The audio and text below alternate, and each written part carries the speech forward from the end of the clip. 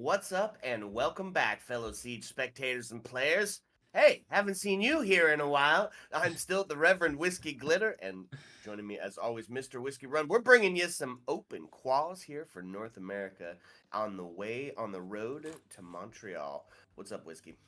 Yeah, that's right. Welcome everybody to the Blast Open Qualifier here in North America. We got to do LATAM just a few weeks ago, but now September is North America month. This is the first of 3 open qualifiers.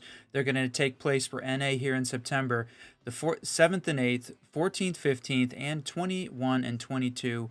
Those first, second, and third qualifiers, all opportunities for players and teams to earn a spot in that road to Montreal. Like you said, man, this is going to be great. Playoffs taking place that final weekend in September as they fight for a chance in that last chance qualifier. It is going to be great. And the 2 teams today, we're starting off with a fun pair, my friend. End of the line taking on Yappers Inc. And the Yappers, you're going to know them when you see them.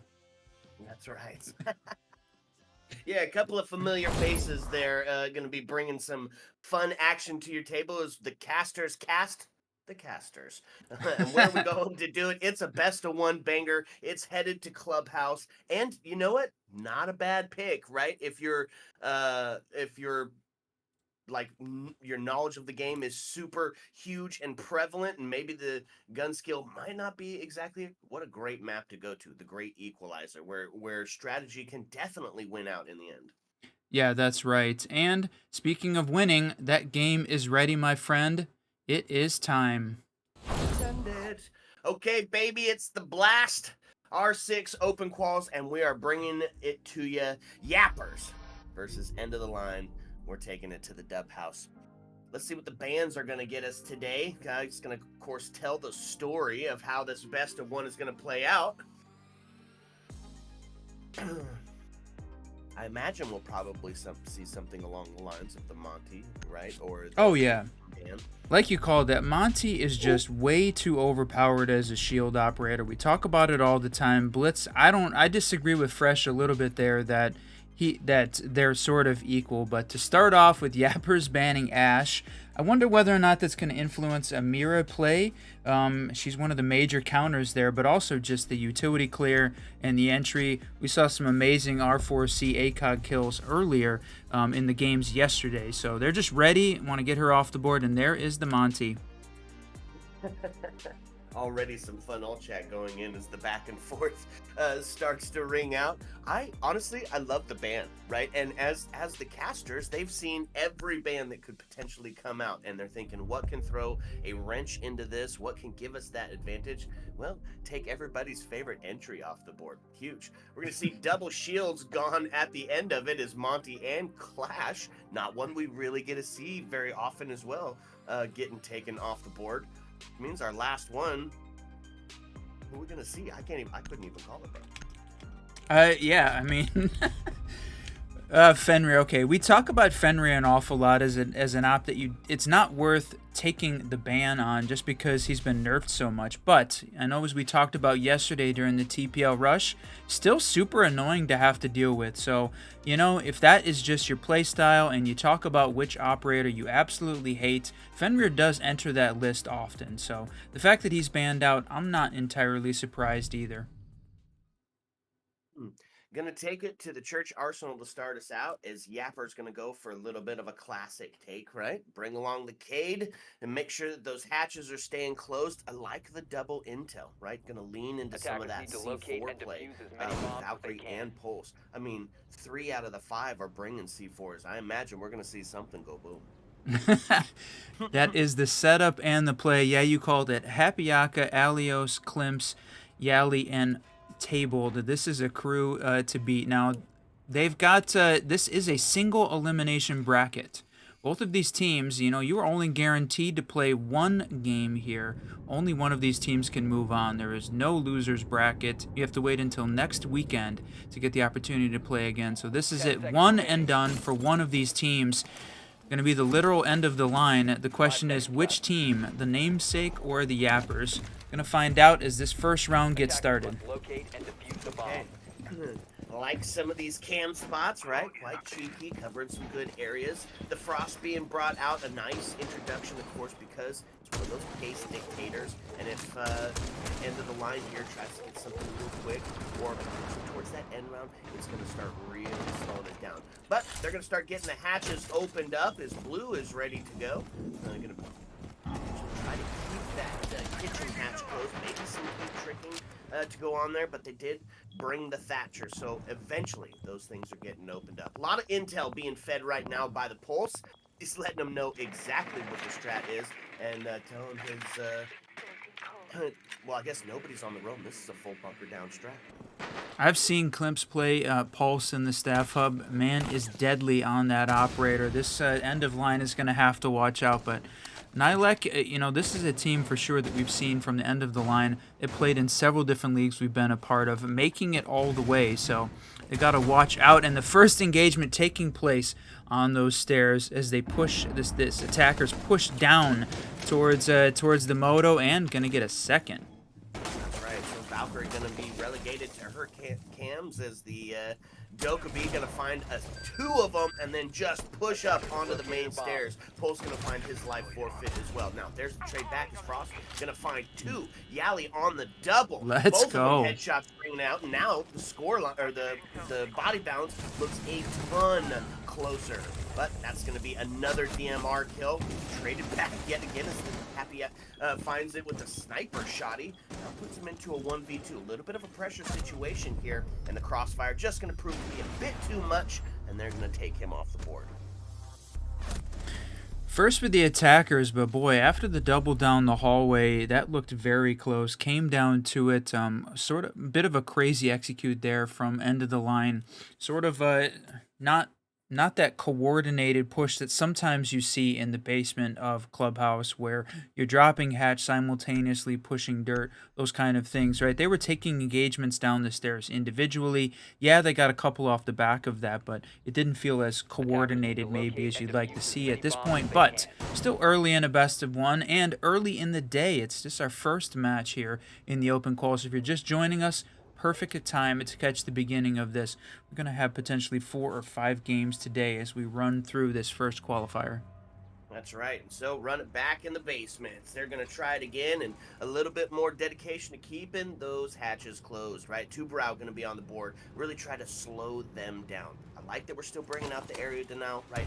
Especially if something gets dicey down that main stair, potentially coming through that dirt area. The smoke is just a good call. Recently patched, or recently fixed, buff, whatever you want to call it, Malusi has now got a 4th Banshee. Really has turned into one of those locate a bomb and defuse it. Yeah, she needed it, honestly, and I think that was a great change. Gave her a little bit more utility and added, another operator into the mix that we were seeing the same defensive operators played every single round. The change to Malusi has really increased it. Now she's sort of in the mix. We're not seeing that same sort of lineup over and over and over again. The other one, though, that is interesting that's not on the board from the defensive perspective, though, not bringing the Azami. I thought we might see the Azami downstairs in the basement, but Klimp's going to take out NAL. One of the reasons they won the previous round. Great shot there. Yeah, and then they're going to find the body balance in their favor as he rotates back down to side. A couple of shots towards jail, but not going to come up with it. Now there's some grenades to push him out of that blue spot, but quickly tries to take that space back and is going to find his life forfeit. Malusi gone, and that's going to be Deimos finding that kill. Huge pick, and it does equalize now onto 4v4. Smoke to ring out pressure on Blue. They're going to find the kill and the down and retake that man advantage as they get that devastating Dokkaebi off the board. Yeah, looking to try and get that hatch cleared, opened up so that way they can take some shots here. But wow, look at this. The engagement happening in dirt. I love the combo of the smoke in the hallway and Matt just going to make him pay for getting a little bit too close. Good use of the smoke there. And the smoke over at the bottom blue, right? Just same as the nades, causing motion, causing the attackers to have to move. And got the kill off the back of it, taking down the Dokkaebi. So got some players downstairs in the basement. Thatcher's still upstairs in the kitchen, leaving, boy, he's all alone at the bottom on generator.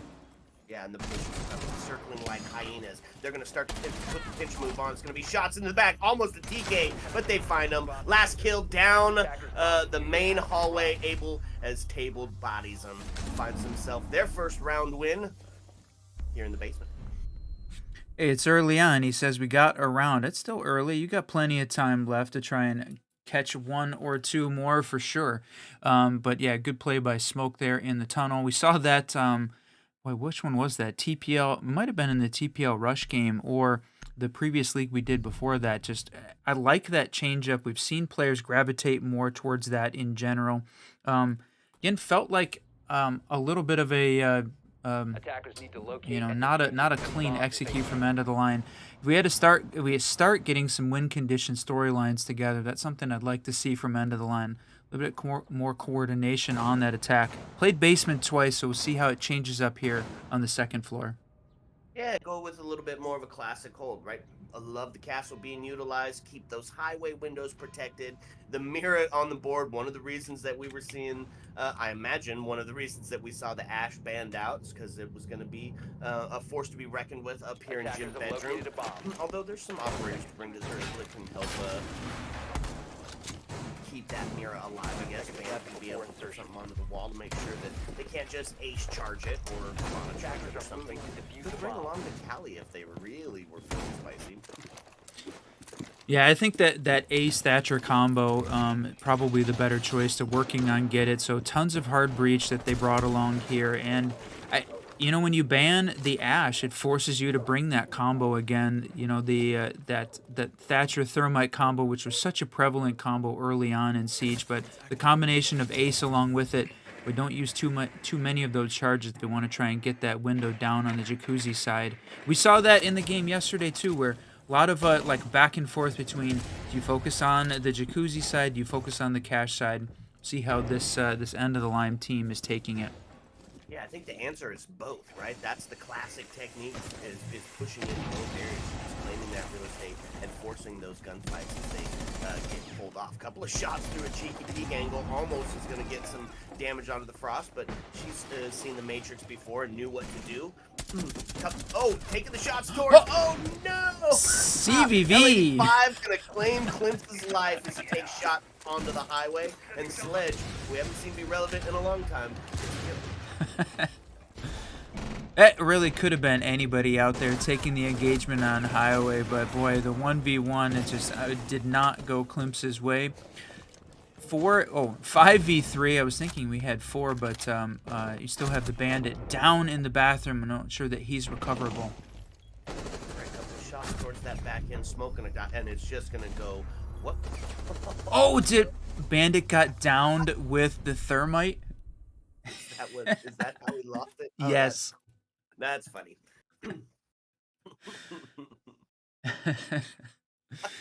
All right. End of the line, taking the second here. Their second round as we head into round 4. So a little bit better from this team playing upstairs there on their attack on the second floor. Worked the opening, the hard breach, getting all of those sight lines opened. Worked that to their advantage. And Mira, even though she was protected in the bathroom from the direct engagement from that Jacuzzi breach, ended up getting shot backwards from the con side push. So gonna see how they adapt on the defense. Same lineup, yeah. Yeah, they brought along the Malusi and the Wamai. There's no Frost on the board, so and no smoke. So a little bit of an adaptation here, and that's what we saw in the basement, right? They just kind of ran it back once they had an idea of how it was going to be played out. So looking to get a little proactive instead of reactive this round. See if they can't find themselves a second up here in the Gym Bedroom. On the side of the attack, they're going to be doing that same thing, right? Open up cache, locate a bomb, open up instruction, open up, basically going to try to force these players to move a lot like we watched Smoke do on that dirt area and in that blue area, right? Force them out of those critical push points and into the waiting arms of somebody holding on to the cross. Love when the observer catches one of those little snafus, tossing that drone up. See, yep, you've got defensive players here holding that cache CC side. backed up by a little bit of that utility with the Malusi there sitting, waiting for the attackers to make the push in. But did they left the single con open or non-reinforced, but gonna use up that that thermite charge to open it. Attackers have located a bomb. One reinforcement total. Yeah, it appears that there was very little reinforcing going on from this team, but boy, Yapper's making them pay for that. Maybe thinking that it was a little bit overconfident. No, they've got several up. Oh, okay. Well, there you go. 4v3 as they're able to find the answer back, taking Klimps off the board. He's done his job, he's wasted his time, and now they still have to look through every area over inside of that cast CCTV as the pressure could still come around from the rotate. Everybody up from the second floor here as they start to bunker back down. Got a minute and 26 left on the board, so 10-26 inside of their favor. Malusi to get a second kill on the board now puts us into a 4v2 as Thermite going to start to open up that back area. Going to try for the trick again. Oh no, missed it! So close, it was on. Boy, that bandit charge should have absolutely, it seemed like, taken down the thermite, but it must have been just far enough over to the right that in putting the bandit charge on the left wall was not close enough. Yeah, part of that left wall opening up was just the after effect of the blast, right? I'm pretty sure, because it was close. It looked like he should have got it. Now, they still have the Mira that has the bandit charge on it, and nobody to really deal with that to stop it. So that push into the hot tub area going to be quite a bit tougher. Instead, looking towards Abe. Windows, they start to push in. It's just a quick shot, and it's going to take Ali off the board and Yali to follow. Hey, Abe having a phenomenal round out here, playing on the highway. Was that a triple from him? I think so, just across the board, causing the chaos, finding those little gaps that the Yappers have left on the board and just exploiting them. Find themselves down 3-1. We get a little bit closer to the end of the first half here and get the opportunity to take it back down to church. Well, that's where they found their only so far defensive win downstairs in the basement, and taking advantage of that coordination here from end of the line. But opportunity for end of the line to, regroup and adapt. They lost one of the attackers early on a spawn peek, I think, from the main stairs window, so they can try and survive that. Keep it even in the body count longer into that round. It'll make it a little bit more tough for the Yappers to try and hold on. But yeah, like you said, combination of the holding the hatches with the Cade, bringing out the extra intel from the Valkyrie, and got that smoke playing back in dirt. It's a good combo. It's what has worked. So what's the adaptation that end of the line is going to bring? Try and get this third chance on basement in their side. I was going to say it looked like they were bringing a sledge, which would have been wild for opening up. Basically a free kill. They do switch it off onto the ram, so a little bit of that verticality without really having to put yourself in much danger.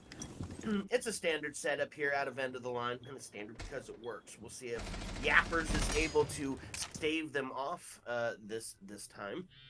Get a little bit closer in that score line. Already the Donkey calls going off, so we're looking for some of that immediate action as they try to hunt down this smoke who, it's a roaming smoke, Whiskey.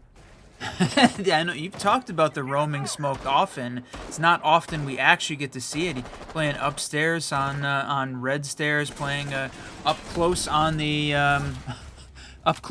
cache, but boy, we saw that exact engagement on the previous round in the basement, and that one went the way of end of the line. This time, the Yapper's going to taking that fight down the hallway in that pixel peak from the bottom of the stairs into Moto. Yeah, and Tabled already makes his way back down into sight, so gave up a bunch of that real estate, but forced with the ghost pressure to make them have to clear out that top floor.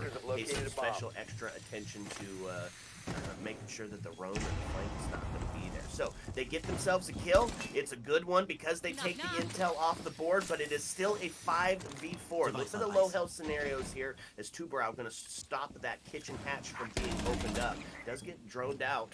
They know that he's sitting. They know exactly where he is sitting, and that's going to be Clips. Oh! To the cams in the second rebound as Yali gets taken down. Now puts us into a 4v3. The body bounce tips in favor of end of the line here as the clock starts to make its final approach towards winding down. Yeah, this basement site definitely one of the strongholds for Ram, bringing out the boogie, and you could see why they're just opening up a ton of real estate, plenty of sight lines, and able to get a kill off the back of it onto Yali playing the two-brow down below. Good call there, bringing out the utility, making it work. 4v1, my friend. Yep, the smoke canisters are out. About to see the swing onto Dirk.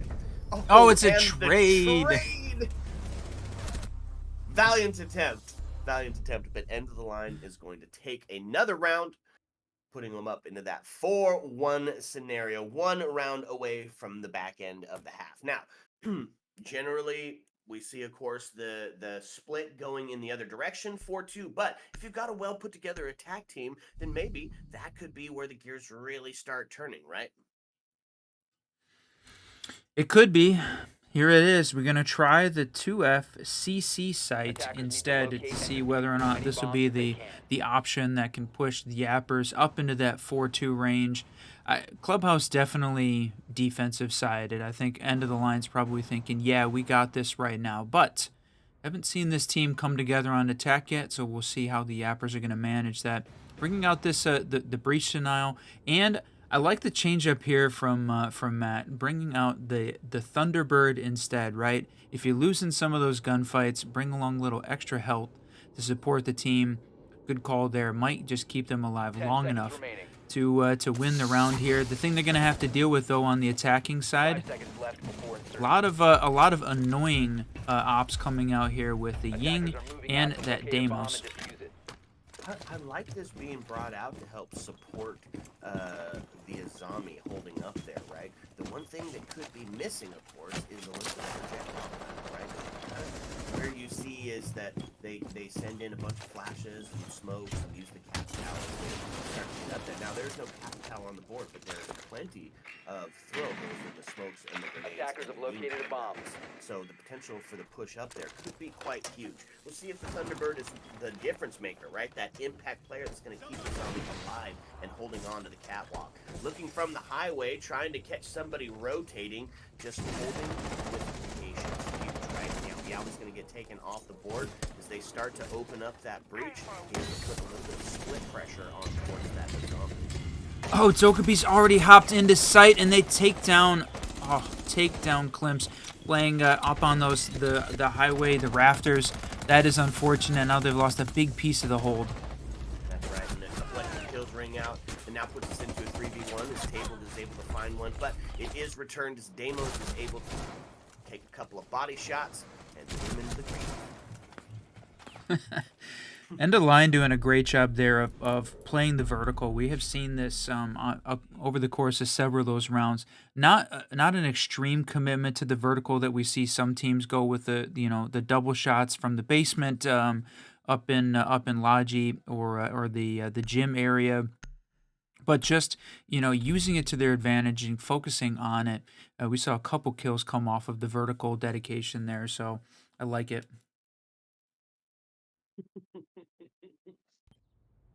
Okay, here we go. So, Attackers we're going need to to see a little locate bit and of defuse as many switching bombs as gears they here can. for the op swaps. We're going to see what the Yappers bring to the attacking side of the table. One of the benefits that they have is they have watched thousands of hours collectively of Siege, and so know what kind of push is needed here, especially for that gym bedroom setup. Now, on the side of the defense, going to lean into a couple of similar ops, although instead of the Valkyrie, going to a little bit more of that mobile intel, bringing out Mozzie and that P10, which, man, I mean, sure, it's a laser beam, but it's a P shooter, so that's a tough 10 one. seconds remaining.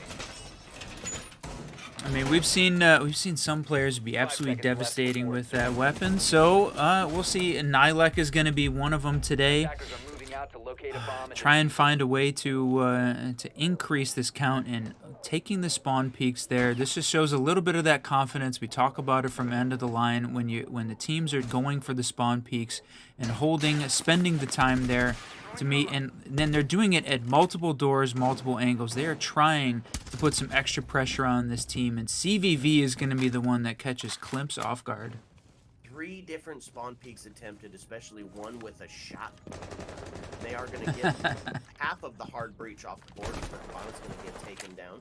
That is, of course, going to put the pressure here on the Yappers. They're only going to have to rely on those Selma charges to be able to open up some of those critical. Attackers have dropped the bomb diffuser. Legion and smoke. What? Well, it looked like they just taking down the ace after they after opening up the single hole in that main breach. Looks like they were trying to decide where to put the deployable cam. It looked like he had a late BP cam placement there in the middle of the floor. Interesting. Attackers Maybe have recovered their a little bit of diffuser. trolling going on, of course. So, a couple of pre-fires through, trying to catch somebody, Attackers start dropped the equalizing, but they're going to be close onto the breach, and they're going to go ahead and find that kill and put them really into a tough spot. But look at that, it's going to be Ali coming up the red stairs, is able to stop the flow of bleeding, but they just get close to the shotgun, and that is going to be a good night. It's all going to be now resting on the shoulders of Thatcher, who does find one a little bit closer here in the body balance, and they're just going to get aggressive. They're just going to start putting bodies out there. Look at this, taking shots. The players asking a question in main chat. I think that maybe some of you all had as well. Single elim, double elim. This is a full single elimination bracket. So like we talked about it, everyone has only one shot, one opportunity to try and move on here. If you lose, you got to go to next weekend to get your second shot at the bracket. That's right. Okay, match point scenario here is end of the line, looking to take round 1 and start to move on. They're going to try and do it in cash and CCTV. So a little bit of an interesting place to take your next defense. Going to lean into some of those operators that we saw earlier, right? A little bit of dedication to the roam game, a little bit of shenanigans on all the doors and windows. Put some of that early pressure onto them. Bringing along the Azami because, of course, Defenders, protect your Of bomb course. from being diffused by attackers. Alright, my mic is not doing it again. Attackers Well, discovered when the you left location us of the hanging, bomb. you said, "Of course," and then your mic cut out. It was like legendary timing.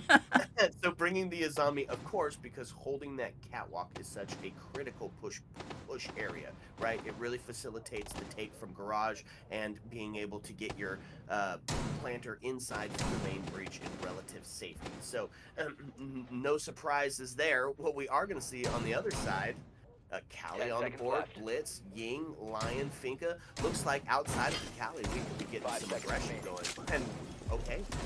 And they're just What? going to open up the main breach. This Attackers is a objective wild is round, to defuse Whiskey. the bomb. It's one of the things I love about when you get into a scenario where it's a 6-1, the defending team can go ahead and just be crazy to start off with. They have got nothing to lose. They've got plenty of opportunity and time to take some shots. And, you know, just have a little bit of extra fun with the game. A little bit it's outside of the competitive mindset. But Ali making them pay for that until Zim changes his mind. So yeah, 3v2, a lot of opportunities there, and the Cali, great pick here for a defense that's going to be super aggressive on the run out. I love seeing that. That's right. So now into a 3v2. Callie looking to catch one. Oh! Red stare. Almost got the kill, but Azami has seen the Matrix and knew what to do. Got out of the way of that Callie shot, but close onto the garage door. Now it's going to be the last one left alive. Ying going to take a couple of shots, and that's going to end it, my GG. friend. Valiant attempt by the casters to get it done, but in the end of the line, was able to succeed and move on to the next round.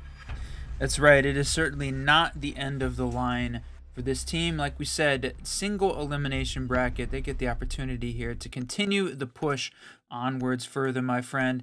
The Yappers knew that that one was going to be having some fun with the game. A little bit of trolling going on in the alt chat. That was fun. Fun way to start an afternoon here in the Blast Open qualifiers. The next games, probably going to have to wait just a little bit as the rest of the bracket continues to get set up, but there is a bunch of big names that are available and playing in the bracket today. SSG ACAD, Makers, the Wildcard Queens. We're going to be hopefully seeing several of those guys on stream as well, but GG's to Yappers Inc. for making the appearance on stream, and End of the Line for taking the first. Gonna wait a little bit longer for that namesake.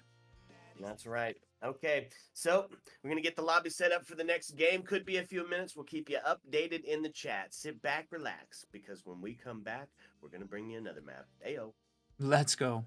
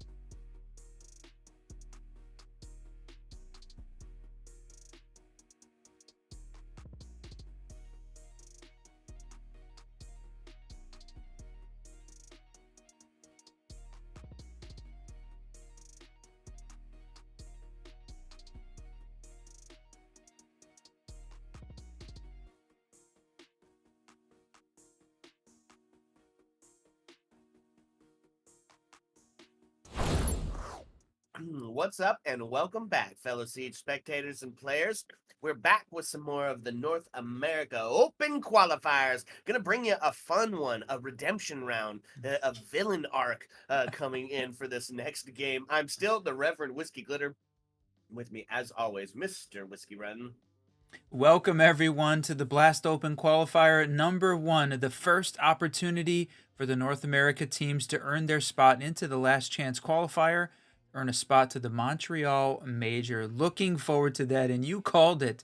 The redemption or the villain arc, we're really not sure which one it is, but for sure, there's a lot of members, current and former members of SSG ACAD playing in this game. Fenz's Aura taking on his old team, SSG ACAD. This one is going to be a great one, my friend. Yeah, I can't freaking wait for it. So, first thing we got to do is find out, where are we going? Let's take a look at that bands. Okay, quick glance through tells me that Lair did not make it, so the rest is irrelevant. We head up to Cafe, my friend.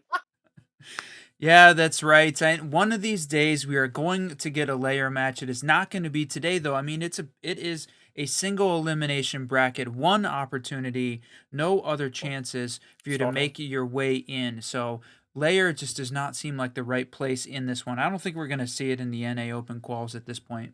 You don't think so? Man, it could be that in these best of ones, you're in the end round, right? You're at the late part where it's all on the line and you've got one hope, and you and your homies have been bringing along a layer strat that nobody else is ready for. Wait for the magic, buddy. It's going to happen.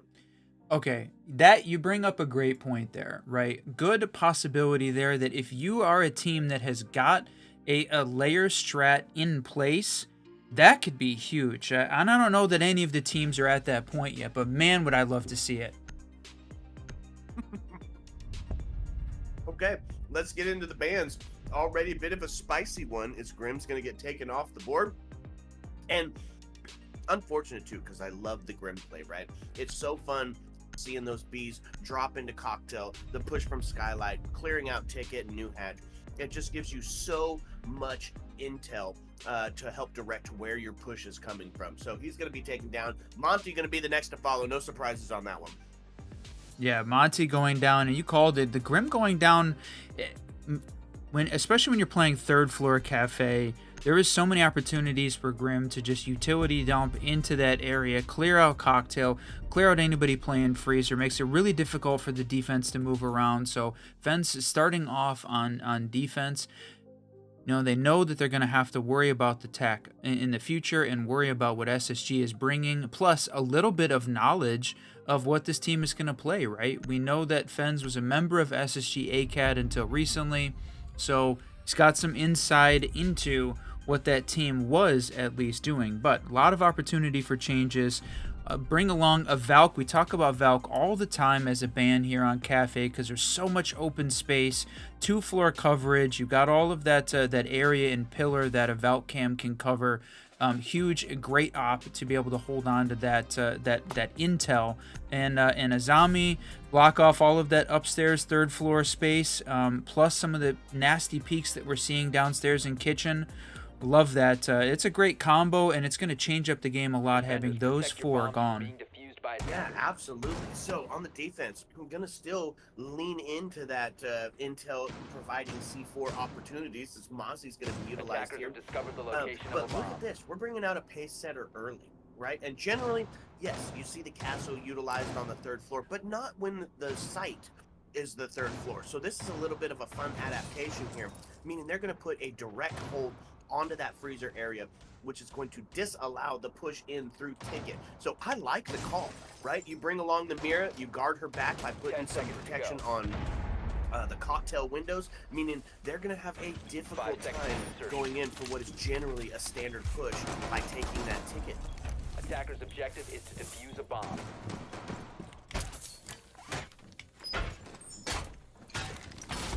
Hello, is it working? No, it's working good. Sorry, my friend. You are there. You're ready. It was gone. It was gone on your side too? Okay. Well, you know, it wouldn't be live Siege without some issues and some difficulties running into it, but we appreciate everybody being here for the single elimination bracket open qualifier, and Mike W Going to be the first one to take down Focal. The MikeW.SSG taking down Focal.SSG. That one's funny.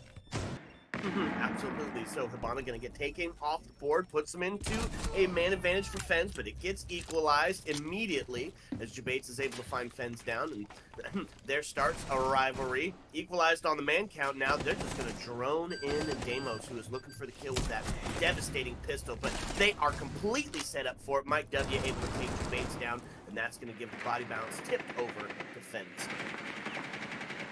What a legendary game this is. Like we said, so many current and former members of a single team playing here today. And I know there was a lot of talk, a big name out on the board there. Rampy making his appearance here on the SSG ACAD team, trying to find his way into this Blast Open qualifier. Want to find, the road to the Montreal Major. Definitely going to be there and cannot wait to see which of these teams is going to make it. Absolutely. So there's the Candelas across the board into the freezer, and that's going to be the plant starting to go down. One of the things that can get punished is if that freezer door is closed with the castle, then they won't be able to stop the plant, but it gets taken down, and all of a sudden it's a 2v1 and a low health Dokkaebi who has to be perfect while still dealing with some Miras in the background, because she is just one bullet away. 60 seconds left on the board. She makes the final push in. No diffuser in hand, so we're going to have to go for those kills. And they are lined up and ready, Whiskey. The crossfire is set. Who will peek first? You got to make the cross, from the freezer side. Mira has got that thing covered. And if Dokkaebi goes for a call, it's a long animation. The attackers or the defenders are definitely going to hear it if she uses that to try and identify where they are. Oh, there it is. She got it off, but no, they don't make a swing. Good trigger discipline here from the defenders. Right. They know they don't need to throw bodies. Ooh, is able to take a C4 off the board, but the cross proves to be too much as the DMR is going to take out the Dokkaebi. A couple great shots there. Shooting the C4, getting it before it goes off. It could have been so close, but the defense hold on. Fens' Aura is going to take the first round here versus SSG as we head into round 2. That was that third floor, and it did play out definitely differently than we normally see that third floor happen. But typically we're going to go downstairs to the first floor as the next location for this engagement to happen. And I already, right off the bat, I love the fact that we're seeing the cap can come out from Hitman. If you're going to worry about a team that is and does move quickly, Capan's a great counter to that to start off with. Plus some frost traps if you're not quite paying attention, focused on the fight, focused on moving quickly. Both of those, I think, can be great additions. Absolutely. Especially when you got them up on that second floor when they're trying to take that, or even the third floor is they're going to try to take that real estate, put that vertical pressure on. I like the call here. It's fun. So we're going to see only the Capcan and the Mute here on the roam, which is something we've been seeing a little bit now, right? We watched that, was it yesterday, where Mute played in the bathroom on a basement site, just held, made everybody come push him, and then ended up getting like a 3K off of him. Yeah, it was a great play upstairs in the bathroom on a first floor site. I mean, the big risk, obviously, keeping your players that far off site. He played deep into the round in that location, but like you called it, ended up with a multi-kill off the back of holding that position. So this is this Fens team. You got most of them on the roam again. This time Mute in the freezer, playing in that freezer bathroom area, going to be able to make the rotate between. Plus the Capcan in train, but boy, Bill is going to take down Fens early to start this thing off. Yeah, that's going to be a tough start at the 0-2. Now, of course, did get the gadgets down, so could potentially still be a kill factor, an impact player, even from the grave. But first things first, going to have to deal with this Damos, who is definitely trying to suss out where this Mute could be at. And they're not going to be able to get it because he's on a jammer, right? That's right. They're going to have to look the old-fashioned way there. A little bit of audio cue coming in. He's going to take the shot, but the double team upstairs. Jabate's going to take down Mike W. The Mute issue that they've got to worry about now is gone. And we talk about this, the upside-down rappel, the windows on Cafe, such an important part of this map. Plenty of places to get in, and boy, couple trades coming out, and Fences Aura down here. 2v3 with a minute and a half left. C4 goes on the board, but it's able to be shot out before it's able to be impactful. So 3v2, One per round? low health scenario. Yeah, they're just going to send them and deny them. Aim Labs being crucial in the development of that, for sure, I imagine. Low health on the side of the defense. They've got some work to do here, and a lot of time for it to be worked against them. And they still have verticality, and they still have the Candelas. So, and all 4 of them, mind you.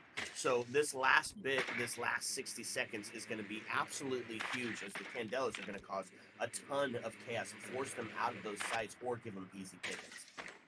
That's right. You've got Ying, you've got the Buck holding on to the vertical second floor, trying to identify where all of these the defenders are playing downstairs in the first. Add in that Twitch drone, try and get all the intel in place, and boy, that was it. Hitman finding the first. What a shot. Huge wall bang's going to equalize on the score, on the body balance here. Looking for that hatch drop. Looking for any of that vertical play to be had here. And there it is. Here's Candela to be sent out. A second to go. But oh no! Not going to be able to get it down. He was ready for it. Takes the shot. And now it's into a 2v1. What looked desperate for the defense is going to cause them to come on top as Hitman takes a rampy down. Just as they were getting set up for the freezer drop execute, you had the Ying in play. She goes to toss him in, walks too close to the edge of the hatch, not realizing that that Hitman was hiding in the corner and able to take out her toes, holding onto the top of the hatch. That was unfortunate if you're an SSG fan. Being that round was so close and had a great opportunity with tons of utility left to make that freezer execute work. But it was, they didn't have all the lines of sight that they wanted. It didn't have a sort of a redirect in place. The defense knew that they were going to go for the freezer, and execute just sort of fell apart just as it was happening. So Fences Aura is going to take their second. SSG looking for their first round win here on attack. A little bit of a defensive map, but see this the second floor bomb site with a heavy third floor presence like we sort of expected to see. And interesting that this is the tertiary. Sometimes we've seen this show up as that primary hold. 10 seconds to insertion. Yeah, it is interesting. And the thing too for this defense, 5 seconds right? remaining. This wasn't like they just dominated the round and were able to find the win on those two.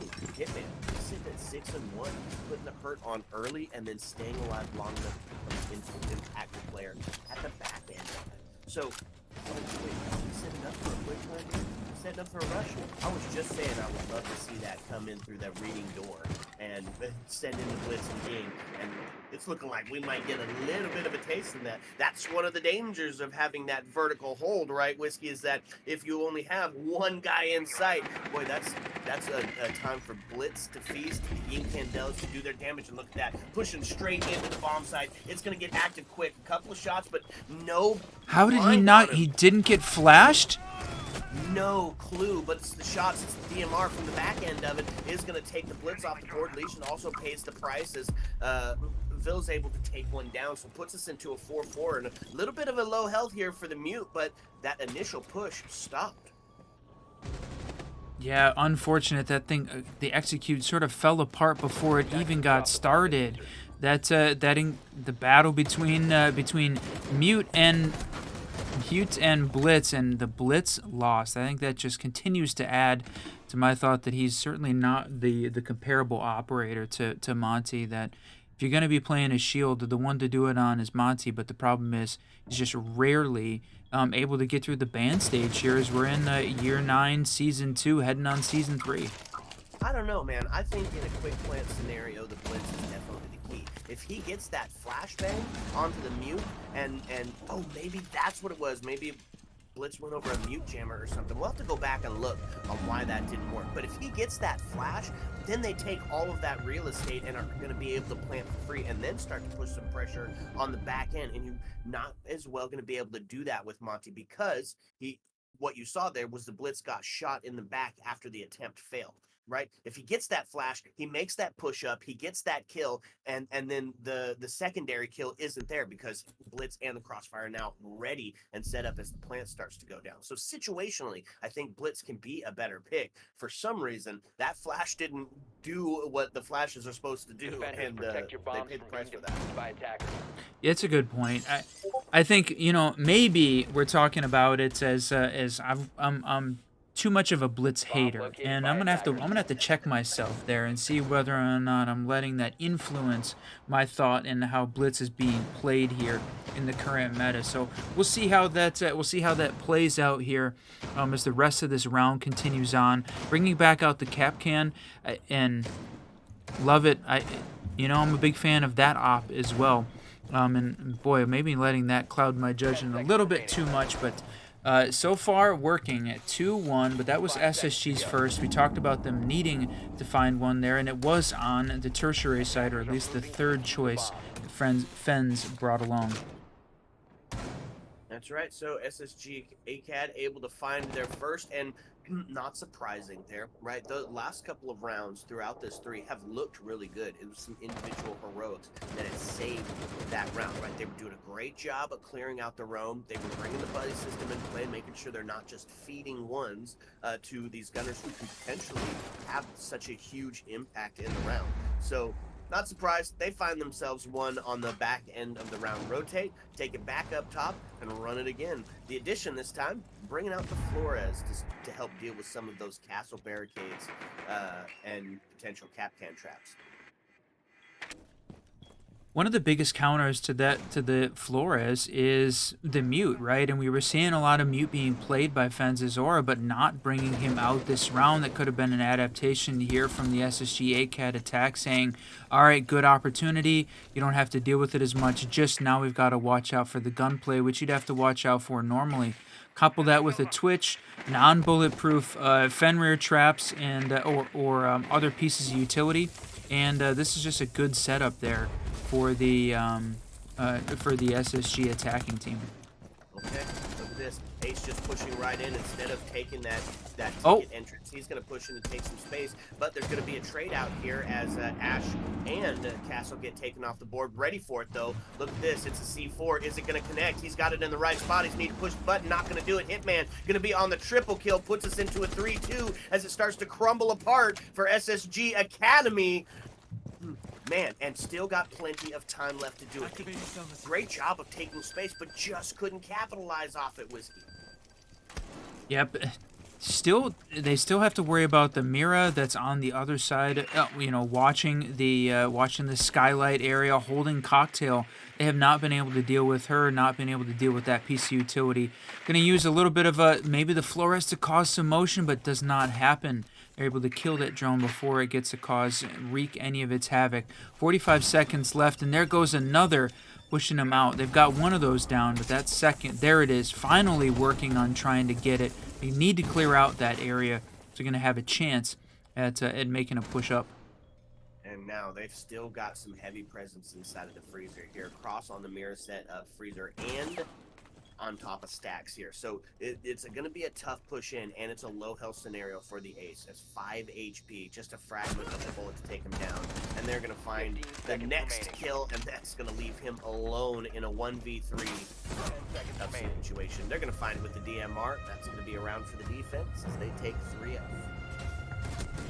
This is the who's who that's playing in this game is really unbelievable. I'm really happy that we get a chance to cast it. Valeno, Joe, Mike W, Xer plus Rampy Vil.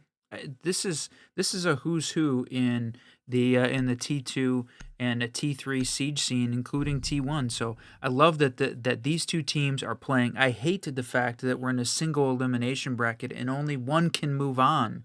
This is an elimination game, and like we talked about in that first cast of the game, is that you only get one opportunity here in qualifier number 1.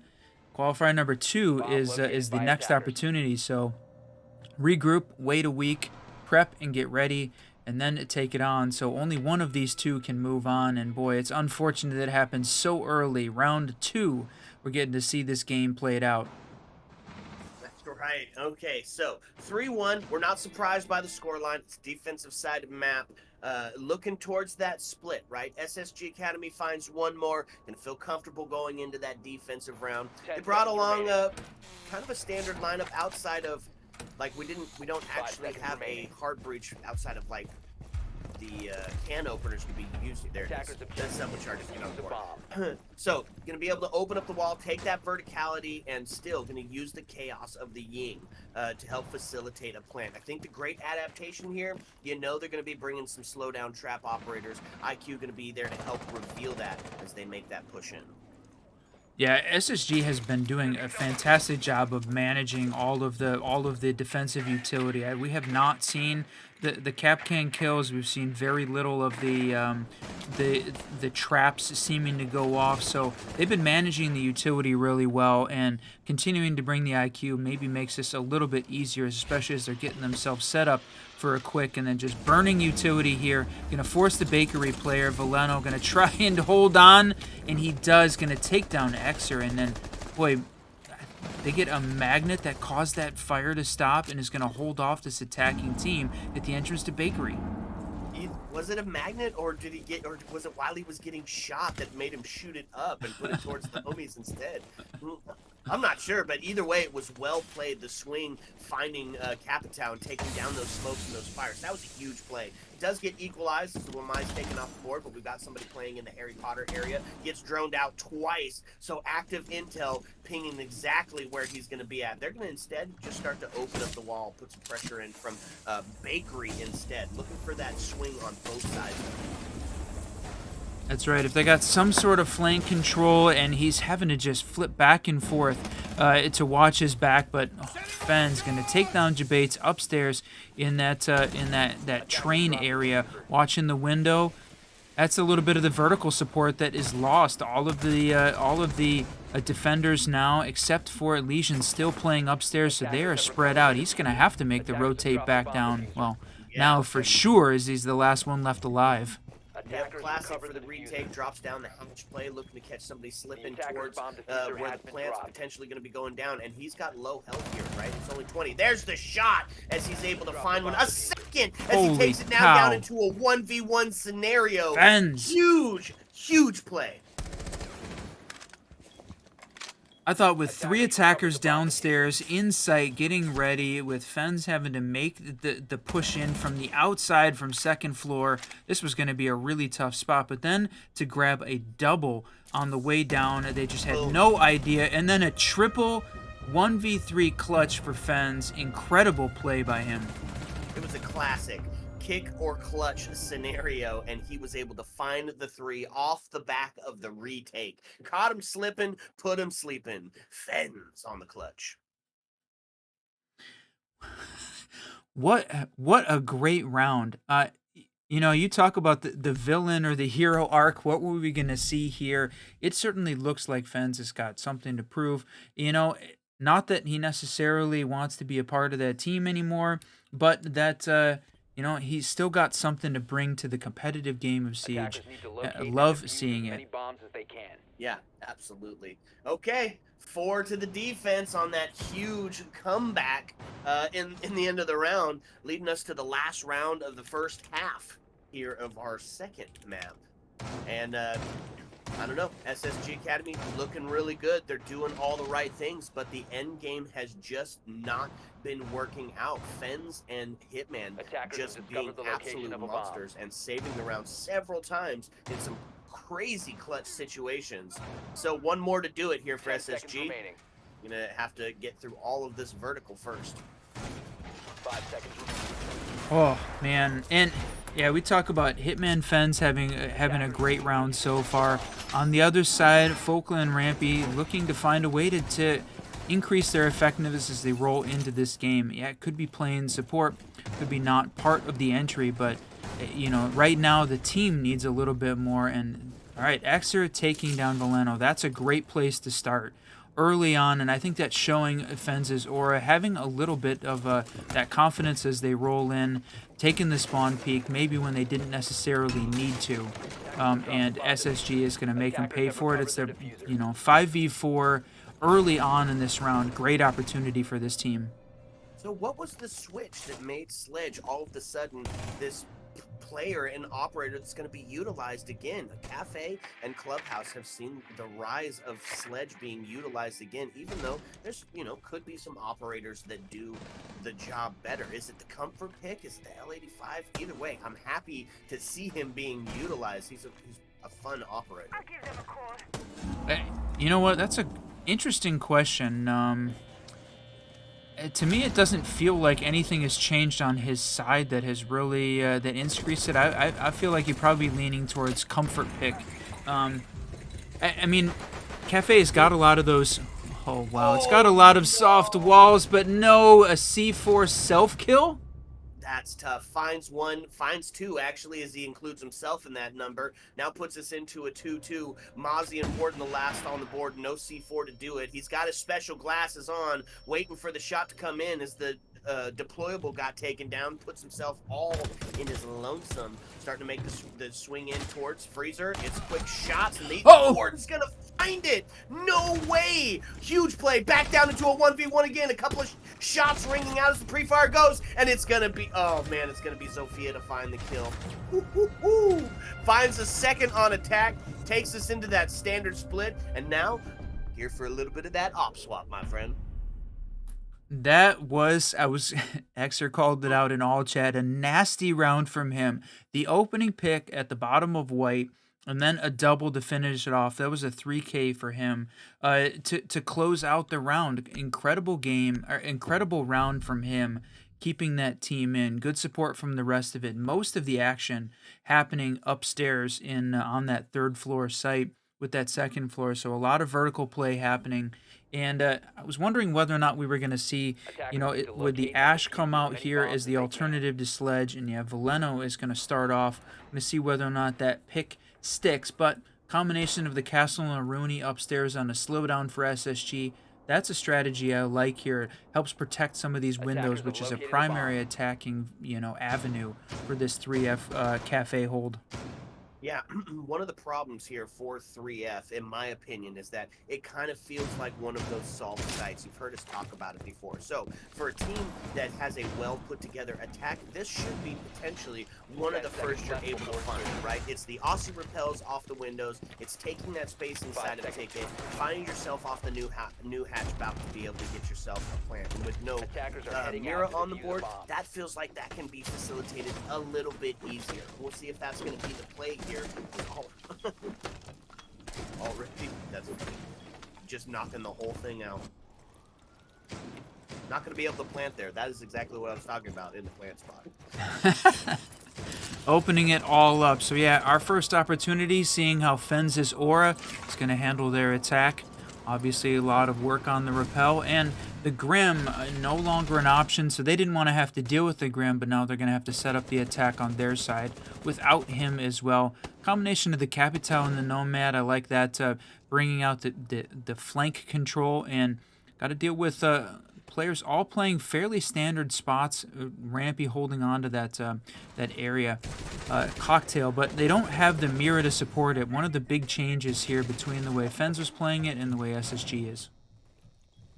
That's right. Some damage already done onto the Mozzie, and Ash has already made her way into the building. Yeah, into that train section. So the potential to get the early kill is going to be huge. Fenn's going to take Xer down, and that's going to be the opening pick and the Warden off the board. So any smokes or flashes that they've got now can become extra successful here, specifically the ones that are in Nomad's hands. Oh, heard the door open, looking to get a kill here. Deimos on the board. Oh, a couple of shots, but it's going to be Whiff City as he's going to be able to get out of there and live. 8 HP, but it only takes one to hit him in the head. That's right, so close. And yeah, that was Xer going down early from the SSG ACAD team. He had the big 3K in the last round, so they're going to have to do it without him. They do have a little bit down in the body count here, so Ben's making the push in. Still, you've got basically 2 minutes down, and you look, 3 of the players now still outside the building, working at find the way to push in. That's right. So Ben's going to start to make that run up the stairs, but has to deal with barbed wire first because he's only HP. That could really put him in a terrible spot. A couple of shots going out for the smoke, for the fire. maybe try to push this player on the stacks here, but he knows that Deimos is coming, right? So getting ready for it, gets the Wamai disc down, now to send a flash potentially in towards stacks as well. So smoke, flash, and a play up white. This could potentially be the push that they need. 2 coming up white now. Just not going to be able to do anything about it. Mike W getting taken down. Spots on the freezer is going to find another kill. The trades ring out now. Soleno gets taken down. It's Focal to find a double, taking us back into a 2-2 scenario. And just like that, brought it right back. 15 seconds left. Wow, and not just right back. 15 seconds left, my friend. 10 seconds Yep, to go. and then it's going to be taking Fens off the board as Focal finds himself the triple, gets inside to the cocktail, but Focal just not to be denied. Break out the barbecue sauce for that 4-piece. He's going absolutely crazy. Boy, a 4K, a 3K. Wait, everybody, when one of the players is getting hot, they are getting hot. We saw the Fens 3K clutch. We saw the Xer 3K, and now the Focal 4K there. Everybody sort of carrying it individually at this point. A little bit of heroics keeping both of these teams in it, and so close. 4-3 as we head into round 8, and I wanted to point out in that last round, Wamai was crucial in the way that round played out. A ton of great magnet plays from him, including keeping the Capital at bay. It was just worked out really well the way that he played that at the top of the white on stacks.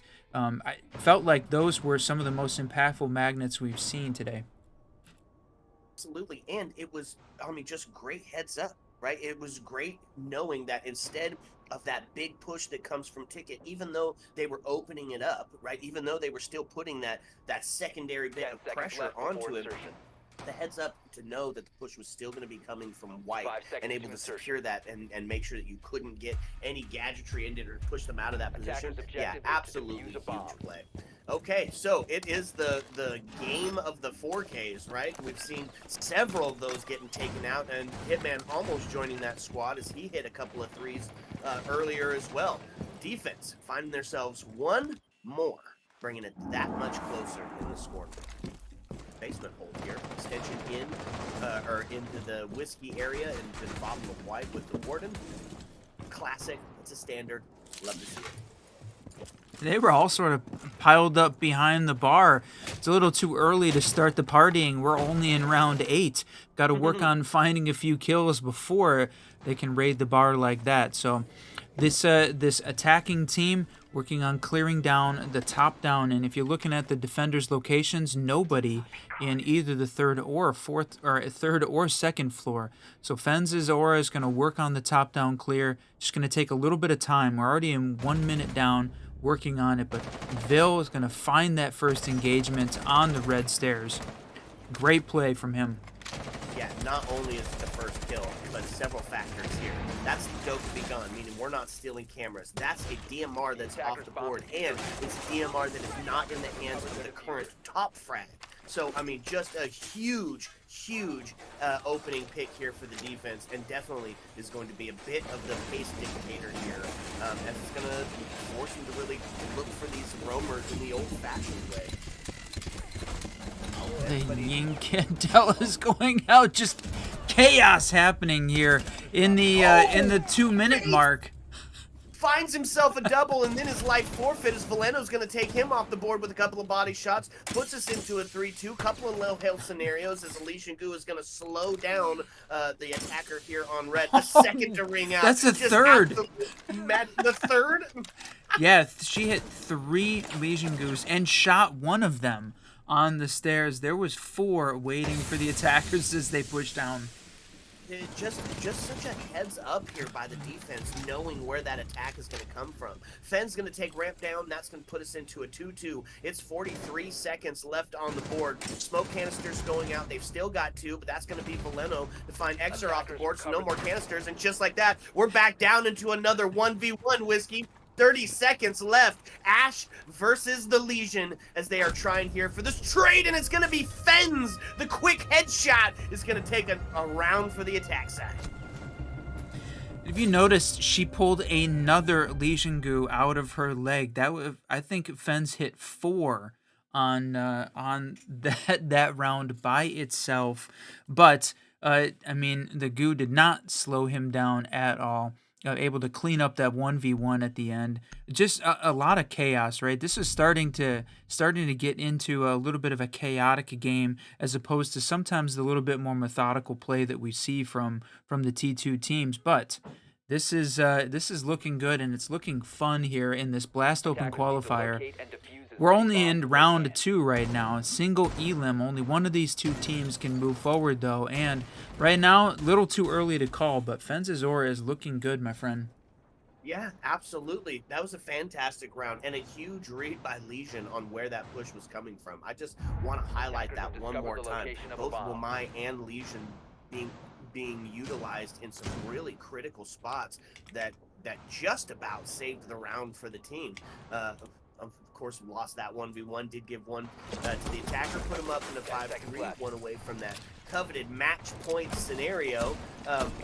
But, I mean, in all reality, I expect the defense to probably win the next round or the next 2 rounds here, especially with the setup that they're bringing, right? The big extension here into bathroom with the mirrors and the castle being utilized, the area denial of the smoke. It's defensive sided. They're playing it well. The reads are good. I think this might be potentially one of the first games that we see some overtime in. I like the change up on Mira. I hate playing against the Mira, and the reason I hate it is just she's so good at holding. I like this combination of the bathroom play where you've got the double there upstairs on the 3rd floor. Like we talked about, heavy investment trying to clear out all of that space on 3rd floor and hold here from this team before the push comes in. The attackers opening up all those sight lines though, and that is the first, and it comes in a trade. Rampy gonna get his second finally here. 2 minutes left in the round. How about a double from him? That's right, he's moving now, but he's going to get shot from behind as it's going to get equalized. Hitman living up to his name as he finds himself a kill and stops the flow of bleeding. So now puts us into a 3-3, which is definitely going to start favoring the defense here well, there's actually really a lot of time on the board. Never mind. That all happened within the first minute of gameplay. Huge exchange, but that leaves the diffuser in... Attackers recovered the oh, never mind. They picked it up. Okay, I guess I don't even need to say it.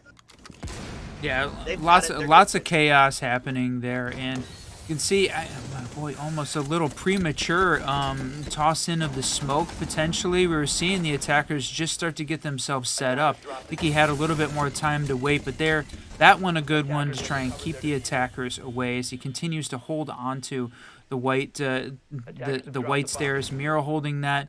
Smoke and reading, a minute left, and Ash on a very, very low health, 3 HP. Benz is sitting at 12 and 5, helping definitely to carry the team, carrying his namesake, but 3 HP, he's got to hold on a little bit longer. That's right. And the current frag leader, as they put themselves onto that 12-5 Attackers recovered kill the bomb area. There's going to be a vector to ring out and take the head off Mike W. Now putting us back into a 2-2. If history is going to show us right, we're going to see a trade here, and they're going to put us into a 1v1 yet again. 30 seconds left for this final bit of a push. Couple of low healths going on here. Couple of high healths on both sides of the board. Fens to take down Exert. Now that's the plan starting to go. There it is. The trade that comes out. Back into a 1v1 yet again here as they're fighting for the last 16 seconds into the round. They know exactly where each other's at, and it's going to be Hitman to come out on top as the body shots rip into Focal. Woo-hoo!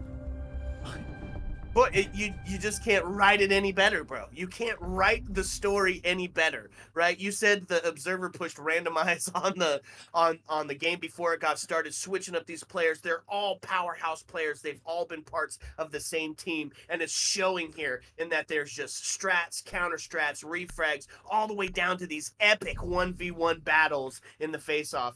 Now it's a match point scenario. We got to see SSG Academy be perfect for 3 in a row to bring this one back. And that round was, the ending of that round was so close to the clip that got posted on the R6NA out of the game yesterday on Dark Zero, where he's holding the angle on Skyscraper, waiting for the plant. And boy, I wanted the trigger discipline there. I don't think that they knew exactly where the defender was holding as that plant was going down. He had a perfect headshot. Rather than wait until the last second and kill some time, took down the planter early, which forced the 1v1 with time on the attackers, and Hitman was the one that came up with the win there. That was so close to almost an identical play that we saw yesterday, but 5 seconds left. didn't work out the way that that SSG ACAD wanted to. It could have. So close. Boy, we got some siege poetry going on today. That's the dang truth, and it doesn't get any better than this, my friend. Single elimination, best of ones. It's your chance to make it to the main stage, so it's all on the lines. Getting a little bit of aggression here. We're going to see the Amaru on the board. I like the call with the Ying. That screams of something potentially quick, and they've got a couple of rounds in which to do so. So they've got the intel, they've got the smokes and the flashes. All you need is the Ash to start coming up white stair or potentially red stair and put some chaos in from the other side. A little bit of that faux pressure, and it could get locked up. Well, Mai's already taken a little bit of damage as they start to put some pressure onto that cocktail area. That's right. I think we're going to see a ton of this this attacker utility come and try and clear out that cocktail player. Such a power position like you talked about. And everybody upstairs, right? No vertical play here from the defense. Not planning on it at all. But and you look at the attackers. We're 1 minute into the round. All of them still outside the building, working on gaining intel, playing off the windows. So both of these teams playing really no sort of extended roam, no extended hold outside of that the third floor, and nobody entering the building yet. Now we're a minute and a half into the round, and the attackers still aren't in. To me, this is definitely favoring the defense right now. Absolutely. So here it is. They're getting set up. Capital Bolt is going to send one in. The phone calls go off, revealing location. Amaru starts to put some act like she's going to go up, but sees somebody there. Instead, it's going to be Focal getting taken off the board as Castle going to find his life forfeit. And what was supposed to be a quicker bit of entry instead is not. Goes in, half flash, and is going to lose his life for it. Hitman to find one to try to stop the flow of bleeding. Back down now into a 2v2 as the trades start ringing out. And now it's the Aussie repel and the push up the stairs from White here, which is what we talked about need to happen at that same time to put some pressure on it. But this feels like it's definitely going to start playing out in the defense, especially as the DMR is going to rip through Penz's dome piece. So we have a potential for a DMR here. If Dokkaebi kills the mute, we'll have some long distance devastation for the last 20 seconds. Whew, not going to happen. Shotgun going to rip apart Hitman, and that going to give a round. Oh, jeez. Heard that was going to give a round to SSG ACAD. That's right. You said they needed to be perfect for 3. They found one. 6-4 as we head into round 11. All the pressure on this SSG ACAD team at this point. SSG ACAD with the name. I know they some of the players have, or the chatters have called out. Got players from both of these rosters on here. Love seeing that so many great players here in one match in the road to T1 hopefully. So can't wait to see it. Okay. Perfect for 3. Found one. Take it down to the basement. A little bit more of that comfort pick.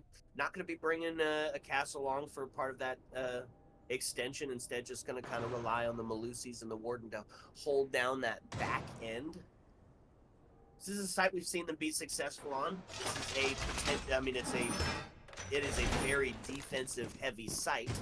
We'll see if they're going to have some extension towards the top, or if they're going to be leaning more into that just that first floor extension that we've seen so often. Verticality, we saw mostly not being played out the last time on this, right? Most of that battle pushing in through the bakery and into that whiskey area. Yeah, most of these rounds have been a lot of horizontal over clears, not a lot of vertical play happening. But the stat here on the first floor, it's been played 3 times in this game so far, and Fenz's aura has come up each of those times, so they have won it all 3 times, both twice on defense and once on attack. So this is the site that that SSG has yet to win, so maybe a little bit more vulnerable for them. But also the second time we're seeing it as from them on a defense perspective. So hopefully they've found a way to adapt to the way that Fens was playing. Going to change this one up. Stay alive a little bit longer. Boy, several of these rounds we have seen the defense, the attackers go down early man counts, like with just minutes into the round here. So both of them staying alive a little bit longer this time around. Yeah, absolutely. And now on the board for the attack side, went with a couple of switch, right? There's a couple of adaptations on the board. Brava going to be trying to take away some of those Malusi gadgets, and of course those cams that can give all of that intel, which is so useful. Even potentially taking out those ADSs for the throws in to potentially stop that, or to put the pressure onto the warden. Now they've got him on ping, and they're going to start to put the pincher move in here. As they're starting to take some space into that white hallway. That's going to be step one in securing yourself a little bit of that real estate, is getting not only the guy with the special goggles on the board, but that critical push point that we talk about so often. Ram starting to open it up here to put some of that vertical pressure on, causing those players to get out of some of those critical push points or forced to take that gunfight. I thought we were going to see an engagement there at the bottom of white, but it just didn't happen. Brava and Warden were so close together. There was very little push coming from the bakery side. It was all on the white side, and that engagement just sort of fell apart. It didn't happen. You still have got Brava and Warden sitting over there holding, but nobody taking the initial push. Boy, until I say it, and Focal is going to be the one that comes up strong. It's going to take down Fens. It was a Fens 3K back on round 5 that gave it to Fens' Aura. 2v5, where we called it out. SSG needed to be perfect, and right now it's looking good with 30 seconds left. Absolutely. Feeling very favored here for SSG Academy as they make a little bit of start to stop that flow of the push into bakery, and it's going to be an easy Focal and Jabates to clean it up, and it's going to be a flawless round for SSG ACAT as they find themselves one away from tying this up. I think it could happen too. We could see some overtime. That's right, boy. We have made it overtime. First game, we haven't had one recently, or we're close to it. One round away from overtime. One round away. We're going to see that 2F reading as well again. The 2F reading site also, we've only seen, this will be the third time that site is played. At least this time, 1-1. Fens won it the last time, though, on their attacking round. So again, we get the opportunity for SSG change up the way the round is being played, see if they can hold on, bringing out the sentry. And I know we talked about the new recruit operators. They've definitely made more of an impact into competitive play than I think a lot of people thought at the start of this year 9 season 2 round. That didn't seem like they were going to be an important part of the competitive play, but they've certainly found their place. The combination of either the proximity alarm and the C4, bringing out both of those makes the defense really strong, and that self-breaching option that Striker has got. So we saw them being played in the same round twice last night. So interesting to see that they've made such an impact here on the competitive scene. I love it. Bring it on. The C4 proximity alarm or self-contained breach machine of Striker, I'm here for it. It just adds another fun variety to the game. Huge. Super fun. So, dedication up here to the third floor. We're going to find Castle, Mute, and Warden all up to defend that verticality. But one of the fun ones here, Vigil. Bringing out the Boss G. Love it or hate it, it is definitely one of those guns that can be incredibly impactful, especially in the beginning part of the round. There's a lot of great tight angles that that Cafe offers for Vigil and that Boss G to take some shots. I think it's a map that he definitely excels at. So Vil going to be the guy holding on here. Now, from a setup perspective, still have got 3/5 of the roster upstairs on the third floor, so committing a little bit more to the vertical. But we did see this previously, that there was a ton of all the action happening upstairs on that third floor, even on a second floor hold. Most of the action happening there. You got IQ downstairs though, working on clearing out some of this utility that the defenders are using. I like seeing her on the board and being used in that way. Look at this. 1 HP and a dream here for Vigil, and it's going to be starting to make the chase up the red stairs. Is getting droned up, so the potential to have the kill here is huge, and he's going to need to be perfect when he takes the shot, or his life will be forfeit for sure. So he's made his way back to the reading room area, a little bit of a hidey hole. He tries to still remain alive. Plant's going down. No way. They just get in and start going for it, but they ran into it. That's going to be built to take him off the board, and that just starts falling apart. 4v1. Wow. Amos is the last alive. Got it down onto the mute, and Vigil is 1 HP. Getting both of those would bring it a little bit closer, but you got to put yourself on pace for the ace here to be able to bring this back. It's going to get the downed player and a little bit of intel that they're coming from the backside. With shots, so they've got some drones in that they're working. Unfortunate. Goes for the reload and gonna get himself taken down as the castle barricade gets blown up. And I think that was by his own grenade, right? Yeah, he had tossed the grenade, took a couple shots on the other side of the wall, then make the push back. And yeah, unfortunate to be in the middle of the reload animation. But my friend, we are going to overtime. First one today.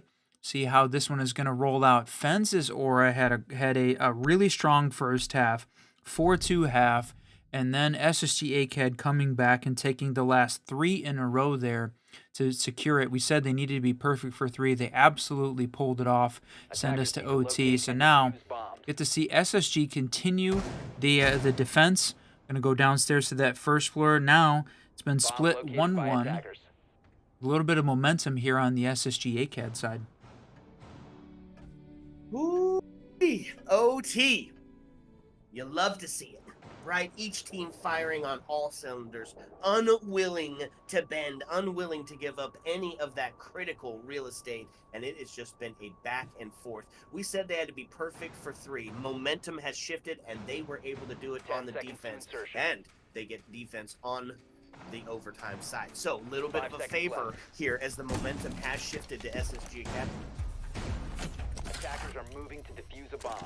Combination momentum and a little bit of the favored side of the map. This is a great place. If it had been Fens that was coming up clutch here at the end, that could have been a little bit of it in a little bit of momentum in favor of them. But right now, SSG firing on all cylinders. So the question is, how is Fens going to change this one up? I like bringing out the Ash and bringing out the Thatcher. Maybe as part of the utility, like the hard breach clear, but also the combination of taking some of these defensive utility gadgets down. You got the Aruni gates. The Malusis. Add in the Brava too. They're working very hard on clearing this out. Yeah, absolutely. Look at this. Gonna find the shot. Mike taking Jabates down. That's gonna give the body bounce to the attacking team. Fens that is a huge opening pick. All of the smoke's now gone off the board. Not going to be able to stop it with those smoke canisters. And just like that, Ash takes into the bakery, putting some pressure on the back end. Fenn's going to find a kill. It is going to get traded out as Rampy's going to find one. Now puts us into a 4v3. But definitely the pressure starting to mount for the defense because this is the one they expected to win in their overtime. Yeah, the .SSG, killing the .SSG is never not going to be funny. What a great matchup between these two teams. Both of them deserving to be in this place, but Focal going to take down Valeno. That's huge. 3v3 with half the round left. I was going to say close to half the players alive, half the time left. All the opportunity here on the SSG side. And look at this. They're playing down on the stairs, putting a little bit of pressure on. Trying to find this attacking team is to get themselves together, set up, get this execute going the way that they want, pushing from the bakery side. They've got some a little bit of site control at this point, but still have one defender playing on the other site back in the freezer area. And no diffuser in hand, right? That's, I think, is going to be one of the big plays here. They don't have it. Diffuser is cold, so you can take site all you want. There it is, able to pick it up, and now getting into the area, get a smoke down, starting to go for the plant, and that's going to be Hitman to take Focal off the board. The Oh my lord, is he? Uh, Mike W is also going to find one, but Rampy able to take Hitman down, puts us into a 2v1. Low health for the Capital. This is still winnable here on the defense in the on the post-plant scenario. Couple of shots, but it's going to be Fens to find another kill, secure the round, and put us on another match point scenario. Wow, Fens' aura is strong, both in name and in title and in play style at this point. Overtime match, 7-6 here. Fens now on the defense, and both of these teams had strong defenses, and that one just went all Fens' way. SSG struggling to try to hold on to sight there at the end. Plant going down, the combination of just a little accelerated play. So now 3F Cocktail going to be the place that we're going, trying to hold down here for round 14. 3F, that one has gone sort of back and forth. The defense has won it every round so far that it's been played in this game today. So a little bit in favor of Fens' aura. Absolutely. Okay, here we go. What is SSG going to bring to the attack table? Well, win condition number 1 and 2, they're going to have to find a way to deal with Fens and Hitman, who are both having incredible game, including Fens, who could, if they have another 4K, which we have seen already in this match, I believe, they could put themselves on a 20 bomb here. 5 seconds left. That's right, he had a 4K back on round 7 on 3F. To locate a bomb and defuse it. Okay, well, the stars are aligning here for potential on the 20 bomb and the round ender. So pressure definitely starting to mount for SSG. What? We trade off the board. Mike gonna take one and then find his life forfeit right afterwards. That's gonna be the Tuberau off the board. So a little bit of that slowdown gone, but the trade was huge. That's a Dokkaebi gone. That's a DMR done, and that's gonna be your intel game denied. Yeah, no more opportunity to take the cams, and you have Fens playing on the Mozzie downstairs.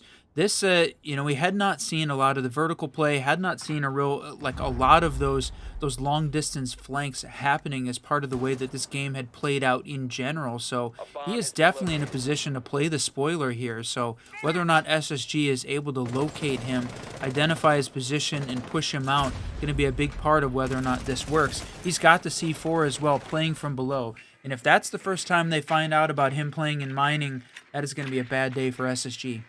That's right. Absolutely. So the first minute is gone as those drones are doing specifically what they do so well, sussing out those defenders. A couple of shots towards the pixel area. Not going to find anything, however.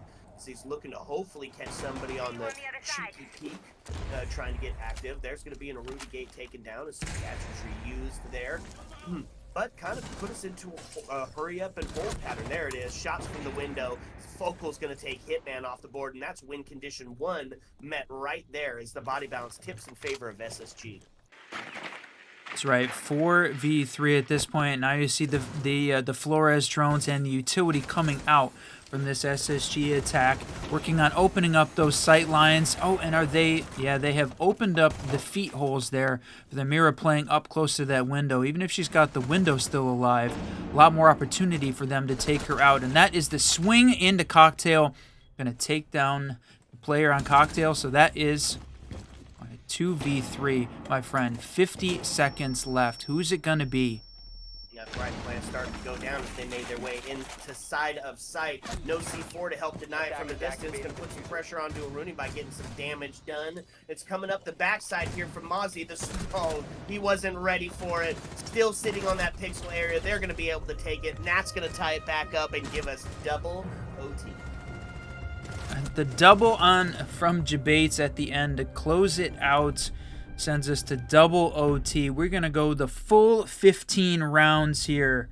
I can't believe we've got to this point. Overtime match point all the way between two of these incredible teams.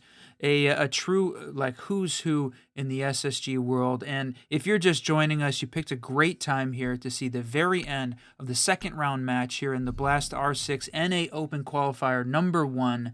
Thank you for joining us, being a part of the siege today. 2F reading, where we're going to see this final battle go down between these two powerhouse teams. And I hate the fact that we have to see one of them go home in the single elimination bracket. Only one can move on, my friend. That's the truth. Bomb That located is by the truth. attackers. Go big or take the proverbial bus ride home. Okay, second floor setup here. Bring along the castle. Help support up top. No mirror. They are going to attempt the vigil again with the Boss G here. Was that a hit? Was it a miss? Ooh, wasn't incredibly impactful, right? It did some damage, but put himself onto that 1 HP scenario, 10 seconds which of left. course ultimately helped him lose his life there. So I don't know 5 if the seconds vigil and the remaining. Boss G is the right pick unless he can get something done early with it. Attacker's objective is to defuse a bomb. Great question. We're gonna see how it works. So, like we talked about on this 2F site reading, it's kind of gone back and forth a little bit. It's been played 3 times. SSG won it twice. So, I don't want to say I don't want to say at this point it could go. Who's got the advantage? It's too hard to tell, my friend. Opening Agreed. pick is going to be the decider. Who's going to be the first one to make a mistake, lose their op quickly? I think that puts a little bit of the advantage on the defense because the attackers have got to push, got to make the way in. They can't just wait around, and if they wait too long on SSG, they're going to run out of time from a very good defense. Yep. Yep, absolutely. And really, like you said, time being the factor here, they're taking their time, making sure that they know exactly where the defenders are at. So we get a Thatcher guaranteed to go down as they try to get rid of the mute gem, but look at that, just completely ready for it. It's going to be extra take Hitman off the board, but Fens to respond as Rampy gets taken down, and that's the castle and the Deimos gone, right? So a little bit of that intel. Now they still have the Dokkaebi on the board, and you can see that they've got the crossfire set up ready for the pings, but it's a shotgun in hands for anybody that chooses to drop. Finds one, easy, takes a second towards the back end, gets the down, looking for more on the top of red. He's gonna make the swing, but he's gonna lose that fight as Mike W and the L85 gonna claim that. Puts us into a 3v2. This is where the Vigil and a Boss G could prove to be a very fun operator, right? He's on the second floor. The potential for the flank is huge, but they're getting the drone down there to watch and make sure because of that exact scenario, right? The Vigil with the Boss G, he could hit the Thatcher in the leg, and that is going to be the down or potentially the kill here. So, minute left, Whiskey. All that is between these two teams and finding out who is moving on and who is going home here in the qualifier. It's going to start to see Sentry push back down the stairs as they're looking for a bit of that redirect, but there is some intel going out from the cams. They know exactly where the push is coming from. Some hatch holding here. Oh, a pre-fire. He's going to get the down as Mike W goes. And then Warden gets taken from Fens. Now into a 1v2. Looking towards the back end. He's got to find something here towards the stairs. And the diffuser is down. Attackers have recovered. It was down, my friend. There, he picks it back up with 25 seconds left. Okay, gonna try to open up and potentially get a plant. Maybe a bit of a distraction here, looking for the cam to make sure he's not getting spotted out. Pushes over towards the reading room, but they've got the read, they've got the play, and it's Vigil on the Boss G. Or Sentry, they're both over here waiting for that pit, and there it is. It is Vigil with the Boss G. Gonna take Fens down. Huge plays. Ah. What a good game. What a great game. 8-7 victory, the full 15 rounds required, and well, it didn't seem like from Rampy was at the top of the leaderboard, but there it is. SSG ACAD finding the win. Incredible game. 19 kills from Fens there. That would have been his 20 if he had got to that point. Wow. Man, and did you see it on the other side of that scoreboard as well? Every single member in the double digits. I mean, it was just a frag. It was a frag off. That's exactly what it was. Old friends saying hello and bidding you adieu. Huge, huge game. That was so fun to watch. Yeah, and like we said, unfortunate there that both of the teams couldn't move forward. So Fens is or going to see what they can do in the Blast Open Qualifier next week or the following. SSG ACAD moving on. Speaking of moving on, it is time. We're going to try and find our next match in the bracket. We're going to continue to follow along here. So we're going to take a quick break as we look for which is the next game we're going to cover here as part of the Blast Open Qualifier number 1. That's right. Sit back, relax, because when we come back, we'll bring you another map. Heyo. Let's go.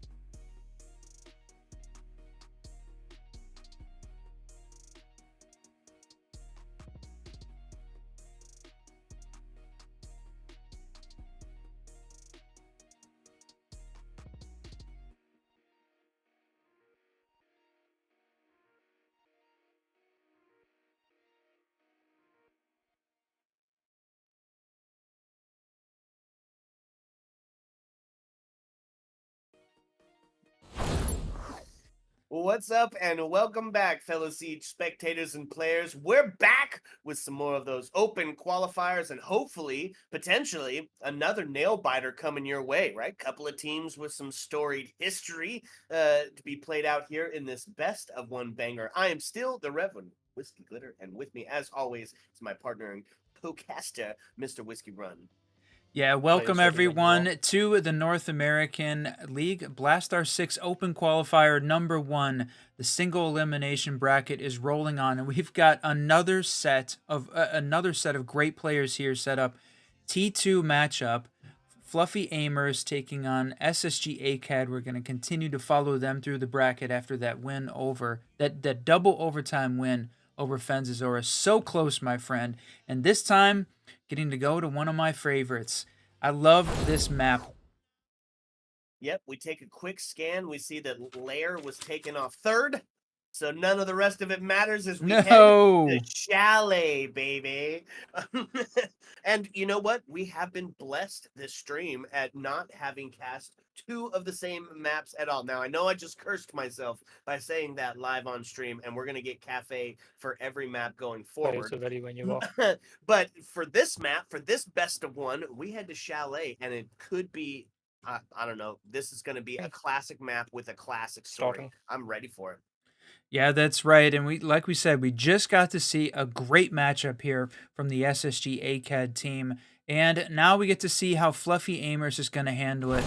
Ton of history, ton of story between these two T2 teams, matching up early in the best of ones to try and find out who is going to be moving on. The next map in the round is going to be a best of 3. So we're going to see how that one is going to play out after this round finishes up. But first, Fluffy taking on SSG. So what are you thinking, my friend? I'm thinking that this is definitely going to be a back and forth. Both teams have got some great aggression. They've got a great attention to detail when it comes to the execute. This is going to be a very classically played game of Siege here. The first ban is going to be Ying off the board, so taking that, please let us win, he said. Taking those Candelas down, going to take away some of that chaos, but following up again, it is going to be Grim gone on the backside of it. That's right, SSG ACAD not liking the Grim, not wanting to see him played out here on Chalet either. I think he's got more utility for the cafe play with all of the windows. I don't know that he is as important on Chalet, but if that's what SSG wants, that's what they get, and they're going to also take down the Valkyrie as well. We saw Valk banned out the last time frequently here on Chalet. So many great places to hide cams. It's a good way to hide intel. Yeah, absolutely. And then a zombie going to follow it up. That does mean that the Mira will be in play for that first floor shenanigans. For sure, they'll hold into library on the Bar Gaming site, but maybe potentially what we've seen lately is putting that Mira inside the closet near the master bedroom, which has really added a fun variety to holding that kitchen and dining defense. We'll see. It's the first one, kitchen dining, and she's on the board. So did I just will this into existence? Are we gonna see it? It feels like that is what we are going to see, my friend. Here it is. We kick this one off, and man, what a great day of Siege. We're getting to see. We started off with a really fun Cast the Casters map, and then rolled into a couple of great T2 matchups. And as this thing rolls on, it's going to get even better.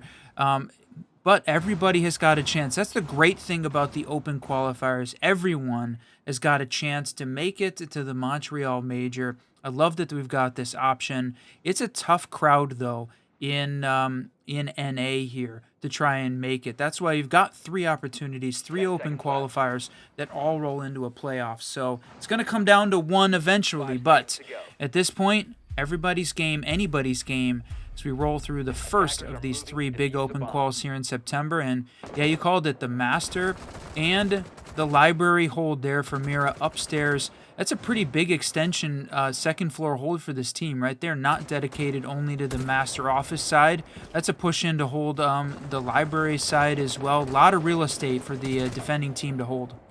Yeah, but what we've kind of seen with that in the past with the Buffamers, sometimes they can put it up there just to put a bit of that ghost pressure on, right? Force you to dedicate your intel, even though the hold on to Mez might not be as strenuous. But still will be able to put some pressure on and then fall back to the secondary holding inside of the closet there. I love when they bring the Mira up top for that. Couple it with the castle for the slowdown. This is just a tough defense to get to, and there it is. Swing onto the... Oh, just about finds himself one, but not able to capitalize. Ton of damage, but no kill being converted there.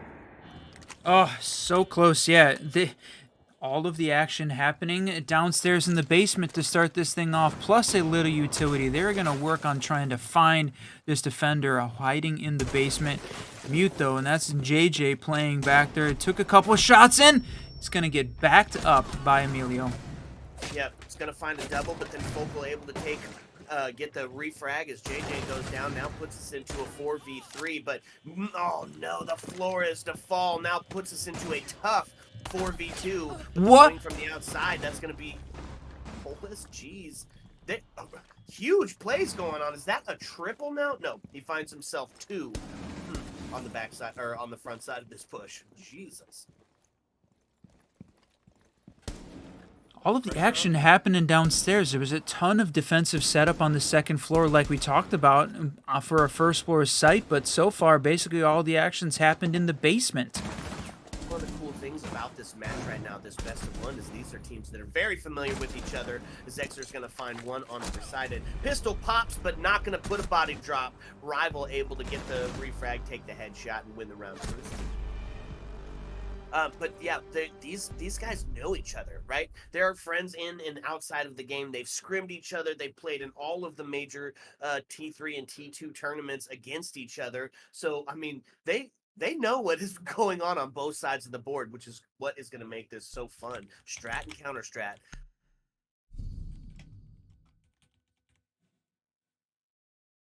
Okay, so that's going to be the first one. It's going to head into the favor of the defense.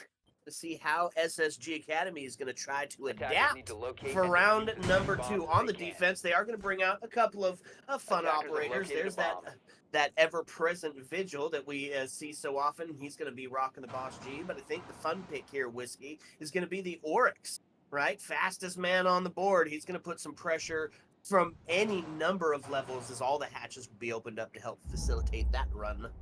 This is definitely an interesting defensive lineup, right? The Oryx, the Vigil, and the Ella, right? Deity playing the Ella. She's going to be using the Scorpion rather than the Shoddy, which I love that Shoddy. But in competitive play, definitely a good call. It is just an interesting setup for these three ops to bring out. I mean, Fluffy bringing a...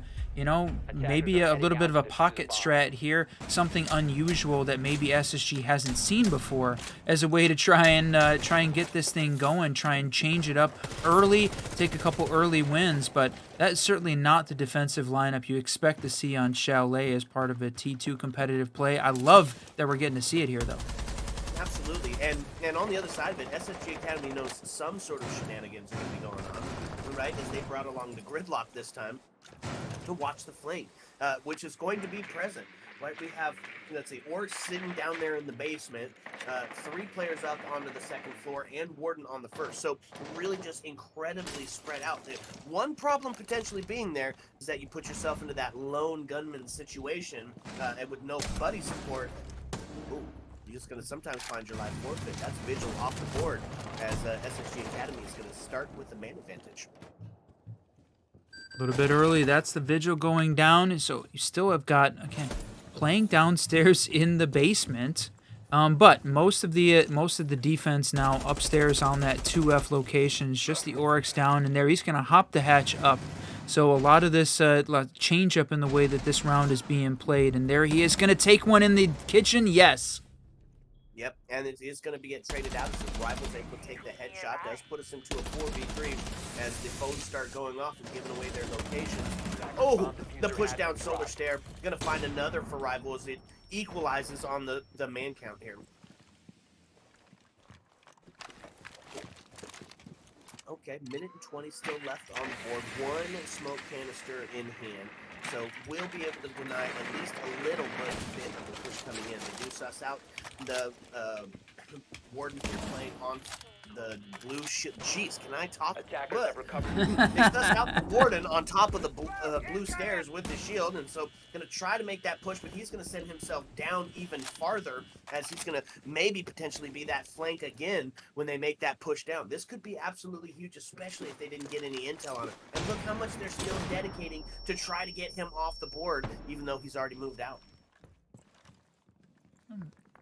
Working on fighting it out. The last 35 seconds left. Still defensive. Utility set upstairs. Working on clearing out the library here from the attackers, though, and that's exactly what they need. A little bit of vertical control, and there, the flank down. Now, all they got to do is handle the first floor defenders. Yeah, and Warden in a position to make a play here. 19 seconds left. We're going to call that a misnomer.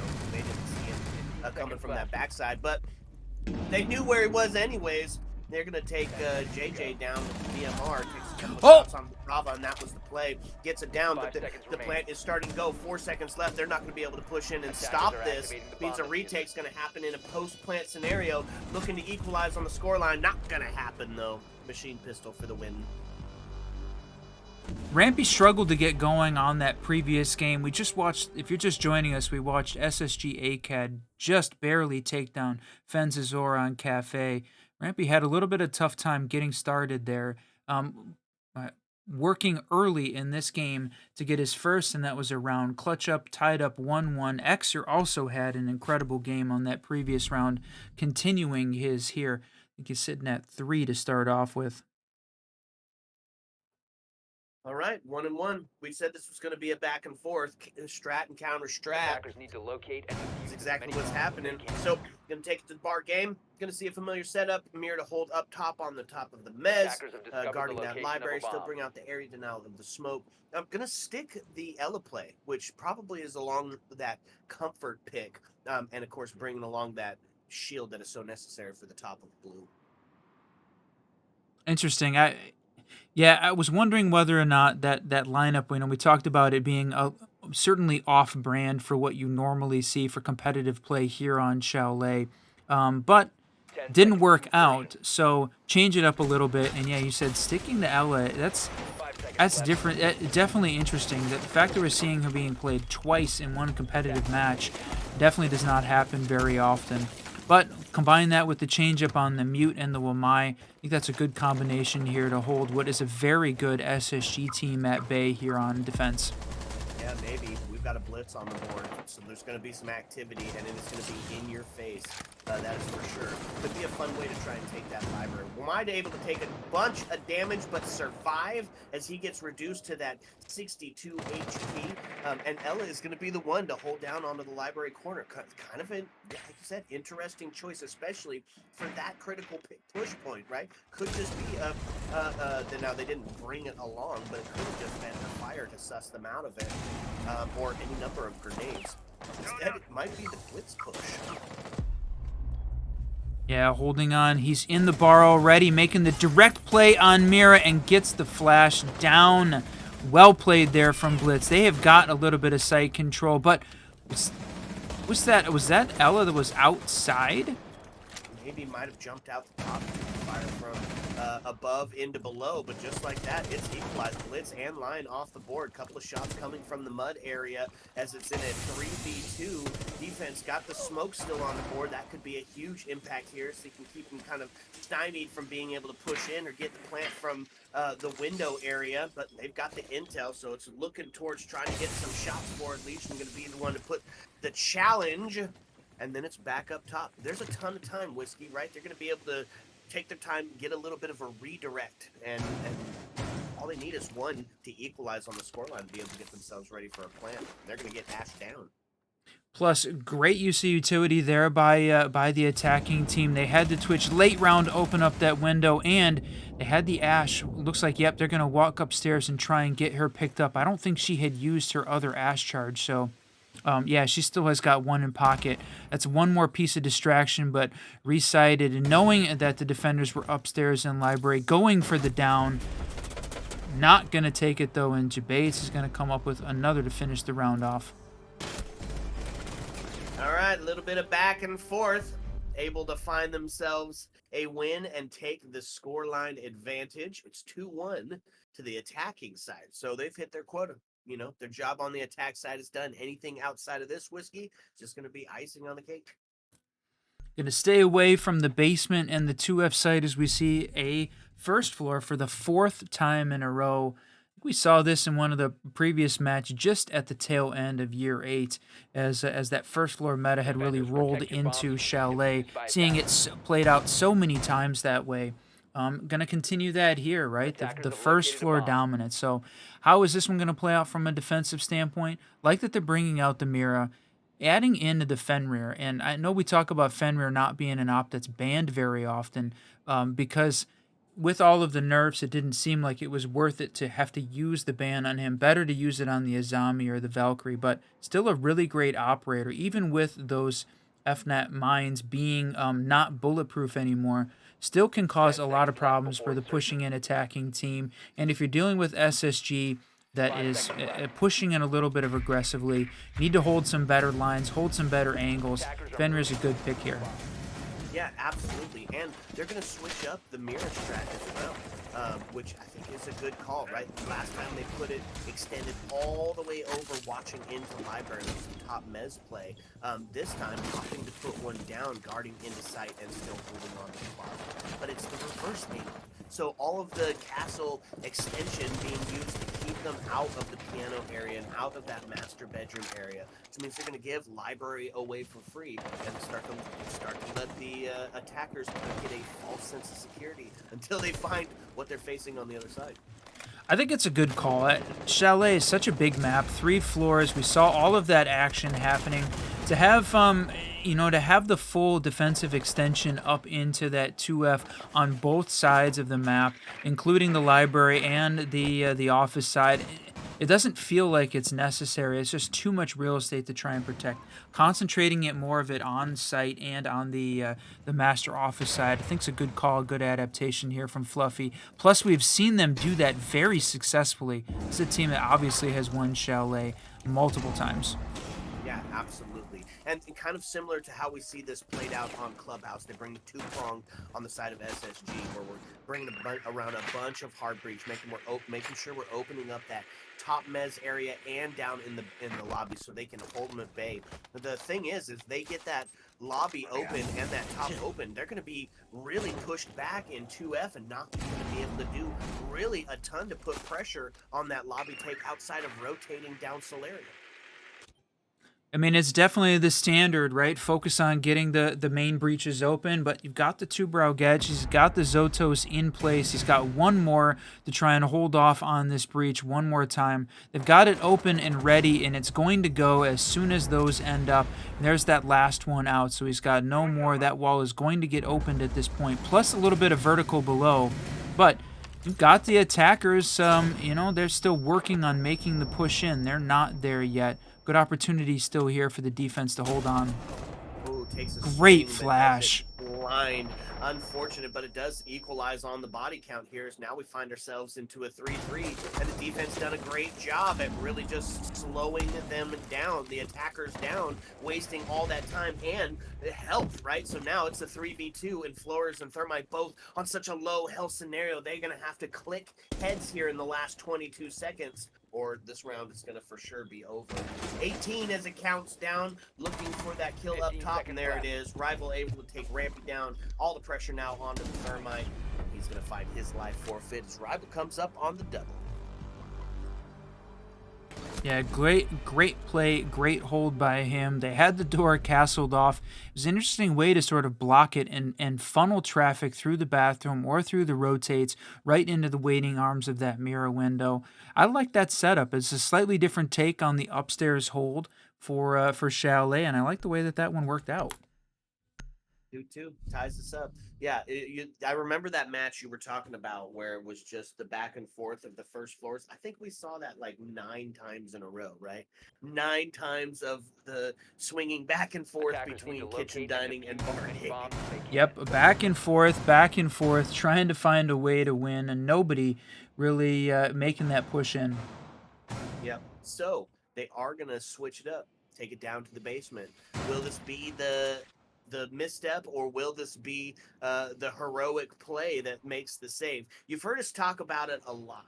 The basement being a little bit one of those trickier sites to deal with because there's so many avenues to attack. There's so many places that if your first plan falls apart, as long as you've got yourself 10 seconds opened remaining. up on everything, you've got many opportunities to redirect your push. 5 seconds. And it looks like, if I'm not mistaken, that they're going to be doing a first floor extension here. Attackers' objective is to locate a bomb and defuse it. And you know, one of the things I just wanted to point out, we hadn't talked about it yet, was this is a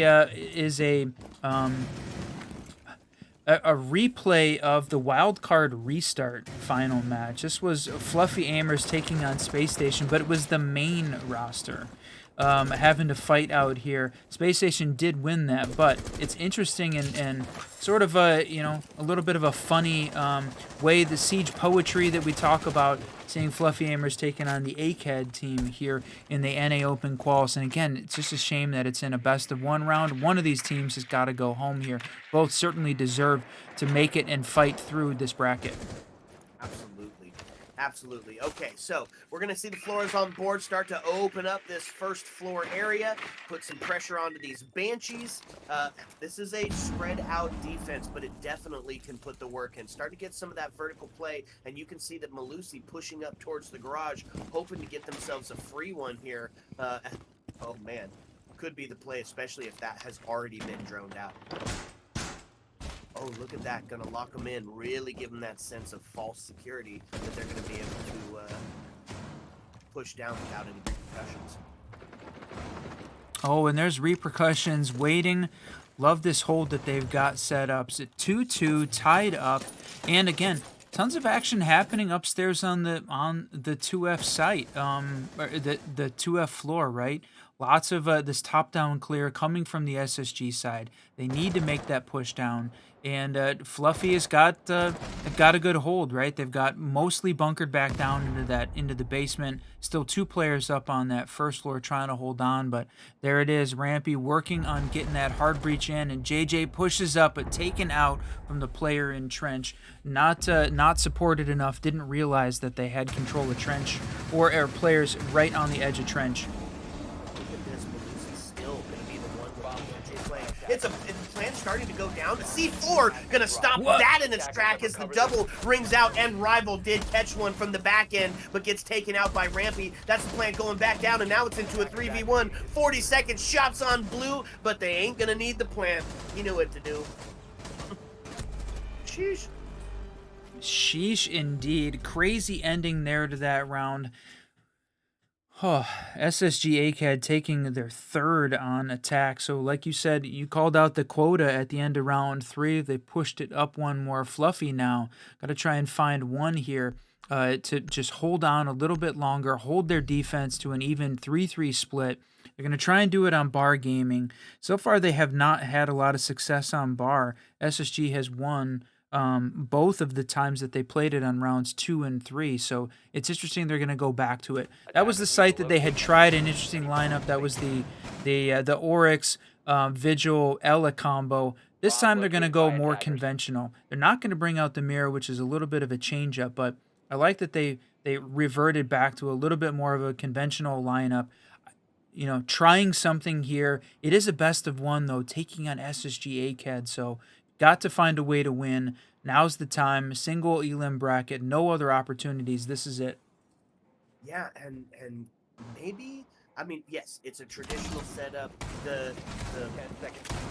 We don't have any mute, right? So the floor is going to really be a huge potential here. Getting that blue shield and being able to take that real estate. That's the most important part of this bar gaming defense, is being able to force them back, so you can put pressure on from the stairs, you can put pressure on from the verticality of the library. So Flora is potentially going to have himself an easy play here, unless they're really adept at getting those floors drums shot. It's only a short space from that window in.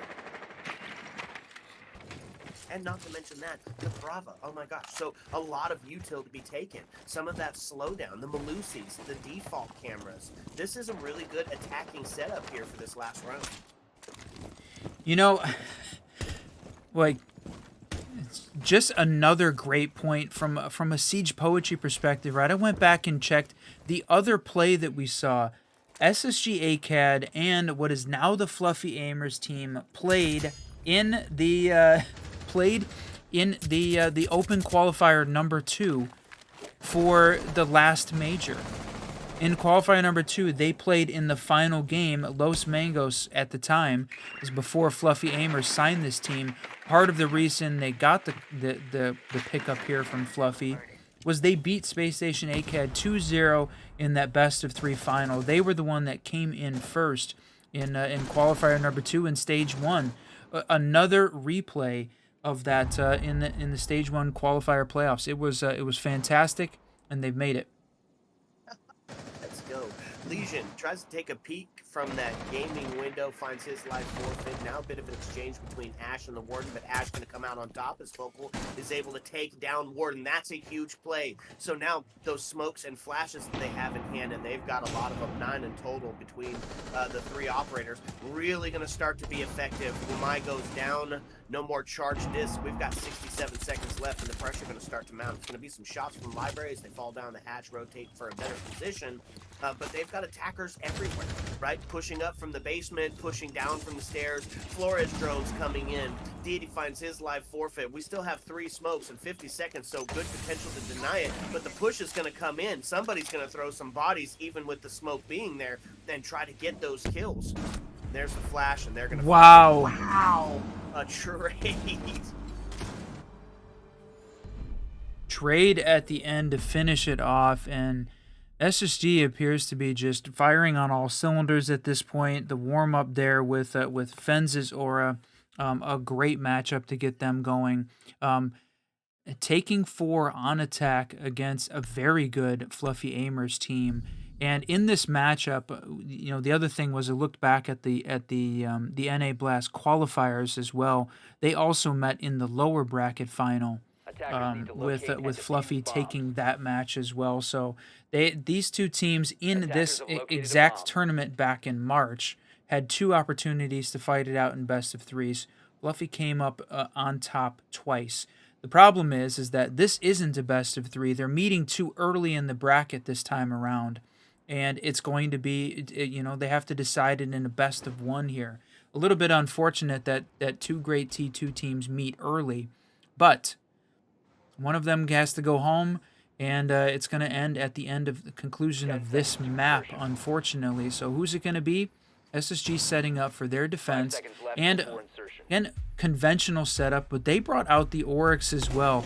Interesting that he's made an appearance now on both sides of the map, which, definitely not typical in the competitive landscape. Yeah, absolutely. So trying some things out, that's one of the problems, right? Is they know each other so well. So sometimes you gotta go with a little bit of strat or a little bit of that unconventional play. Put yourself in those off spots and off angles against a team that you've known and played so well against each other. First time we're seeing Look Frost at this on the board now. That Brava just stealing everything, stealing all the gadgets, gaining control of the intel, gaining control of the defensive utility. We used to see Brava banned routinely by the SBL, the SBL team when they were playing in this match, and Aerial before that, just because of how good Brava was at taking gadgets. A lot of opportunity in Chalet for the Kludge drone to move around and not be exposed. That's true, but when SBO was doing it, it's because they wanted to play Maestro in the kitchen. Absolutely true. So 5v4 is Malusi going to find the first casualty here of round number 7 to be followed up. Focal going to join them on the cam search now. As going to get aggressive here on the front door. Does find the answer back as Frost is going to take the Deity down, but traded back almost immediately. So the falls are happening here, and the attack team seems to find themselves up in the body balance. A run out there is going to get a little bit closer to tying that up. But look at that, okay? The double, what in the world is going on? Trade after trade after trade, and now all of a sudden it's going to be Aruni in a 1v2 alone for the last minute and 21 seconds with the diffuser in the hands of the attacker, so a potential to get into some safety. No, it was overconfidence, I think, on the part of Jabates. He went and he got the run out, got a second, and continued running. and obviously giving his position away for the defense to take him down. But Jay, you called it out. There's the plant going down. He is going to stick it. He's in a position that you can't cover from above without opening up a sight line they didn't already have. And look at that. He's going to rotate out. Was that through the hatch? Oh, no, he's gone on the main door. That's right. So now it's another 1v1 showdown post-plant scenario. You got to have 7 seconds on the board. They've got a cam watching it, so they know exactly when they're going to be able to bait him in for this, even if he jumps off. And there he goes as he starts to get on. He's going to try and stick it. He's at 3/4. This is going to be it. He's going to save it. What? He's going to do it. He didn't make What? it in time, and the defenders are going to find the round. What a miss. Huge. Oh, he waited just a literal second too long. Sometimes we say it came down to the last second. That one, absolutely. SSG going up 5-2 on what I think is definitely going to be looked back on as a huge miss, huge mistake there. To not have the plant down, have it covered. And boy, we talk about pros not faking. He held on, was able to get the counter defuse. Unbelievable. And that's a huge miss there from Fluffy. Yeah, that was tough. Bomb Man. located by That was attackers. tough. Everything going in the direction the time was counting down. There was less than 10 seconds to be able to get that. So it was, you had to get it, because even if you got the kill, you were going to lose on the post plant. So he stuck it and you won it. And now they're one away from that match point scenario. That was a turning point play for sure. It's going to be an uphill climb for Fluffy Aimers, but they've got the talent to get it done. We'll see what they're going to be changing 10 up, seconds trying remaining. to find themselves into the Bard Gaming site. 5 seconds to insertion. Oh, I was talking about the fact that this is just some Siege Poetry rematches here for these two teams. It's definitely a change-up on the SSG ACAD side, right? Just Focal and Vil being part of the group that has returned. They made some roster changes, bringing Rampy, trading out Fens that we saw as the alternatives there, and it seems like right now it's working. Fluffy had won both of those matchups 2-0 in the best of threes, or 2-0 in that last one. So in the best of 3, they certainly have got their number. And it's looking like in a best of 1, it's going SSG's way. Some good changes in how that was laid up, but JJ not ready to give up yet. Yeah, 2-5 down in the round count. Going to take another kill though to push them a little bit closer, even up the body count. That's right, and that all happened within the first minute, so some quick early exchanges, and they're taking a ton of real estate. Brava, again, just being absolutely insane with the amount of intel and gadgetry that they're able to get so effectively here. The big one being those Malusis, right? That is the biggest thing. When you find yourself, ooh, deity gonna take Rampy down with the DMR. There's some body shots to ring out. When you find yourself at the back end of a round trying to get yourself back into sight and you got to deal with your own damn Malusi, that is absolutely huge. So I love the Bravo being brought out here. Rival able to find Focal, and that is gonna look like Fluffy Gamers have got everything to lose here. They're really just got to push in and start to make that bit of a plan. Only a 4v2. Take a second, breathe, redirect, find those players, get in, make the push.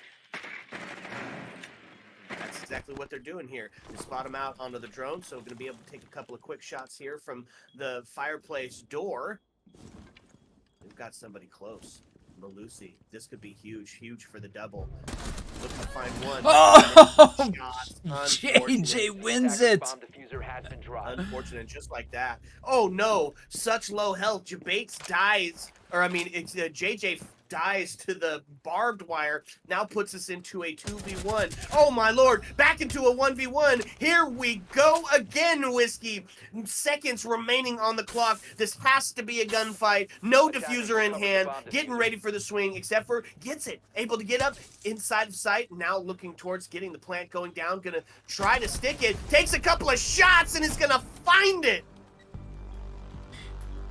Great play there by Emilio, planting in the corner, full view of those stairs. He's able to just get off the plant, take the swing at just the right time. Great game sense for him to find that. Fluffy Aimers coming back, not ready to go down yet. Love that we're seeing that.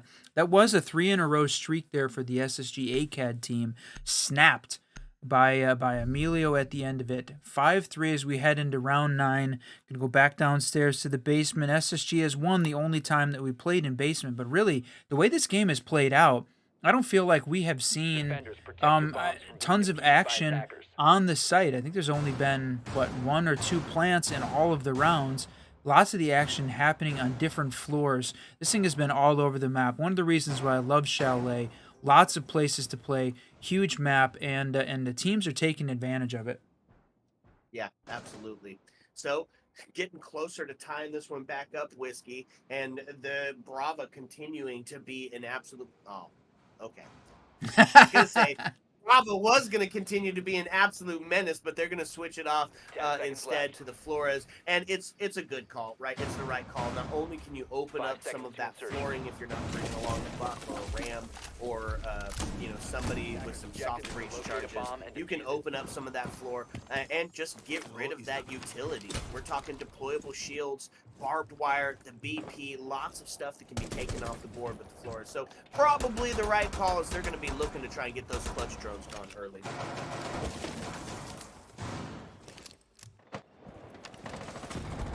Okay, take a second look here. Yep, Attackers they have see the located a bomb. trench extension. Gonna try to put some pressure onto it. Kind of spread out here, though, right? We've only actually got 2 people down in sight, Whiskey. It's gonna be the Warden and the Cade. Other than that, Boric's putting himself on the first floor and 2 still up on the second floor. Gonna go for a bit of a Cade trick here, and he's gonna be able to get it. Oh, except for they're gonna bring another EMP. Is it gonna make it in time? Is it gonna close it off? No, they're gonna get the wall open. So Wow. now they've got 2 separate directions they're going to be able to push here because trench was already opened up. They got a deployable they still have to deal with, but with the Flores, that's going to start to help facilitate that push down and put that pincher move on. That's right. Interesting. This round is going a little bit slower, methodical. We're almost halfway through the round. We're 10 stacked. That has not happened in most of the rounds.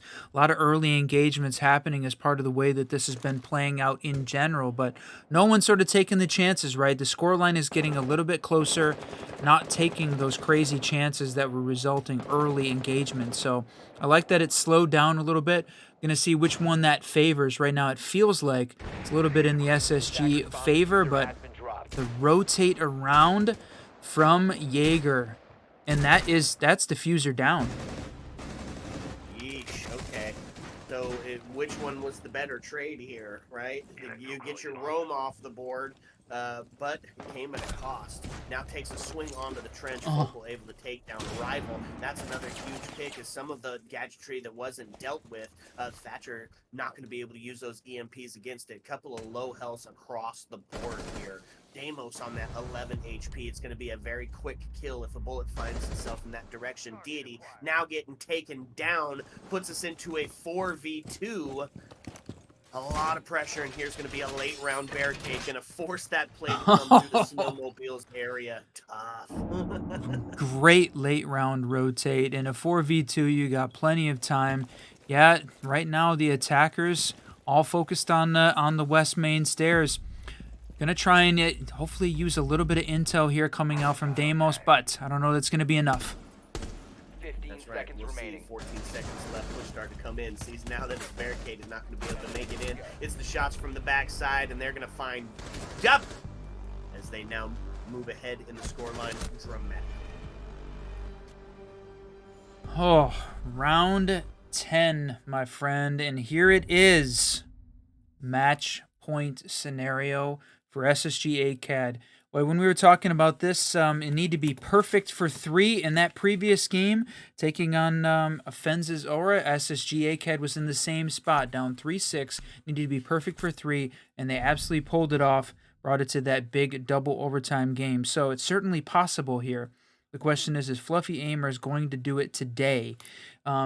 This is a great team. Fluffy, SSG ACAD, both a pair of great teams. We've seen them do amazing things.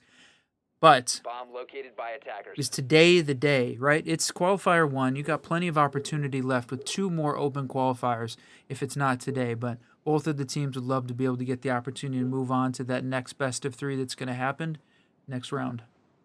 Yeah, this 100% could happen, right?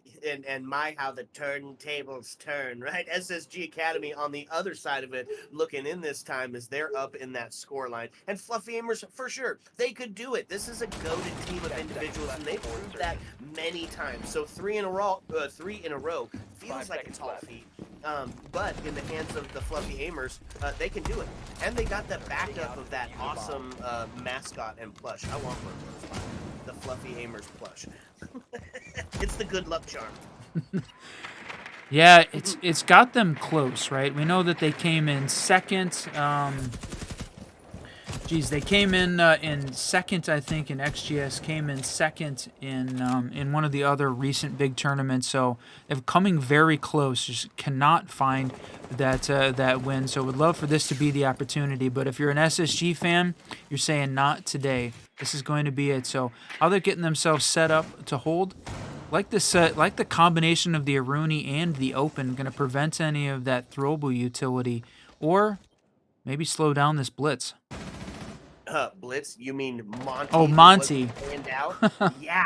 I mean, this is like probably one of the first times we've seen this in many moons, my friend. They're gonna find the first kill, the first double actually, as both Frost and Aruni gonna take down some key operators. That's gonna be the main hard breach, and then Ash to go down as well. This is a match point scenario, and it is all falling No, down. what? Blitz, you made me say it. Now Monty gonna be taken off the board, and it's gonna be left alone for a flawless round, and SSG Academy to win it. Gee.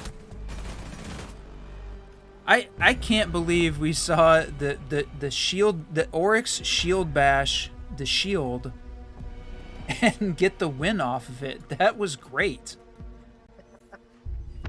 It's been siege poetry throughout this whole open quals, and that's just another example of that. 7-3 SSGA finds the win. Absolutely great round. A textbook on how to play Chalet. 2 in a row. They took down Fenz's Aura and now Fluffy Aimers. Those were 2 of the biggest T2 names. One of the other big T2 names left, Makers, is still in this tournament. So we're going to check out the next round in the bracket is a best of 3. We're going to take a couple minutes, get set up, try and figure out which one and if we're going to be casting one of those games to go on here in the Blast NA Open Qual number 1, my friend. Hey, yo, sit back and relax, because when we come back, maybe another map. Hey, yo. Let's go.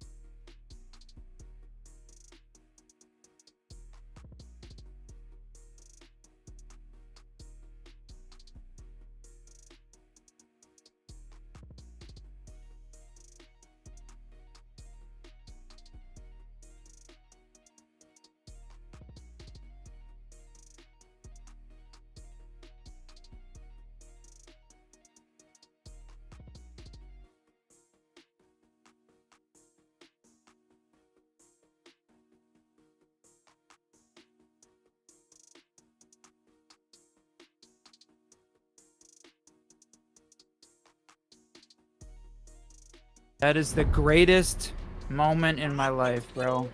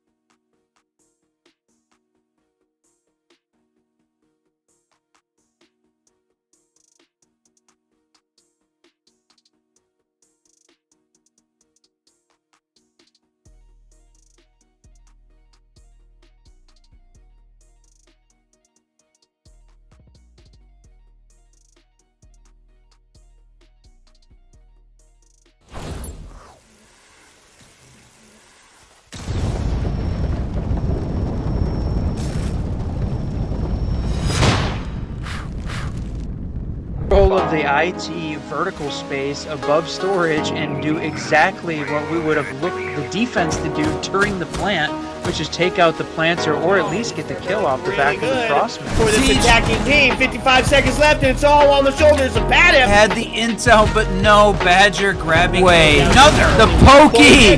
Pokeball. Hydra says, "I choose you, Joker." Kiss my ash. You got 0 cents. Your IQ is low. Did you make that up right now? Yeah, right now on the spot. I just want to touch on mental health. If you're feeling out of it, They put together a hell of a club sandwich. Sledge must have been the bacon because he got fried. A whiskey! What's up, and welcome back, fellow Siege spectators and players. We are here for the last match of the day, and it is coming at you best of 3 style here on the Double Shot. I am still the Reverend Whiskey Glitter, and with me, as always, my partner and co-host, Mr. Whiskey Run. What you think, Whiskey? Yeah, best of 3. We are in the quarterfinals. Welcome, everyone, to the Blast Open Qualifier #1 here on the Siege Double Shot. We appreciate you joining us. Thanks for being here. And it's going to be a great one.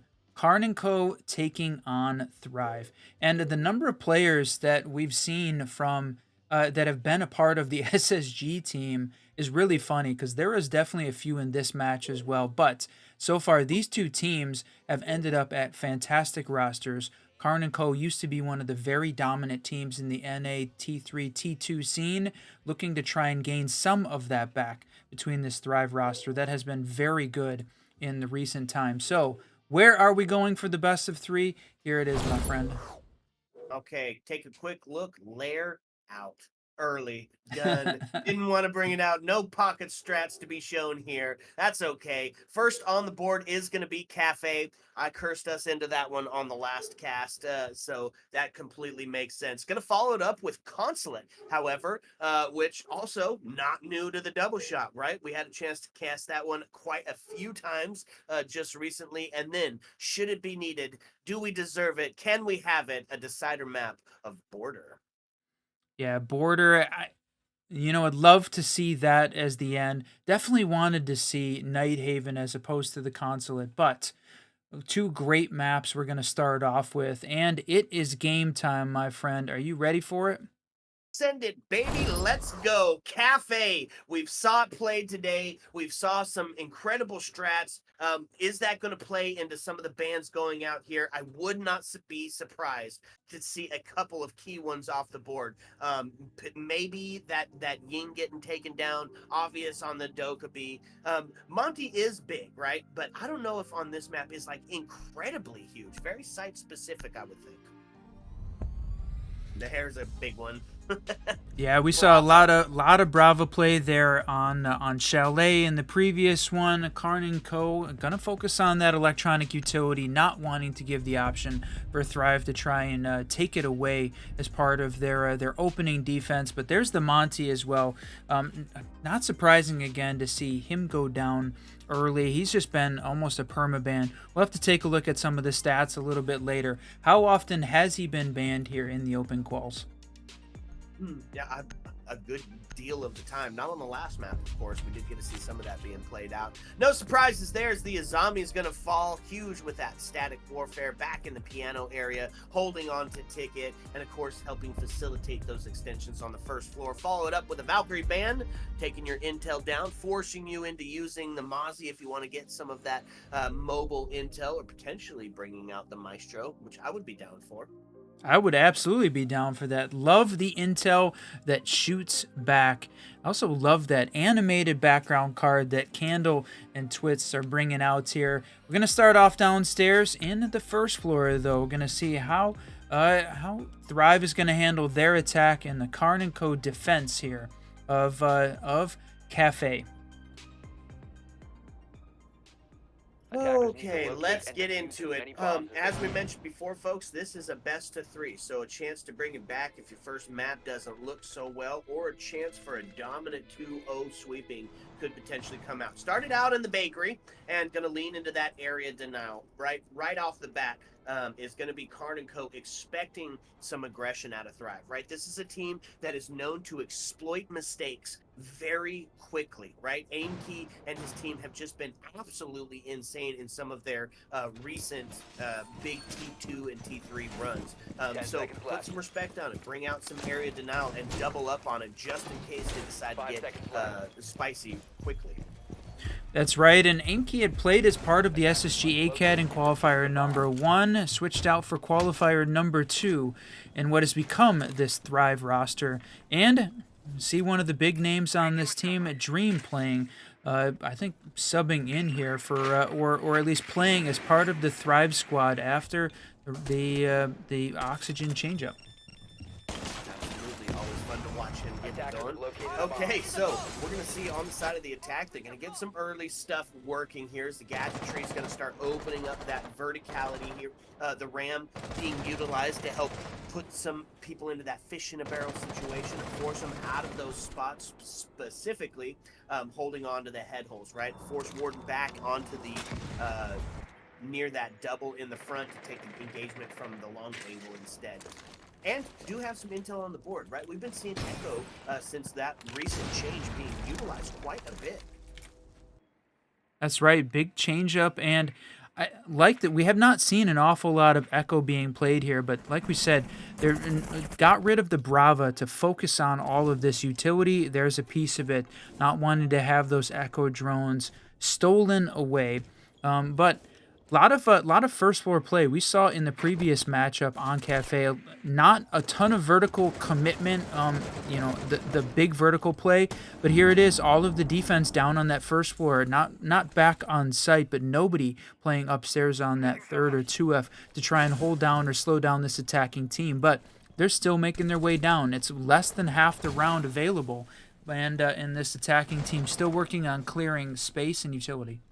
Yeah, and that's one of the big things is that very horizontal hold that can be a hallmark of the bakery site. Now, didn't bring along the castle to help hold on to that, but doesn't matter. They're going to find the first kill onto Candle, and that's going to give the body balance over to the defense here, and a huge pick that they took down as well, right? Candle definitely can be one of those impact players, and it means most of those Rotero drones are going to be on the board now. That's Rotero's off. Yeah, you called it here. I love, look at this, the ram opening above the floor. Boy, there are some sites where she is just unbelievable at getting all the vertical play sight lines open. Here, holding on to this first floor, another great spot. But look at that ram playing on the stairs. Skunky holding that long angle in small bake. That's right, and it's going to find Asian and Carnage off the board, and now going to give the body balance over to Thrive here, and they still got some smoke in the can, right? So going to stall it out a little bit, but he pushes right past it, going to get himself into the back of the site and start going for the Oh, pushing in from oh man, Inky to find vertical off the board, puts us in a 3v1 post-plant scenario. Looking for the shots onto red, but not going to find it. Inky going to handle Rice, and that's going to give one over. Yep, great hold there on the attack. They got the plant down, put some pressure on the Karn & Co team, and found a way to win it. We're going to go to the 2F Mining as the second location to try and take this match forward. Now, boy, there's so many great names on both of these rosters to be able to talk about, but which one do we want to see going forward? Again, we hate the fact that it's a single elimination. The good news is these two teams met late enough to the bracket. It's a best of 3. We're going to get a chance to see at least 2 maps between these two teams to try and find out who is going to earn that spot in the open qualifier playoffs and get a break over the next 2 weeks. Yeah, so on the side of the defense, right, this is something that I got to do a cast with Chaka, and we kind of highlighted Vertical being one of those impact players, that when he shows up, he can have incredible success in the round and really bring a huge amount of that win rate over into his team. But the standout that ended up happening was Asian. So kind of going to be one of the focuses for Karn & Co is to get Asian in a place where he can do what he does best, right? Feed him those ones, stall out the time, and just increase his KD while winning it for his team. That's what we're going to be looking here out of Karn & Co, is they've had a little bit of a slow start and a slow ending to the last couple of tournaments that they've been playing.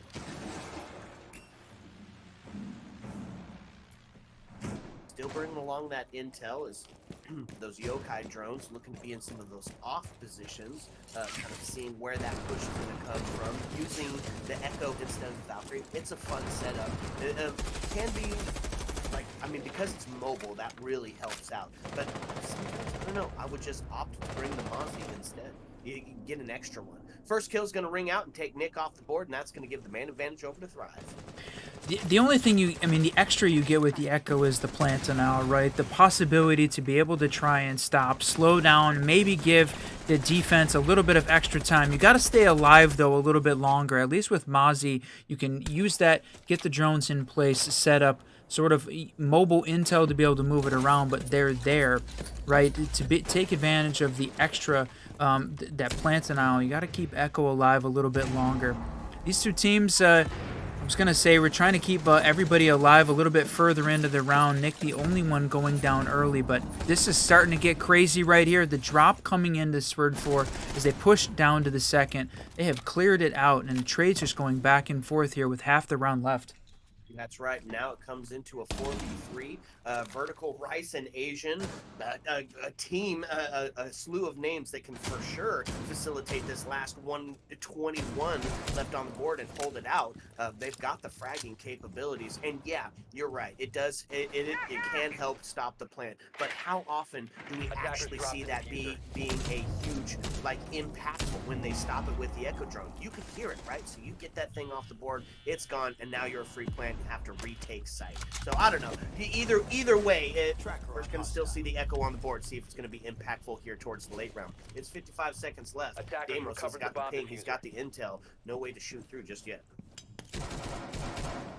Yep, you can see it. There's the plant going down by Candle. They have got it in mining with a little bit of vertical coverage. Got Damos playing from down below, looking to try and use that Vendetta to maybe take a couple shots up through the floor. But retake scenario here for this defense. That's right, and they're going to find the kill off the back of the chassis as Amy's going to get a double and then find his life forfeit. It's post-plant. 26 left on the board to be able to try and get this plant diffused. They've got the intel on exactly where they're coming up from red, so Gridlock holding on to it, going to try for a long arm here as they're looking towards the window. Malusi going to find their life forfeit. Not going to stick it, however, as Candle takes down Asian, and then the Damos able to kill Rice as the jump out happens. They had the crossfire in place. It was going to be a tough one anyways. Great play there by the attackers, getting the plant down. That's 2 rounds in a row they have managed to get the plant down and be successful in the defense of the plant. And a little bit of karma coming back with Aimkey and Rice trading, going both ways there on the first and second rounds, but both of those rounds going Thrive's way. This objective-based gameplay, getting the plant down, seems to be catching Karn a little bit off guard. We're still really early in the best of 3, though, so I imagine that this version 4 of their roster going to find a way to adapt. Yeah, and just like to point out, Echo was alive and not able to deny the plant. Just kind of reaffirming there that, yeah, it can be good for that scenario, but how often does that actually, be the decider and the winner? We've seen it in very specific scenarios. Unfortunately, not able to find one on that. Thrive goes up 2, 1 away from the round rotate, and we're going to stick it here on the second floor. Bring along the castle, right? You've seen it all night long, castle on cafe, and you're going to see it here again, right? Block the cocktail play here, and the hold onto piano and ticket up top. It's a classic. And the thing is, though, they did not bring the mirror to help facilitate that. So instead, going to lean on potentially holding the shield on Pixel. Maybe some backup. Well, combining it with, interesting that they're choosing the Jaeger as well rather than the Wamai. Wamai definitely had a big uptake in the amount of time that he was getting played. I think the change-up in the scope maybe brought that down a little bit, but he still seemed to be the favored projectile deny operator. But good setup outside here, working on getting everything in place as we head into just 30 seconds down in this round. And we know that change is going to come out from the Dokkaebi charges as the next Year 9 Season 3 enters. She's going to have to wait to be able to use that ability there. Grim was also banned out in 2 of our previous games, so we didn't get to see a lot of him, but he's got a lot of utility here on Cafe with all of the window and the hidey hole places that the attackers are hiding, that the or that the defenders are hiding. The attackers can get a read on, see where they're going to be making the push from. Yeah, I love the Grim being able to be used here. And look at this. They're starting to take some real estate up into the cigar lounge area to put some pressure onto this defense. Still got a couple of members up top looking for that vertical play. Speaking of vertical, he's going to find one onto Ainke, and that's going to take down the intel, right? And a DMR, and takes out the top frag for the team so far. It's going to be a second to follow up as Carnage finds Twist's head. Now puts us into a 5v3 and a punch hole looking to capitalize on a bit of a rotate. They're holding on to that ticket area, even though the gridlocks are coming out, trying to stop that potential rotate around. So they know that he's there. Man, could be a huge play if they can come up with ammo. Just kind of a hurry up and hold scenario here. Yeah, I was going to say, oh no, walking through the door. Oh, unfortunate there.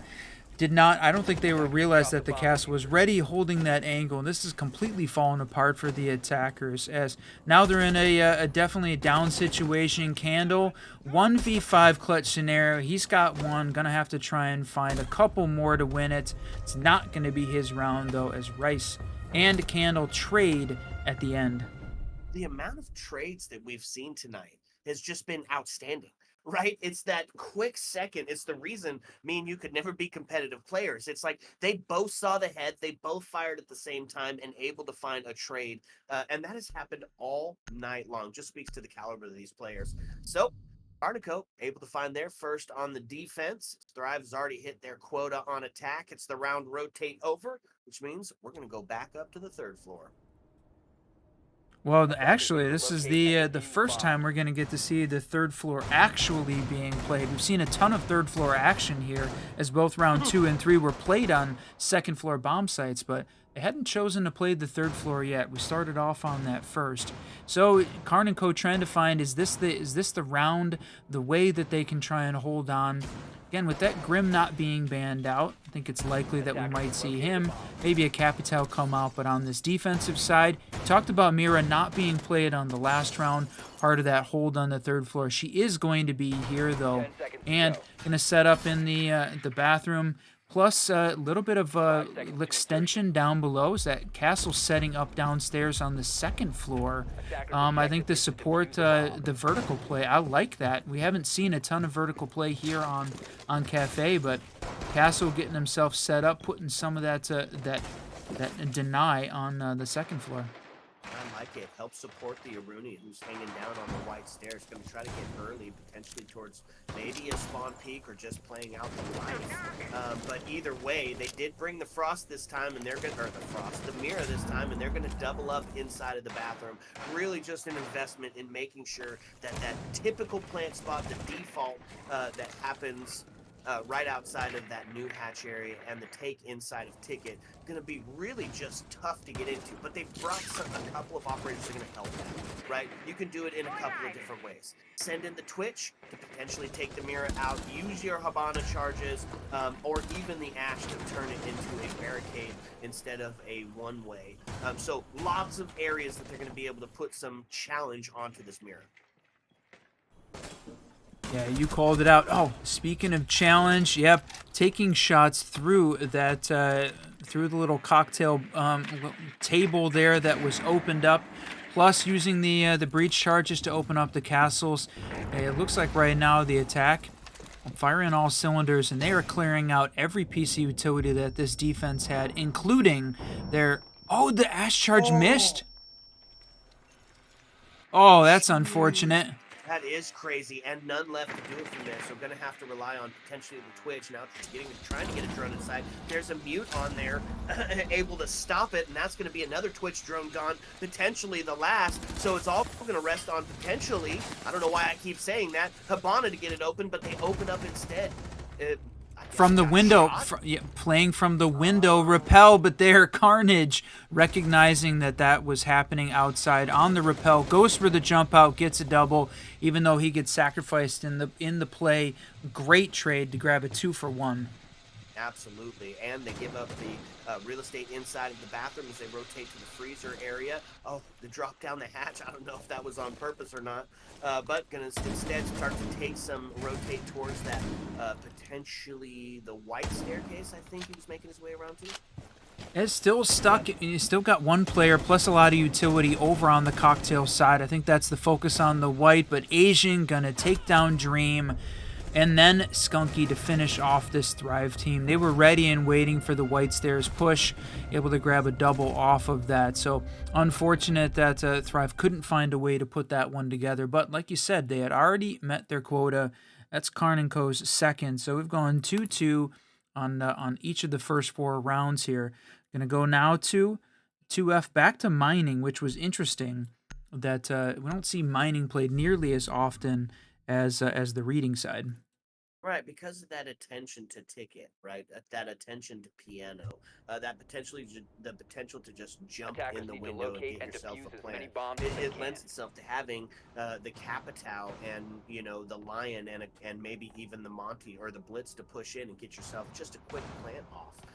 And it's easy to take the vertical because you're going to be taking that location anyways. But they take it, and I like it, right? Switch it up just a Attackers bit have located a and bomb. put some investment into the roam game. They're going to put a lot of it as we've got Slow Down City, Castle, Malusi, and Echo on the board. Fun op. We're going to see the pulse come out. 10 seconds to go. Okay. 5 seconds Ooh, remaining. tied up, Mr. Run. 2-2. Almost near the back Attackers are end of the heading out first to defuse half the bomb. of the first map in this best of 3 banger. It's going exactly the way you'd want it to. Back and forth, yeah, between 2 powerhouse teams, pros all over the place, and potentials. This is a great match, and really, if you're just joining us for the Blast Open qualifiers, we appreciate you being here, watching it with the Siege Double Shot. We have a ton of fun watching, casting, playing this game. Glad you can be a part of it. To see these open qualifiers, right? The only opportunity for them to be casted. Glad that we could be a part of it. And look at that run out off the back of the Pulse play. The run out's happening. Karn & Co. just taking a little bit of extra, playing with some confidence. I love seeing it, my friend. Absolutely. Huge play. Gets the intel, gives the green light, says go get him. Ash going to open up the castle barricade going into reading so they can start to make their presence known here on the second floor. It's going to be a second. Asia going to take aim key down, and it starts to fall apart here for this Thrive attack, even though we're getting the Twitch in here. We're getting some good util out of it. Potentially those yokais taken off the board. But here it is. More intel. Pulse just feeding it to his team saying, hey, they're going to bring another one over here. Working on clearing out that utility. Oh, man. Got that. You can hear the yokai. There it is. Seeing it hiding in below in the cabinet. Just a little bit too loud there. It gives its position away, but another trade coming out. Twist taking out Nick. And yeah, that Malusi still causing some havoc. And Pulse continuing to feed information to his teammates. Boy, playing downstairs, that was great. And I thought we were going to get the plant going down again. Yeah, look at that, though. It's the body balance equalized. We still got 65 left on the board, and we sit in a 3-3. A little bit of a stalemate, even though the 2 early picks looked like it was starting to feel like it potentially was going to get to that the attacker side again. Yep, and it's hurry up and wait at this point. Really slowed down the pace. Dream going to take down Asian, so you got a fireplace, you got a mining hold, but so close to each other. They're going to open up, I was going to say not the wall, but that action just forced the defender to move, and that's unfortunate. All in the hands of Vertical. Yep, and he's going to fall to the crossfire as the plant started to go down. It's going to be a round for the attackers. That's feeling pretty good if you're able to take more than the standard, right? More than the default on Cafe. You're feeling good about going into your defensive half. Thrive got everything to lose here now. Karn & Co. need to get one to equalize on the scoreline, or they're going to find themselves on the back end of the split. Well, it's this, like you said, it's this back and forth. Thrive finding another one. That they've been able to win on mining both times. I know we talked about that not being the favorite site. Seems to be playing out in exactly that way. It's just a little Attackers bit need to more locate difficult and to defuse hold. bombs. Gonna go downstairs to that first floor. This was the other one that Thrive had won. So the third Attackers have floor located a reading bomb. not available. I thought maybe we'd go back to reading, but I think Karniko's saying, okay, we identified what the gaps were, seen how Thrive is playing it. They were playing a little bit more aggressively. Love to see how this one's going to shake out. Plus, bring along the area denial of the Goyo, couple that with the area denial of the smoke and the plant denial from the Echo. This is all about making sure that Thrive cannot continue the trend 10 seconds of to go. of planting in almost every round in this game. That's right. Very objective 5 seconds play, to go. objective play based, and that's one of the things that we've come to expect. Attackers objective Right, is get in, defuse the bomb. get it down. Very methodical in the way that they do things. So yeah, they try to slow it down and stop it. This is a great defense to do such, and to take it down to the basement. I think that's a great idea, right? A little bit of the comfort pick here. They kind of don't dedicate a ton, or they didn't last time, I believe, dedicate a ton to the roam game. This time, however, we are going to see Warden, Goyo, huge on the extension up top. Just Twitch being an absolute chaos. Look inside. at this. Get rid of all of these Goyos, and the BPs just being an absolute menace. Yep, great use of utility there by Skunky, just clearing it out. Look at that hold on Whiskey. Love seeing that. Gonna maybe Thrive. We're gonna walk right into that, but no. Gonna continue to drone. This you can tell a huge difference between the way that the Intel game is played in Siege at between the T4 and the T2, T1 levels. It's significantly better Intel being utilized here on the upper level teams, and you can see that in the way that the game plays out. A lot of those picks that happen off the back of pings, good intel and good comms. Carnage gonna have to take the rotate back as he's piled up in the fire, but no, he's gonna swing the door and get one off the back of that. Even though the fire caused motion, he's able to still come up with a kill. That's right. So it does get equalized, but real close to being a body balancing fit. Wow. That was not what I was going to say. I was going to say Echo is on a 4 HP, so potential to see her lose her life, but no, instead it's going to be the opposite. Now going to put Twitch in a 1v3 scenario as Ace has been down. I don't think he's going to be potentially recoverable, and no, he's not. They're going to be able to use the Vector, find the kill, end the round. Defensive win on that one, so that's going to tie us up 3-3 as we go into the half of map number 1. That was a 3K there from Carnage holding in the bakery. Thrive just feeding him a little bit too much. Yeah, we talked about the back of the intel, but just great gameplay there, causing him to or allowing him to take the fight directly to Thrive as they tried to make the push in. Like you said, tied up 3-3 between these two powerhouse teams in a best of 3.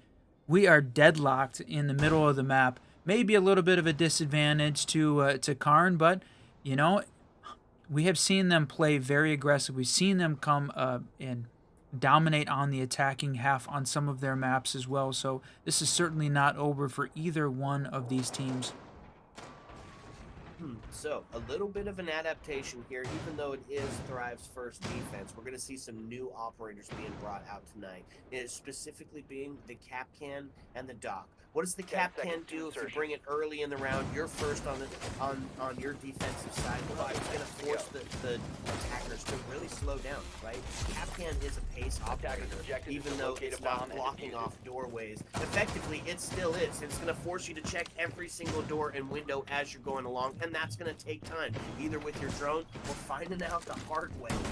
And also, bringing along the Doc. So many, all night tonight, Whiskey. We have been talking about the bits and pieces just getting ripped off of these players, and when you find yourself in a 1v3 and you're on 4 health, bringing the Doc along could definitely make an impact. That's right, and you see the Twitch drone continuing to make quick work of the defensive utility. This time on the other side, Vertical playing that, and You know, we talk about the blitz. He could be one that that is a little bit dangerous, but I agree with you. I love the Doc pick. The extra health, just, you know, if that's enough to win one more gunfight, a second chance at an opportunity to take a fight, that's the difference maker. And as long as he can stay alive, the question is there any other utility that you'd be better off bringing along, right? You don't have any of the projectile deny as an alternative, or in this case, they didn't bring along the plant denial, so see whether or not that's going to be a problem. I don't know that Karn is going to be that same objective-based gameplay focused team as we have seen Thrive be in their first half. Well, I don't know. It's the blitz to push in, and this is the scene we play out before, and this time exactly how it should have played out the last time. Blitz to find a kill, but is going to be kind of alone in there, taking a bunch of damage now as both Deimos and Blitz reduced to that low HP. A pistol pop is going to find got it. And now they've got the sight, but the vertical play to take him off the board, so no shield, and now you've got a low health Deimos against completely full stacked Castle and Doc, and the vertical still being had. And he's still got 3 stims left. He could stim one of them up to 200 here as they're working on trying to get that diffuser. Yeah, Deimos has got to stay alive, and oh, there's the plant going down.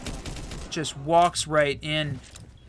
AMT going to take him down. He didn't give himself the boost. Going to walk in and get annihilated. And they'll could be getting picked up. 45 seconds left. There's 2 players, and they've got the diffuser. It's all on Castle.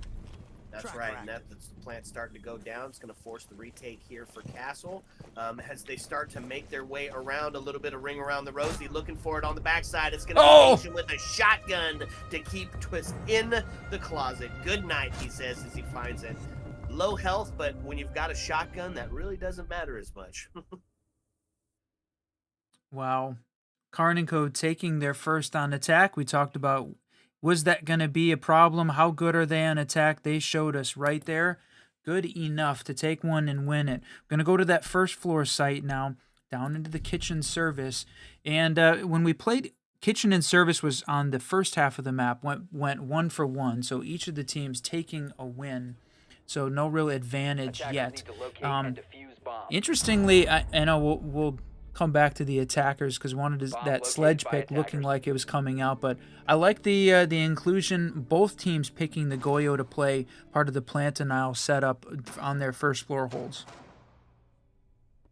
Interesting for the Osa switch, right?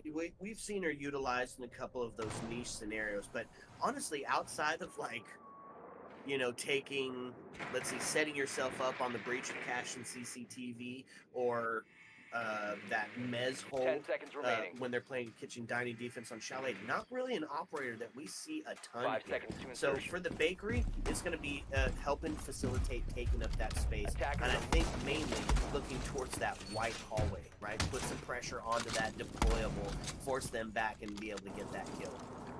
We'll see.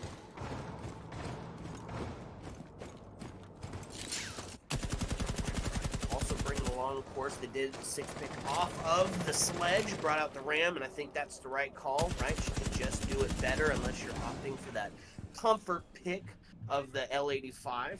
And I think ram and buck being the better combination here. Get that verticality without having to put yourself into danger. Let's see, here it is. Here's the push in. Not yet. Holding, just waiting, and a little bit of a slowdown, and there, Twist is going to find one on that hell door. Tried to walk in. I don't think they had knowledge that he was making that push in. Yeah, just tough, right? Nick having a tough game, sitting at that 1-5, and that's part of that intel. Gutted. Gone early. Yeah, that starts to play in the mental. And they've been playing all day, right? This has been a long event, so that mental fatigue starting to kick in, starting to make some of those mistakes. A little bit of a, maybe you didn't drone one corner, and that can really cost you here. Yeah, Siege, definitely a mental game. One of the reasons, absolutely love it. Tactical, you know, so much strategy that goes into it. The operator selection, the site selection, how each of the individual players are handling it. Between 2 great teams, we get to see a little bit of a masterclass in Siege as they work on all this vertical opening here. Buck, definitely the better choice, but bring along the Ram to go with it. We talked about how good Ram is at opening the vertical here on Cafe for a first floor attack. Love seeing that as well as they work on getting this first floor opened up. That blue, they know they've got one of the defenders playing in VIP. That's the commonplace, and it is the Warden, so they're going to have to try and do it without the use of smoke and flash.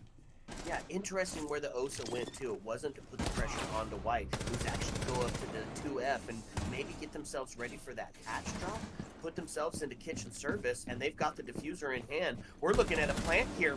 Drop there down it into is. the freezer. Absolutely huge play as they take the man advantage, take Wamai off the board as the double rings out. Asian to find another one, but gets traded back onto Skunky.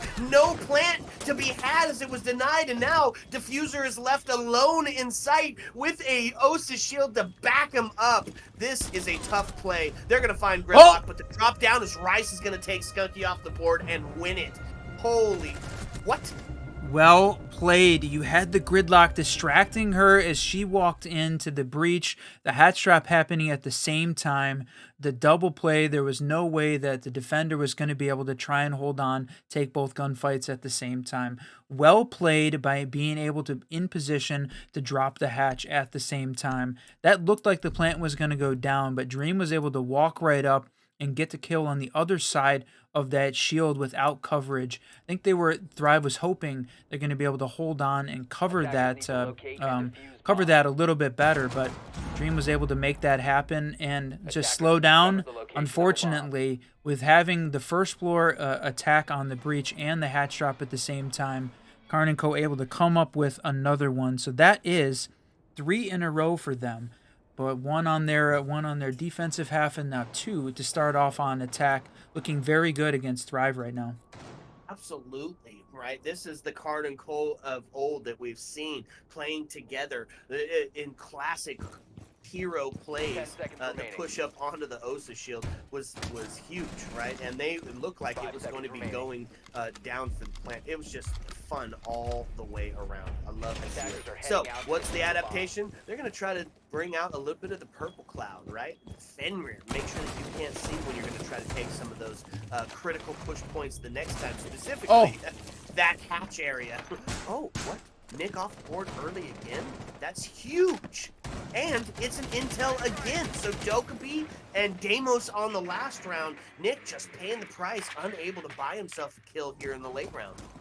Yeah, I don't know if that was a Helldoor engagement again, but it was between the same 2 guys taking that fight early. It's like he had a bit of a read on exactly where he was going to go now 2 rounds in a row.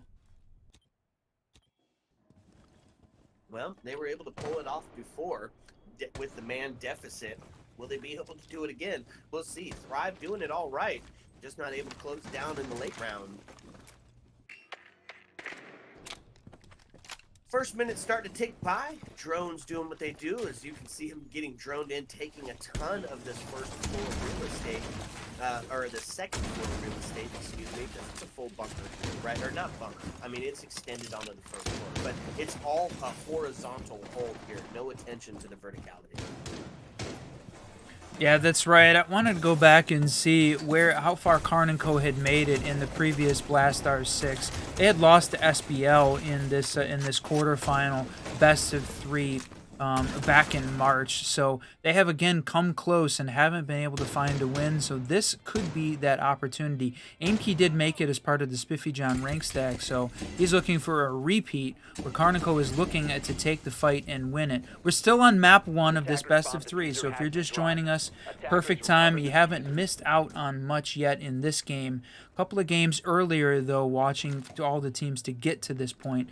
Love giving the opportunity to cast all of these players coming into the Blast Open qualifiers where anybody can make it.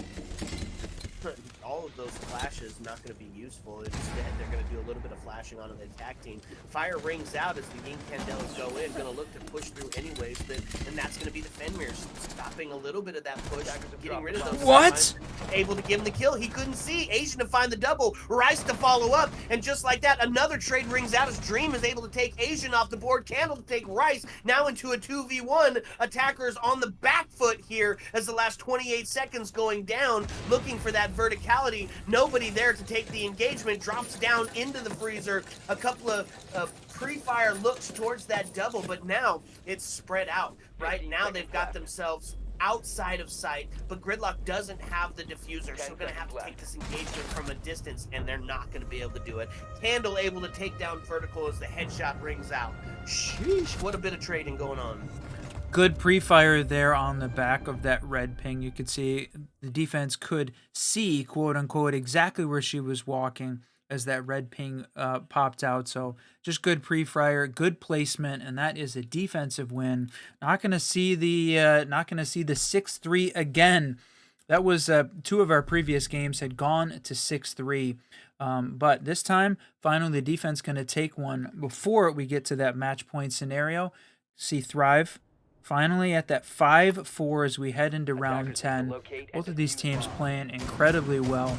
Love the back and forth between them. So we talked about Karn & Co. winning 3 in a row on 6, 7, and 8.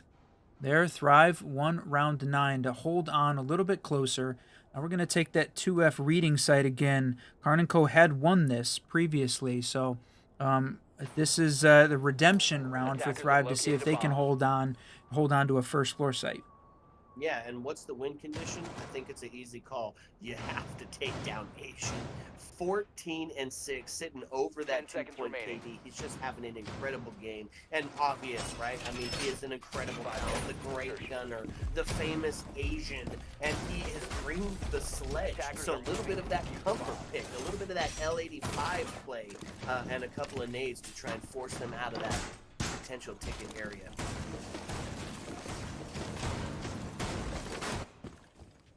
On the side of the defense, Whiskey, this is something we've seen before, right? They're bringing back out the dock. They're still facilitating that hold with the castles in play, and that's a big reason why Sledge going to be here right now, right? Is they're making sure that they can get themselves onto the Austin Hotel and really put some pressure on anybody that's trying to rotate back in the site or some of those critical holds like on Cocktail or on the stacks wall.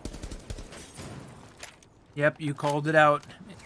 Interestingly, it is something we've got to talk about. Maybe engage some of the community. Why have we seen the uptick in the Sledge play when really for the majority of year 9, I mean, he has been non-existent and a non-factor in majority of the competitive play. So what has changed? Really love to hear from the community about why we're sort of seeing that switch up. And Aimkey back on the dock here, holding down as part of the Pixel and the 3rd floor hold above site.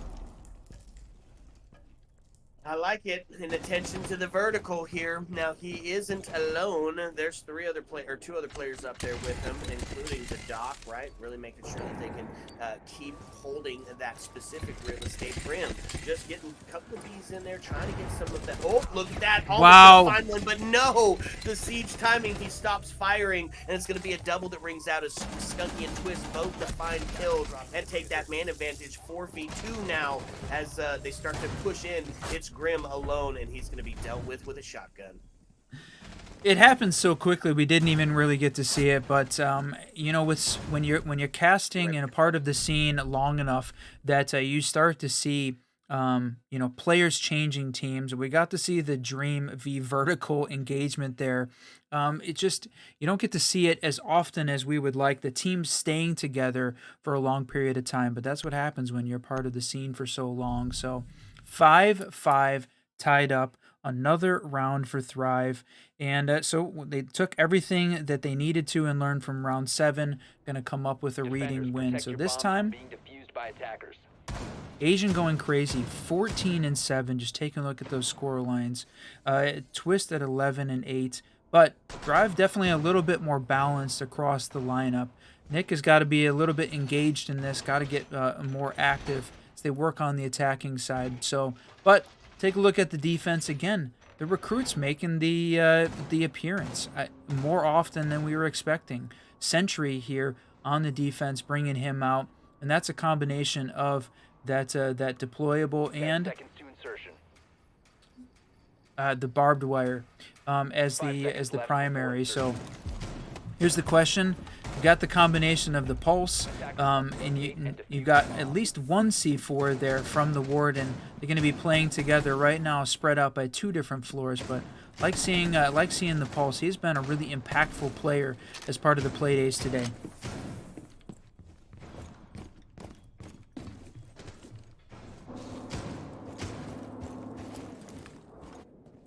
Okay, I'm back. All right, welcome back, my friend. Thank you Didn't so miss much. much. We are 5 stacked apiece. 30 seconds into the round, the attackers are working on making their way in and taking a few shots, open up a few sight lines on the windows.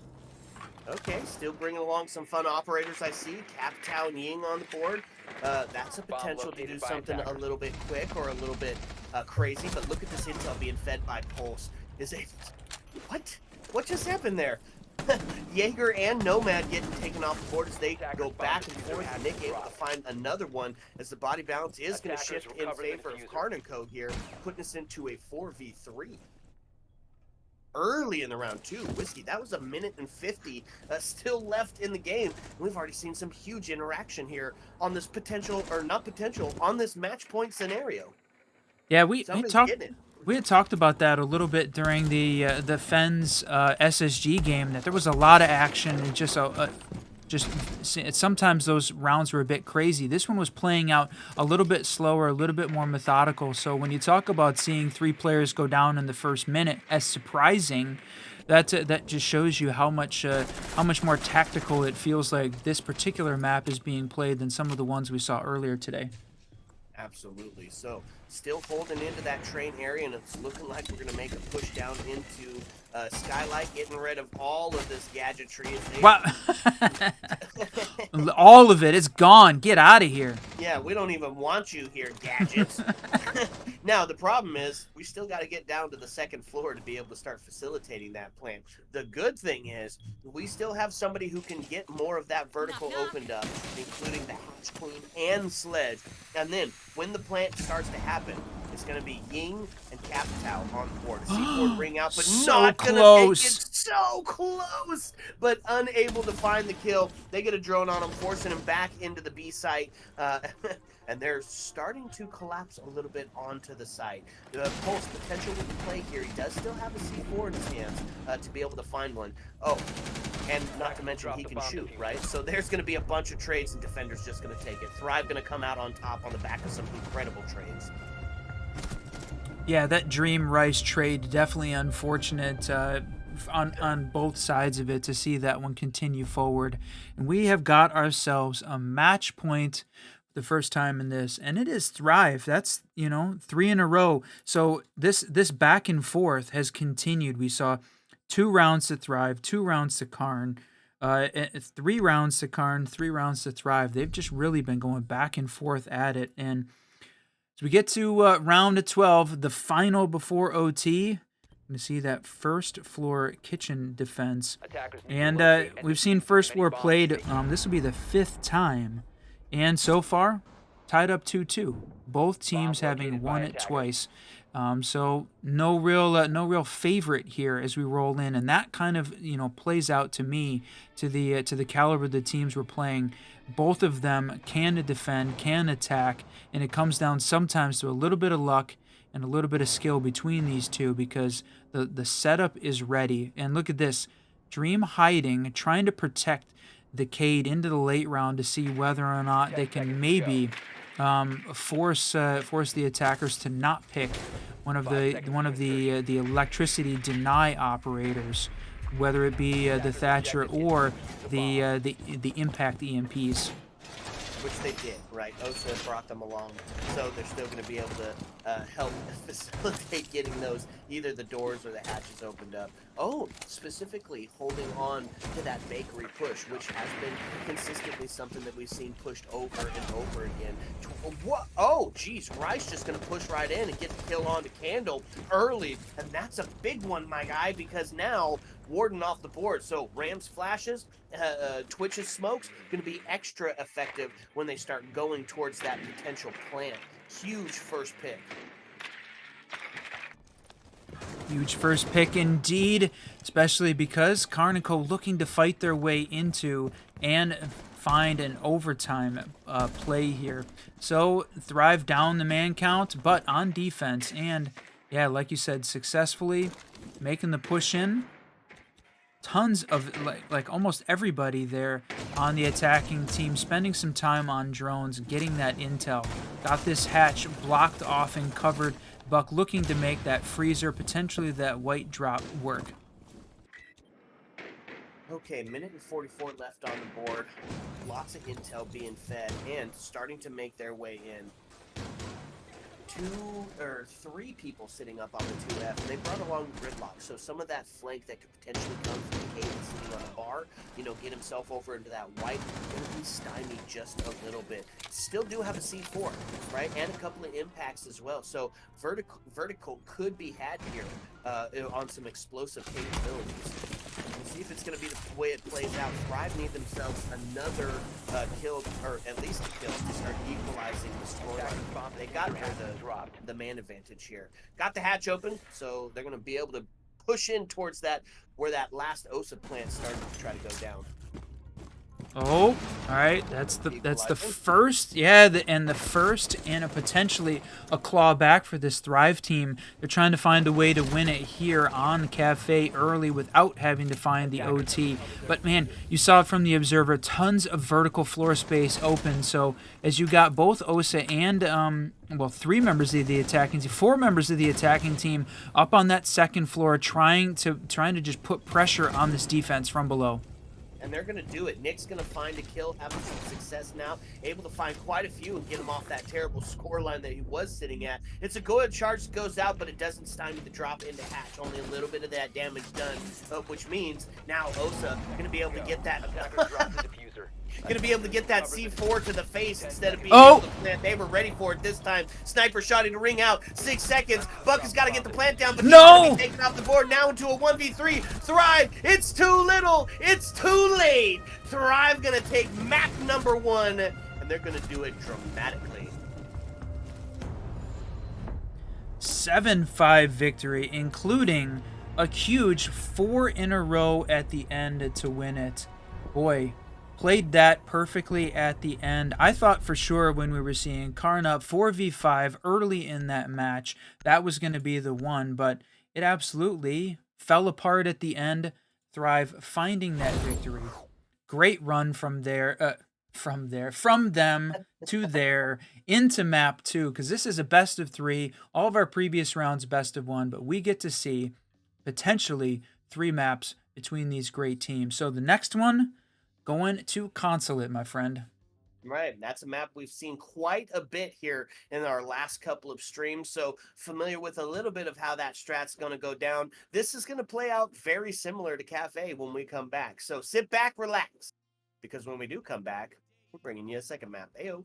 Let's go.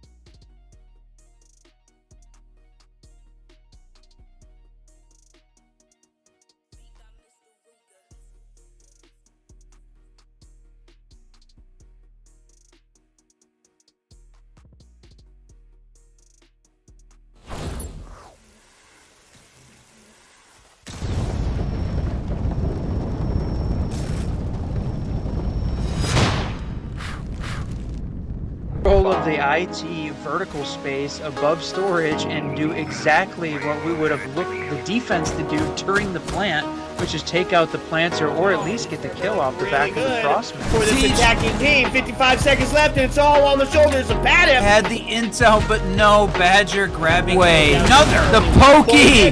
Pokeball Hydra says, I choose you, Joker. Kiss my ash. You got 0 cents. Your IQ is low. Did you make that up right now? Yeah, right now on the spot. I just want to touch on mental health. If you're feeling out of it, They put together a hell of a club sandwich. Sledge must have been the bacon because he got fried. A whiskey! What's up, and welcome back, fellow Siege spectators and players. If you're just joining us over from the Just J Raid, well, welcome in. We are here in a best of 3, taking on map number 2 between Karn & Co. and Thrive. Thrive taking the first one on Cafe, and now we head to Consulate. So we're going to be getting into it real soon. I am the Reverend Whiskey Glitter, and with me, as always, my partner and co-host, Mr. Whiskey Road. That's right. Welcome, everybody, to the Blast Open qualifiers.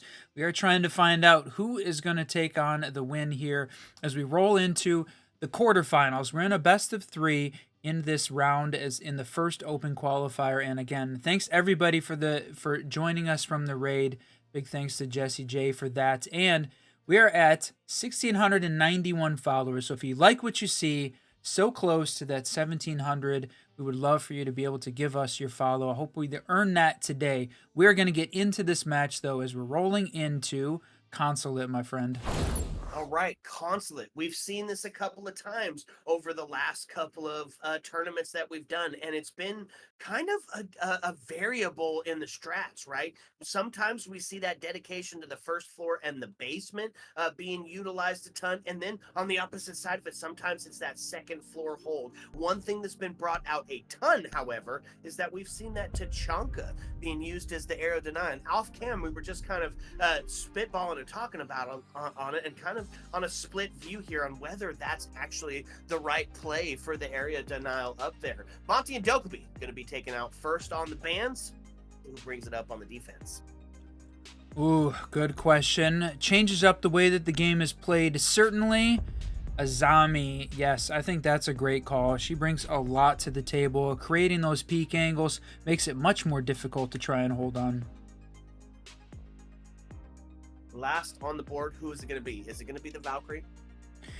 She's just bringing a ton of intel. This is an intel-focused game, certainly between these two T2, T1 teams, and you called it out, Valkyrie. She just brings so much intel to the game, makes it much more difficult for the attackers to try and make the push in. So here it is, Valkyrie gone. Going to give them just a little bit of added relief, or force the other team to try and bring in Maestro, which, yes, he's got 3 of the camps and they can shoot back, but they're much easier to see, a little bit easier to identify and work around. That's right. So let's talk about it. They're going to head up to 2F to start us out, which, I mean, okay, I'm unsure on the second floor, right? There seems like there's quite a few areas where you can get yourself in to get kind of a sneaky plant if you're able to take at least a quarter of the map control. So maybe a little bit harder to defend, but they brought some fun operators to try and go against it, right? You talk about the question, do you bring the smoke or do you bring the Tachanka for your anchor inside of your site and your area denial? Smoke, I just think, is the better call. It's got the better guns, even though that Tachanka does a ton of damage. It's so low, right? And this smoke, you can kind of do it without getting yourself into some harm's way. Back that up with the Fenrir and the Clash. They're really going to be trying to dictate the pace here. The Clash play. We did see the Clash banned out in one of the earlier maps. Definitely interesting to see it. And look at that. The spawn peak feeling it. Candle just wanting to try and get one. Nobody on the Karn & Co side going to spawn there and be ready for it. So she's got the peak down at the bottom of white, taking a look. And interesting, I know you talk about it, that second floor site may be the more difficult one to try and hold on to.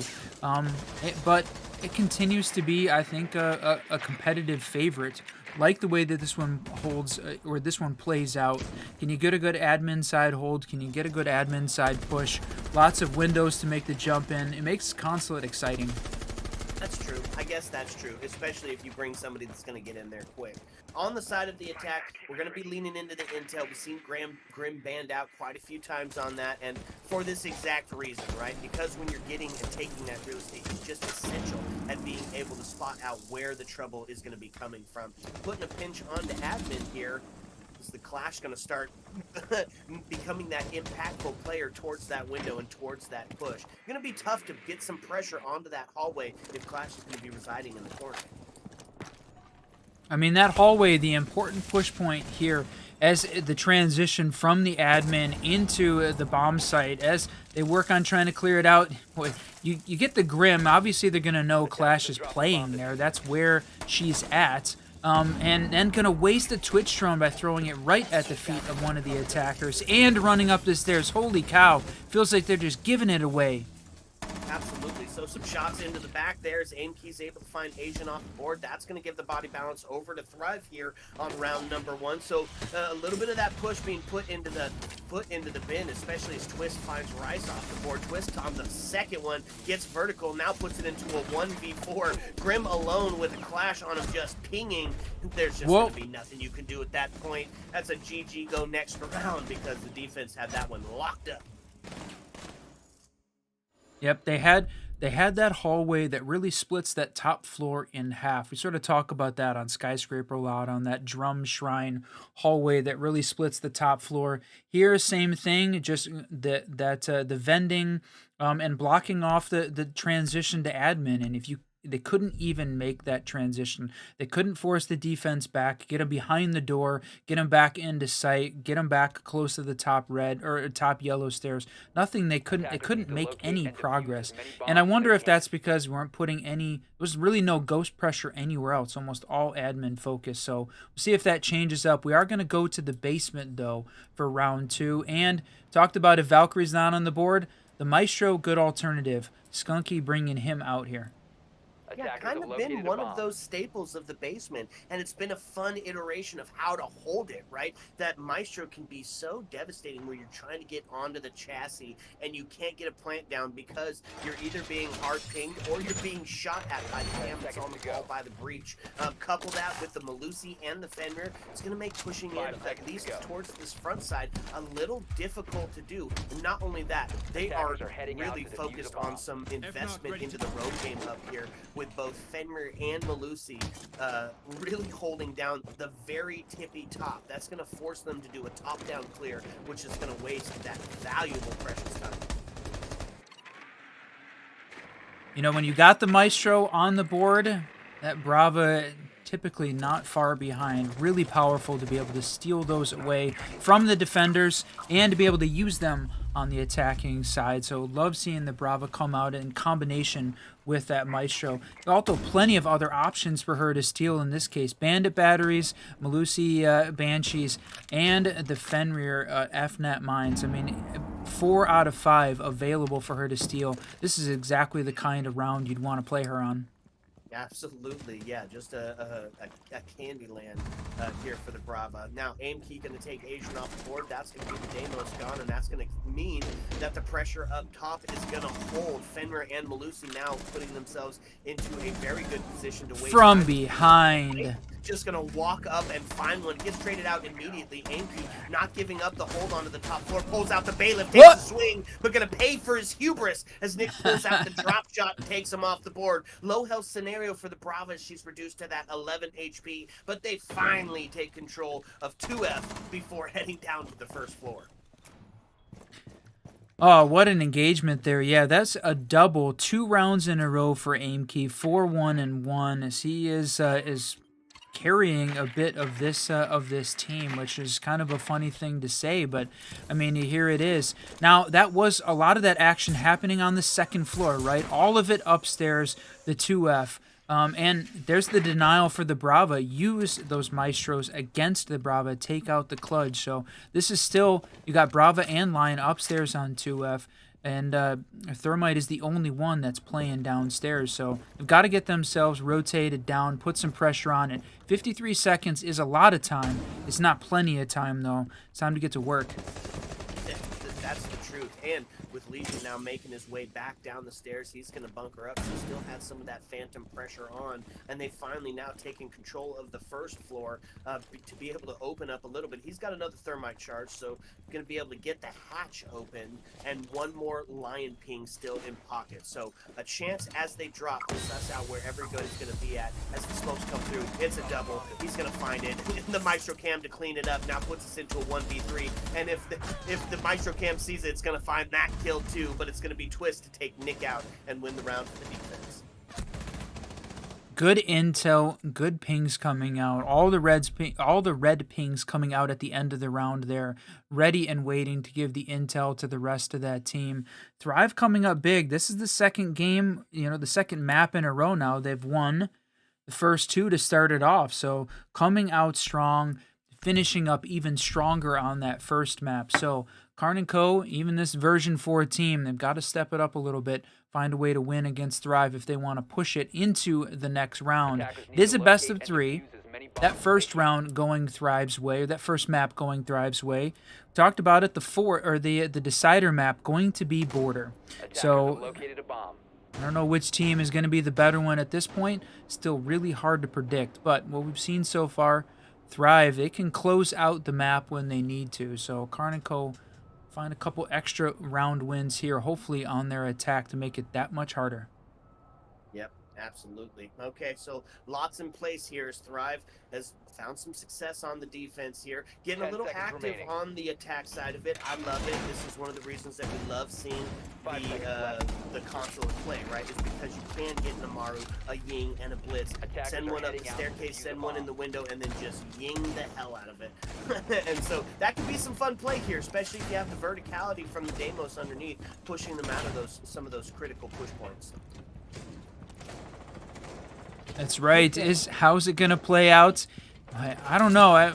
We'll see if Karn is gonna change my mind. Karn is gonna change my mind on the Blitz, bringing him out. Needs to find his first kill of the round. Is it gonna be on the Blitz? Now Whiskey Glitter thinks that's the one. It's gonna be the op to change it. What do you think, my friend?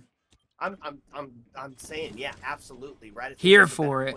Than the Monty, absolutely, because it can get quick pressure on, and in this close quarter, Blitz is absolutely king, being able to force and isolate some of those players. Let the crossfire be set up. I think it's the right play. Here we go. Yin Candelas are primed, prepped, and ready. Starting to send him in, but the Warden is ready. He takes a shot. Skunky able to find Rise way. Or takes another shot towards the window as the Blitz comes up onto the shield, but they're going to be able to take his shoulder down. Not going to happen. It's a C4. Oh! Out. Now the trade's now into a 1v3. Ying, the last alive, 2 Candelas in hand to try to put some pressure on, but shots from the bathroom area going to make it even more difficult. Now reduced to less than half of that HP. Sends one down below, takes a couple of shots towards the piano, is going to find that kill onto HP. Now puts us into a 1-2, but he's still got this vertical pressure to be able to deal with. Now he does have the diffuser in hand, but if he can't get at this vertical pressure gone, then he's not going to be able to plant because it's going to be seen from the hatch as soon as he drops. So one down now onto the yellow. It's still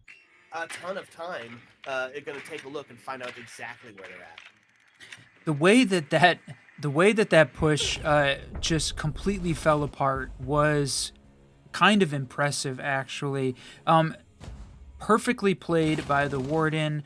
I like the setup that they had, right? Throw the Ying, blind the player that was upstairs holding the 2F sight close to the window, go for the Ram, go for the Amaru, all kind of just jump in together. And fantastic the way that Warden threw the smart glasses up, able to get 1, get 2, and then to be able to rotate out before finally falling. Thrive played that one really well, and they hold on. They take 3 in a row, 3-0. So we roll into this round 4, and Karn & Co.'s got to find an answer to this Thrive defense.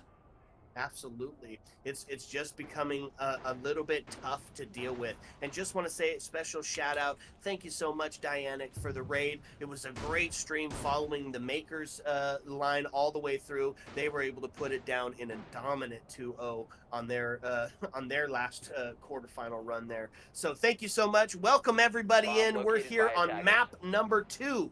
As Thrive has taken the first one on Cafe and looking to do some similar damage here on Consulate. It's been a 3-0, looking for Karn & Co. to start to get active as the first bit of round rotate is done. We'll see if they're going to be proactive or reactive here in this next set. That's right. Makers was the team that made it all the way to the last chance qualifiers. They were the ones that made it as far. One of the next up in the T1 teams, including Kobe, earning a spot on DZ, so that off that Makers team. So they are definitely the team to beat. Karn & Co., Thrive, Fluffy, SSG, ACAD. Those powerhouse T2 teams trying to challenge the Makers' dominance. We get to see 2 of them playing it out right now. Like you said, best of 3 map happening right now. Thrive came up with a 7-5 victory on Cafe. So they have got the advantage and started off with 3 rounds here in the first. So close to that 1,700 subscriber mark or follower mark. If you love us, if you hate us, appreciate us earning that follow and being a part of the Siege Double Shot community. Thanks everybody for joining us, part of those raids. Yeah, absolutely. Okay, adaptation needs to be the name of the game here, Whiskey, for Karn & Co. And kind of sticking to some of the same operator lineups because it's the stuff that's needed. You have to have a dedication to the flank, right? It's been so prevalent. So they're going to double up on it this time. You're going to bring both Gridlock and Nomad out. Still going to stick the Ying because of the chaos that can bring about. I love that call. All of these operators kind of need it, right? Vertical play with the Buck and the intel from the Grim. The problem is, I mean, they're bringing the right stuff. They're just not either winning their ones or the buddy system is in place, but it's not been working out as well. And look at that right off the bat, a huge pick. It got the Ying. That's the chaos of the round gonna be gone for that execute. Absolutely huge play. Body balance tipped in favor of Thrive now. They are playing aggressively and confidently in that, and that combination is super dangerous. Asian has got something to say about it, though, grabbing a double, but I was going to say on that aim key run out, he gets one, and he's outside for several seconds before making his path back into the building. Asian, though, wow, having a great round, 6-3, trying to carry his team, a 4v1, 42 seconds left, the best opportunity they've had so far here on Consulate. Yep, that's right. Now, Dream does find a kill onto Nick and start that potential for the quad piece back, but that is going to be the plan starting to go down. The rotate is there. He brings the shotgun out, looking to get active, but the window play from Vertical going to take him off, and it just proved to be a little bit too tough there, and they are going to find the round. Man, I hate, I was a lifelong Oxygen fan, and both of these guys playing on that team when I really got into Siege, and seeing and getting a chance to watch them play here and playing against each other. It's a little bittersweet, but also just very exciting to be able to watch that happen. Karn & Co., though, finding their first. They have stopped the Thrive. That was... let's see, 7 rounds in a row between last game and this game that Thrive had won in a row. That was a huge round for Karn & Co. It was very convincing, that 4v1 scenario, to finally get to that point to stop this momentum that they had. So very huge round there for Karn & Co. And now looking to continue it here as we roll into the basement.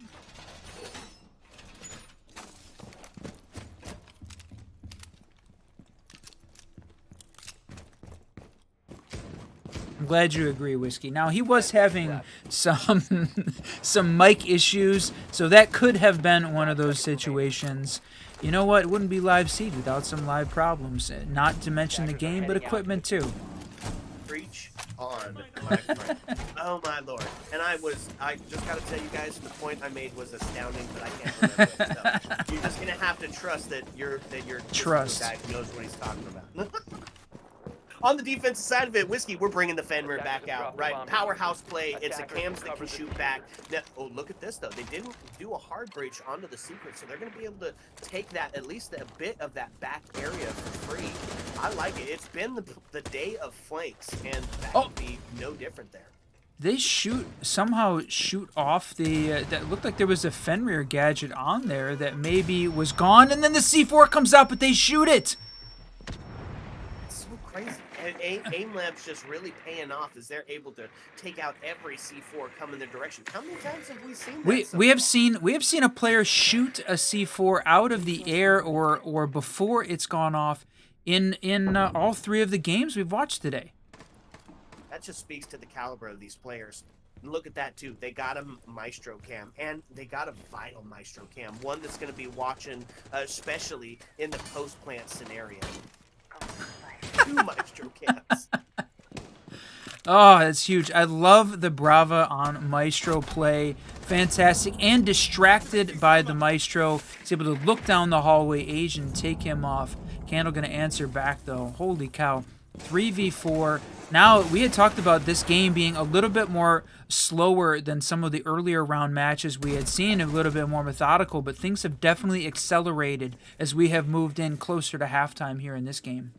That's right. A little bit more of that action and a little bit earlier on. Maestro is able to find a kill, but he pays the price heavily for it, putting him into that 8 HP round. Almost all of the defenders having some of their health taken off, but they've got the body balance secured up here. So a bunch of pressure being put onto the Thermite as he starts pushing in towards that back area, and he's doing it alone. Now he's going to find a kill onto Candle, but that's going to give away his location. So the Fenrir that's sitting at the base of the spiral stairs, ready to take that engagement on and help with Skunky, who's sitting looking towards that backside as well. Couple of flashes. They're going to find the Brava off the board. Now into a 1v3. It's the shots as he pushes his way into the back. Takes another shot towards the crouch level. Not going to find it. A flash to go out. Looking towards the backside. Because, you know, you got to shoot 180, but not going to make it. He's going to get taken off the board. Oh, another Thrive win. 1 round away from the side swap, 4v1. They're coming up strong. Of course, it is defensive-sided map. Consulate definitely. Question is, can Carnico find their second attacking win? They've got to here. Thrive is already up by 1 map in the best of 3. Need to hold on. Hold on to this to be able to keep their chances alive. This is a great team. I want to see more siege between these 2 teams. I want to be able to see it on border on that map 3. Carnico, this is the time, my friends, to find and push forward a little bit more. Got to play on this second floor again. This will be the 3rd time that we have seen it. 3rd time we've seen it? I think between these 2 teams, and it's gone back and forth, 1-1. Okay. And this is an important round, right? We're looking at a standard split currently. Carnico wins one. They can feel good about going on to their defense, even though you know that Thrive is going to be a very methodical attack team. They'll get aggression. They'll spot the gaps. They'll look for the mistakes, but they're very methodical in the way that they're pushing through. So if Thrive takes this one, then they're going to feel especially comfortable going and being able to bring about a little bit of a slower attack and really making sure that they get rid of the gadgets, get in for that plan, which is what we've watched them do. But if Carnico could come up here, put us on that standard split, they're going to feel good about going into the back end. Or they could take a ton of crazy chances on attack. Just go nuts, bring out some crazy lineup, maybe go for a quick plant. And even if they don't win it, you got plenty of rounds to play with. If you get to that 5-1 scenario, that's the kind of attack that I'm expecting from this Thrive team here that I think is feeling a little bit more confident. Need to see that. We saw just a glimpse of it from the Carnico team for a little while where they seemed like they had picked up that confidence after that round win on 4. We haven't been able to see it carry forward yet, so I want to see them get that confidence back because they seemed like they were playing better when they were sort of carrying that forward. Yeah, absolutely. So it is going to be Capitao taken off the board first as the first casualty of round number 6. They've got a good dug-in situation there with the deployable on the vending, specifically. If that is that the warden that was sitting over there? Oh, look at that. Never mind. They're going to push him right back out of there. No mute to stop the Flores drones from coming in. And so they're going to push them back and really make it a little bit easier to get through that halfway mark, that invisible wall that divides admin from the rest of the site. Yeah, we talked about that being such an important point, and now this time this attacking team's got a lot more pressure coming from all over the place, right? It's not just a single place, and there it is, Asian finally shutting Candle down. But Karn & Co, or Carnage B specifically, had a tremendous game, that first one, carrying a ton of kills. This one not finding the same level of success, but they're making a lot more progress here on this second floor attack than they had done previously. So now it's a 3v3, 50 seconds left. You've got pressure coming from multiple places. You've got to get this execute set up. Now they're going to spend that little extra time to make it happen. Yeah, that's right. They're gonna, first step is gonna have to be taking the smoke off the board, and that's gonna be Asian to find the Legion down, but it does get traded out as he pushes through over onto the smoke. What is? 2-2. He's just taking a ton of damage. Went for the kill, but it didn't pay off because he didn't find it. So now he's on a 35 HP with 23 seconds left, and they're gonna start to make this push in, and no smoke canisters on board to stop it. So here we go. It's gonna be the swing in. Sees a bit of the tip of his head, looks towards the back end, but he's not gonna do that. He's going to rotate in towards the breach area, and a Legion Goo to slow down the Nomad as they're still pushing in, and that's going to be the plant starting to go down. Takes a couple of shots. It's going to be smoke that goes down. It's all going to be put onto the shoulders of Warden, and they're going to be bailiffed out of there. Nick going to grab a double to clean it up. That was a great round from Karn. They made significant progress, you know, reading that Thrive defense. Able to shut it down, and yeah, just a little bit of a misread, but also a great play there. Ash had walked right up into the flashes, but I think that decision to run through the smoke, lose a ton of life, that meant just a couple stray shots from that bailiff, that pocket shotty could take him off the board. I think that may have been one of the significant factors, though. I might look back and say, that wasn't the right choice, but still plenty of time left to play in it. Thrive is still up 4-2 in this, and now they get to try their hand at attacking Consulate. KNC, Karn & Co setting up for their defense, and they're going to start upstairs as well. The favorite site here in this game. Yeah, absolutely. And they're going to lean into that area denial. You said it, right? Thrive can have a couple of opportunities before it gets closer to being tied up to take a couple of quick shots. Now, will that be the case? Will they do that? I'm not quite sure. They leaned into the area denial on the defense, bringing out both the Doyle and the Tachanka. And that's been kind of one of the debates, right? Who's the better anchor? Is it the Tachanka or is it the smoke? Two different strats being brought out here. Hey, yeah, you said a little bit of debate about it. There's sometimes definitely, I love the Tachanka, and one of the sites where he seems like he has gotten a lot of play, especially in the LATAM qualifiers that we watched. They played a lot of Consulate, and you know, to the point that you and I were getting a little bit tired of casting this particular map, but the difference in the way that the NA teams play it versus the LATAM teams makes it fun to be able to compare and contrast. But one of the things that was the same between them, at least right now, the Tachanka, they loved playing the Tachanka. This hold on second floor, it was almost every single time that second floor was played on both sides, both teams were playing the Tachanka. He's got a level of mobility to the clear, a lot more ability to deny the area denial, the plant denial, than you do with smoke. He's only got 3 of those canisters, so, but what a great shot there, and again, great use of the Warden. Yeah, they take the ace off the board. That's going to stop some of that opening up, and that's going to get aim key off the board as well. Close to being the top frag. He sits right behind Twist at his 7 and 5. So we sit 4-4. Here's the last minute and 40. They still got that established hold on the vending machine area, but the Flores is there, right? They can still, except for, I didn't even realize there's a mute on the board. That's a great adaptation. That's really going to stymie being able to get him out of that critical push point. You're going to have to pinch him. Oh, that Flores drone coming out. exploding some. He's still got 2 of those left as well, plus the Grim Beast, plus you've got all of these, you've got 3 Deimos charges, so there's a ton of ability here for this attacking team to continue to use utility to try and drive this this Karn & Co defense back, but still got to watch out for Tachanka. He's got 18 of those canisters left to deny and hold off on making this push up from the Thrive team. That's right, and we'll see if it's going to play out here because they need to be able to slow them down. It's 40 seconds left, and we sit 4-all. That means trades are going to start ringing out like crazy. Dream going to take Asian off the board, and that's going to give the body balance over to Thrive as the plant starts going down. Not able to stop it, right? And there's some fires that come out, and that's going to be Grim going down in He got it! Goodness. And now it's all onto the shoulders of Fenrir, who sits the last alive in this 1v3. 19 seconds left. The diffuser just got into the hands of the floor, so that's going to be the plant starting to go back down. The crossfire set up. They're going to be able to stick this thing, and it's going to be a big rotate here to be able to potentially bring this round back into play. Now, he faked it. He faked it. He was rotating there, looked towards the back end, so he's going to find it on the back, but not able to get the second kill. Twist able to take him off the board. That's going to give one over to the attack. Was that the Chunk fire or the Goyo fire that got that kill? Because it looked like a canister to me. It was a Goyo fire. Yep, you got it.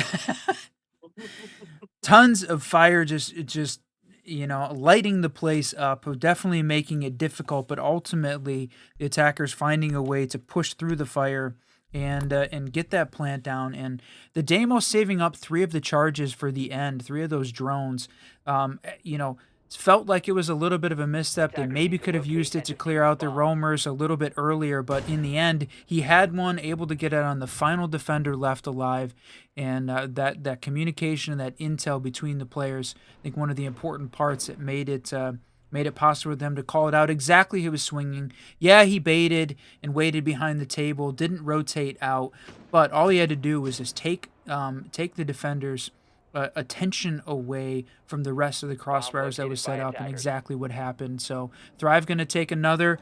They're end up on that 5 versus 2. Very similar setup to where we were at, but the question is, can Karn & Co stop this? They've got to slow it down. We're in a best of 3. Thrive has already won the first map on Cafe. We want to see Border. We know the viewers want to see Border. Unless you're a Thrive fan, then you're saying it's time to put Karn & Co down and continue the Blast Open qualifiers. Well, you talked about Karn & Co needing to slow down this Thrive team, and that's exactly what they're going to do. It's a first floor extension with a castle being utilized. Put the smoke a little bit on that shallow roam onto the spiral stairs, 2 out the cave to really make sure that you're not going to get that main breach open, or at least it's not going to be for a while, right? So, oh, he didn't see! Oh, no! Aim key did not see Asian. He was standing right in the corner. We barely caught a sight of him. He was sort of hidden by the lamp, but oh no, unfortunate. 2 of the Thrive players, Candle and Aim key, walking right in to the waiting arms of Asian. And wow, Twist is going to finish him off, but the damage was done. It sounded like they did get the main breach almost open there. Tuberhouse slowing that down as much as he can. Going to have about half the round when they finally get that open, but it's going to be a 3v4 in order for them to take it. That's right. So, yeah, a little bit on the back foot here for the attack, but they've got a couple of rounds to get it going. And this is defensive sided, right? We expect Karn & Co, especially on the basement area, to be able to put up a bit of a fight here. So they're up in the man count, and it's going to start to play out. They're going to need one more to really feel comfortable about that execute not really getting a chance to go down. So it's the drone onto Pillar as they're able to suss out where the cave is, force him to move back. And look at this, start rotating back up top, going to go for some hatch play.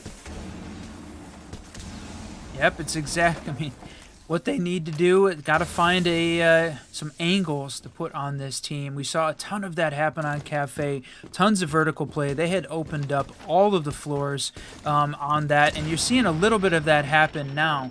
You got a lot more places to hide, though, in the basement of Consulate. It's a little less open than that first floor is on on Cafe, so got a little bit more cover, but they've got to watch out. Gonna be 35 seconds left here. Still sitting at that 4v3 with Thrive trying to make that push down now.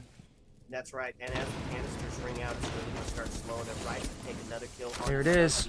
He's going to force it into a 4v1 as Rice finds himself the double, looking towards to get himself Okay. a triple. Dream going to take him off the board and stop the flow here. 1v3, 16 seconds left. Diffuser in hand. Really in a tough spot. Going to have to put the pressure on for the pillar, and that's going to be where the shots come from. Nick going to take his head off, and that's going to give one over to the defense as they inch a little bit closer in tying up the scoreline and staying alive in their hopes for a map number 3.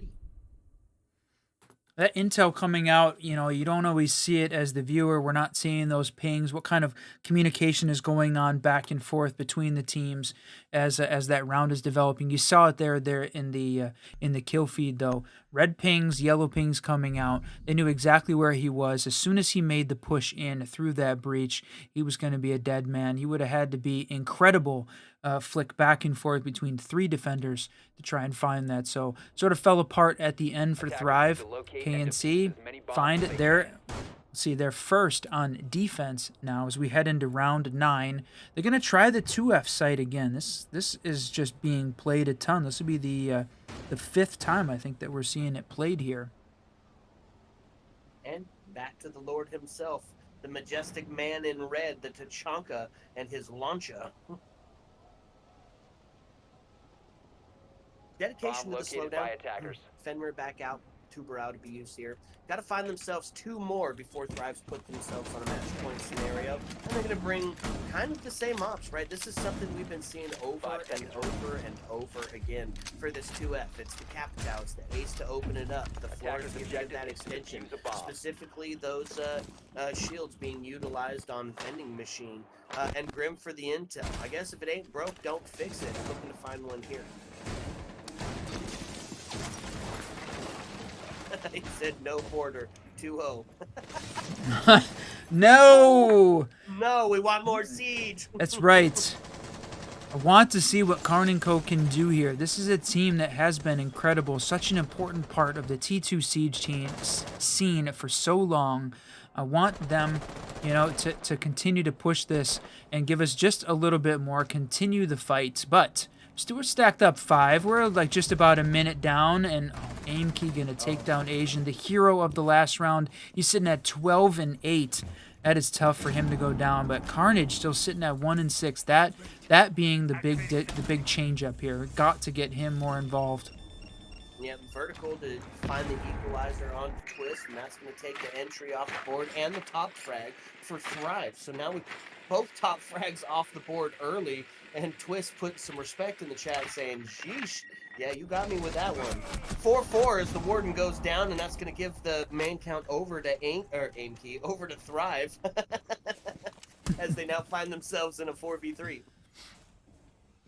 Oh, that is a tough situation here for this defense. And on the other side, I mean, you still have got the Tachanka. You've got a ton of this area denial. He is going to need to use that. And you got to get through a minute 20. That is a lot of time for him to be able to cover. But, oh no, loses the C4 sitting on the wall, ready to take down the attacker. Operator goes down first. A minute 8 left. So watching this execute come together. They're still pushing in on the admin side. Nick and Carnage, there it is. That's what they needed. The double, that's right. Brings it a little bit closer now to a 1v2. Back into a 1v1. It's the potential for a match point scenario as Capitao and the Lord himself try to face off here in this last 45 seconds. Capitao rotating all the way around. Gonna get that diffuser. And this could play into Tachanka's favor, right? He can do it from a distance, and they've got the intel that he's gonna be coming in from the potential of the backside. Look at those yellow pings. Ooh, they've got the yellow ping and pings on both sides, so a couple of that are going to ring out. And there it is. Use the Lord himself, the majestic man in red, to win that round and get him a little bit closer in that score line. You know, I know we talk about it as casters all the time. We've got no favorites, no no teams that we want to see. I'm rooting for the game. I want to see that third map. I want to see both of these teams get into that final decider map, a little bit deeper of the map pool. Who's got the setups that are going to make it through 3 hours worth of playing Siege? Who's got the stamina? That's what I want to see. So in order for that to happen, we need to have Karn & Co. come up with another win. And boy, he certainly answered the call when we said it was his time. 4 and 6 absolutely showed up that round with a 3K. Oh, thanks for the water Attackers have hydrates in discovered the chat, location of a bomb. keeping us going for this 4+ hours of streaming. It's Oh been no, a we're on blast having you guys 5:15. here. 5 hours? Jesus. Lots of hydrates in the chat. Well, definitely my water bottle is dipping 10 seconds down left. in its level. We appreciate you guys. 5 seconds remaining. Done. Answered. Yep, we're here for it. You know who else is here for it? Attackers' objective is to Both defuse of the these bomb. teams, boy, neither one of them want to give it up. We know for sure that Thrive trying to find their victory here so they can move on. This, I believe, is going to be the last round played out today. So we know that we've got the rest of the matches starting again tomorrow at 2 p.m. Eastern Daylight Time. 2 p.m. is going to be when we restart this bracket back up. So I believe this is the last game that's going to be happening for today. So their last opportunity, if you can try and hang on and win and move on, again, that's a single elimination bracket. No opportunity to be able to find a double. You're going to have to wait until next week to take the shot again. Oh, first minutes off the board, Whiskey. Really making sure that they're sussing them out, right? And this is important because we've got it kind of spread out a little bit. Well, not really. Most of that hold is going to be up on the second floor. The big one, it's going to be Mute down in Piano, looking to be the only one in sight. So a huge dedication to that vertical game here. Yeah, we saw a little bit of that during Cafe as well, where you'd have the entire team off-site, plenty of time and effort and utility spent upstairs trying to guard, knowing that Thrive is going to make the top down clear. Pretty typical. So there is a little bit of an opportunity for you know, maybe Thrive to exploit or execute against that, but also makes it difficult when you've got so many of the defenders upstairs trying to get a plant down in an area that that doesn't have good coverage from vertical. Going to be really tough. And look at this, the Buck pushing in. Yeah, they made a quick entry here, and maybe that's exactly what we're going to see happen. They looked like they were ready to make a quick entry into site, take advantage of so much of the utility and players being off-site upstairs. That's right. And now they do suss out the mirror that's holding on to it, but he wasn't in a position to do it. That's going to be some of that top floor gone as he's trying to take down to the first floor. A double goes out, and now there it that's is. going to be the head going down. It's Thrive looking to put themselves on a match point scenario as Nick and Carnage got a lot of work to do, and it's going to be Carnage all by himself. He's going to find no kills yet. The C4 is going to ring out to open up. He's got to be on pace for the ace. Instead, it's going to be Twist with the pistol popping, body dropping. We've got ourselves a match point scenario.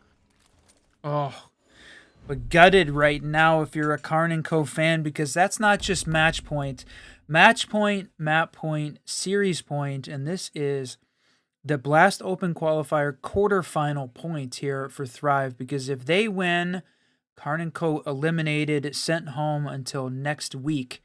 Thrive moving on, and we will not get to see Border. Thrive can come up with it. Karn & Co.'s got to be perfect for 2. We have seen it happen. We saw SSG win 3 in a row to force OT just a little bit earlier today. So looking forward to see if Karn & Co. can pull off that same kind of magic. They've got the team to do it. This is the time. Let's go. Okay, gonna get aggressive. They've got to find 2. They're gonna bring, and then Thrive's gonna bring a blitz on the board. So looking to get some of that real estate taken pretty quickly, I imagine. We'll see if any of those changes come out as they see the operators. I think we're gonna see another investment into the extension up top, potentially with a hatch open to fall back down to sight. I think it's a good 10 play. seconds to go. It could be a really good play. They need some pace dictators. They need to be able to 5 seconds slow to insertion. these guys down. We'll see if they're going to be able to capitalize on that. Attackers are moving to defuse a bomb. Right now, making the quick run up secret, and yeah, they're gonna. There's the hold. Gonna devote some of those resources there to the secret side rather than all on that main side. Reading into how Thrive is potentially gonna play it. We saw the basement last. We did see Carnico win it on their defensive half. Thrive won both times on their defense, so this has been a strong defensive site. This one should be a good one for Karn. They're holding on to basement for this match point rather than play it in either of the any of the previous rounds. So here's the question: combination of the K to Tubarão, is that going to be enough utility here to try and keep that closed? I don't expect so. Right, it will delay it. It will slow it down. But with the K being brought up, I just don't know if it's going to be enough. Asia going to find his Wow. in the first part of that vertical play going to be taken out. So that means the Castle going to be the sole member alive. But look at this Blitz pushing down the stairs. They've got the shots. What on his dome? Just misses, and that's unfortunate. They needed that kill. They needed to take the shield down. Now the body bounce sits and Thrive on this match point scenario, and the clock starts to tick down, Whiskey, as the defense starts to feel the pressure here in this last minute and 35. Last minute 35, boy, the hearts are racing, mine included. Who is it going to be? Look at all that vertical space opened up, but boy, just going back and forth. They were right there. Blitz and Ash pushing down, Aimkey taking down Nick. This is looking very dangerous right now for this Karn & Co team. 2v5 with a minute left. I don't think we're going to need that full minute though, Whiskey. I don't think we are either. The smoke canisters go out. He's still got 2 left on the board, so can still do some of that time waste. But it's going to be all on his shoulders now as the pistol takes Carnage down. Tubarão, the last alive. And not only are they going to win it, not only are they going to move on, Whiskey, but they're going to do it flawlessly. 7-4 victory there for Thrive. They did it just a little bit better. 1 fewer round than was needed on Cafe, taking both of those without even needing to get to overtime, my friend. And just don't need it, don't care. Gonna make it happen anyway. Thrive, what a game. A combination of games for this team to come together, come alive. And we're gonna see how it's gonna go at 2 p.m. Eastern Daylight tomorrow to continue this bracket. But big GGs to Thrive. You guys earned it. Karn & Co. would love to seeing you guys play. We're going to see it hopefully here in the second or the third open qualifier coming up over the next 2 weeks. That's right. Plenty more Siege coming at you. But for this part of it, we finished it up. We got it. It was a fun day of qualifiers, including getting to cast the casters in that first Yap stack, and then a couple of our favorite T2 matchups previous into this incredible best of 3. What a day for Siege Double Shot and the North American qualifiers. Yeah, big shout out to Jesse J for the raid and Dianic as well. Appreciate both of you helping cover the matches alongside us. And then joining us later on, and everybody that stuck with us for those. Appreciate everybody that joined for this and continued watching these two teams, supporting the players. Love everybody getting an opportunity here to try and win a spot in that Montreal Major. This is it, the Major Open Quals. We're going to be trying to bring you all of the 3 open qualifiers and the playoffs as we roll through the month of September. But tomorrow at 2 p.m. Eastern Daylight, we'll be back with the continuation of this bracket.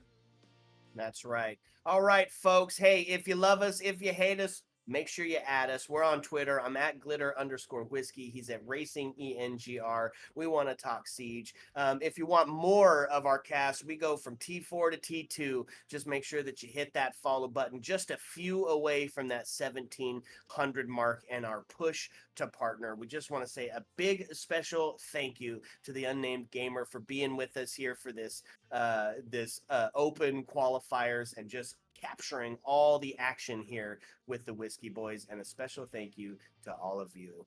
Sit back, relax. We're not coming back with another map. No, as the lights start to dim and the jukebox starts to sing closing time, as always, my friends, you don't have to go home. But you can't stay here. Heyo. Let's go.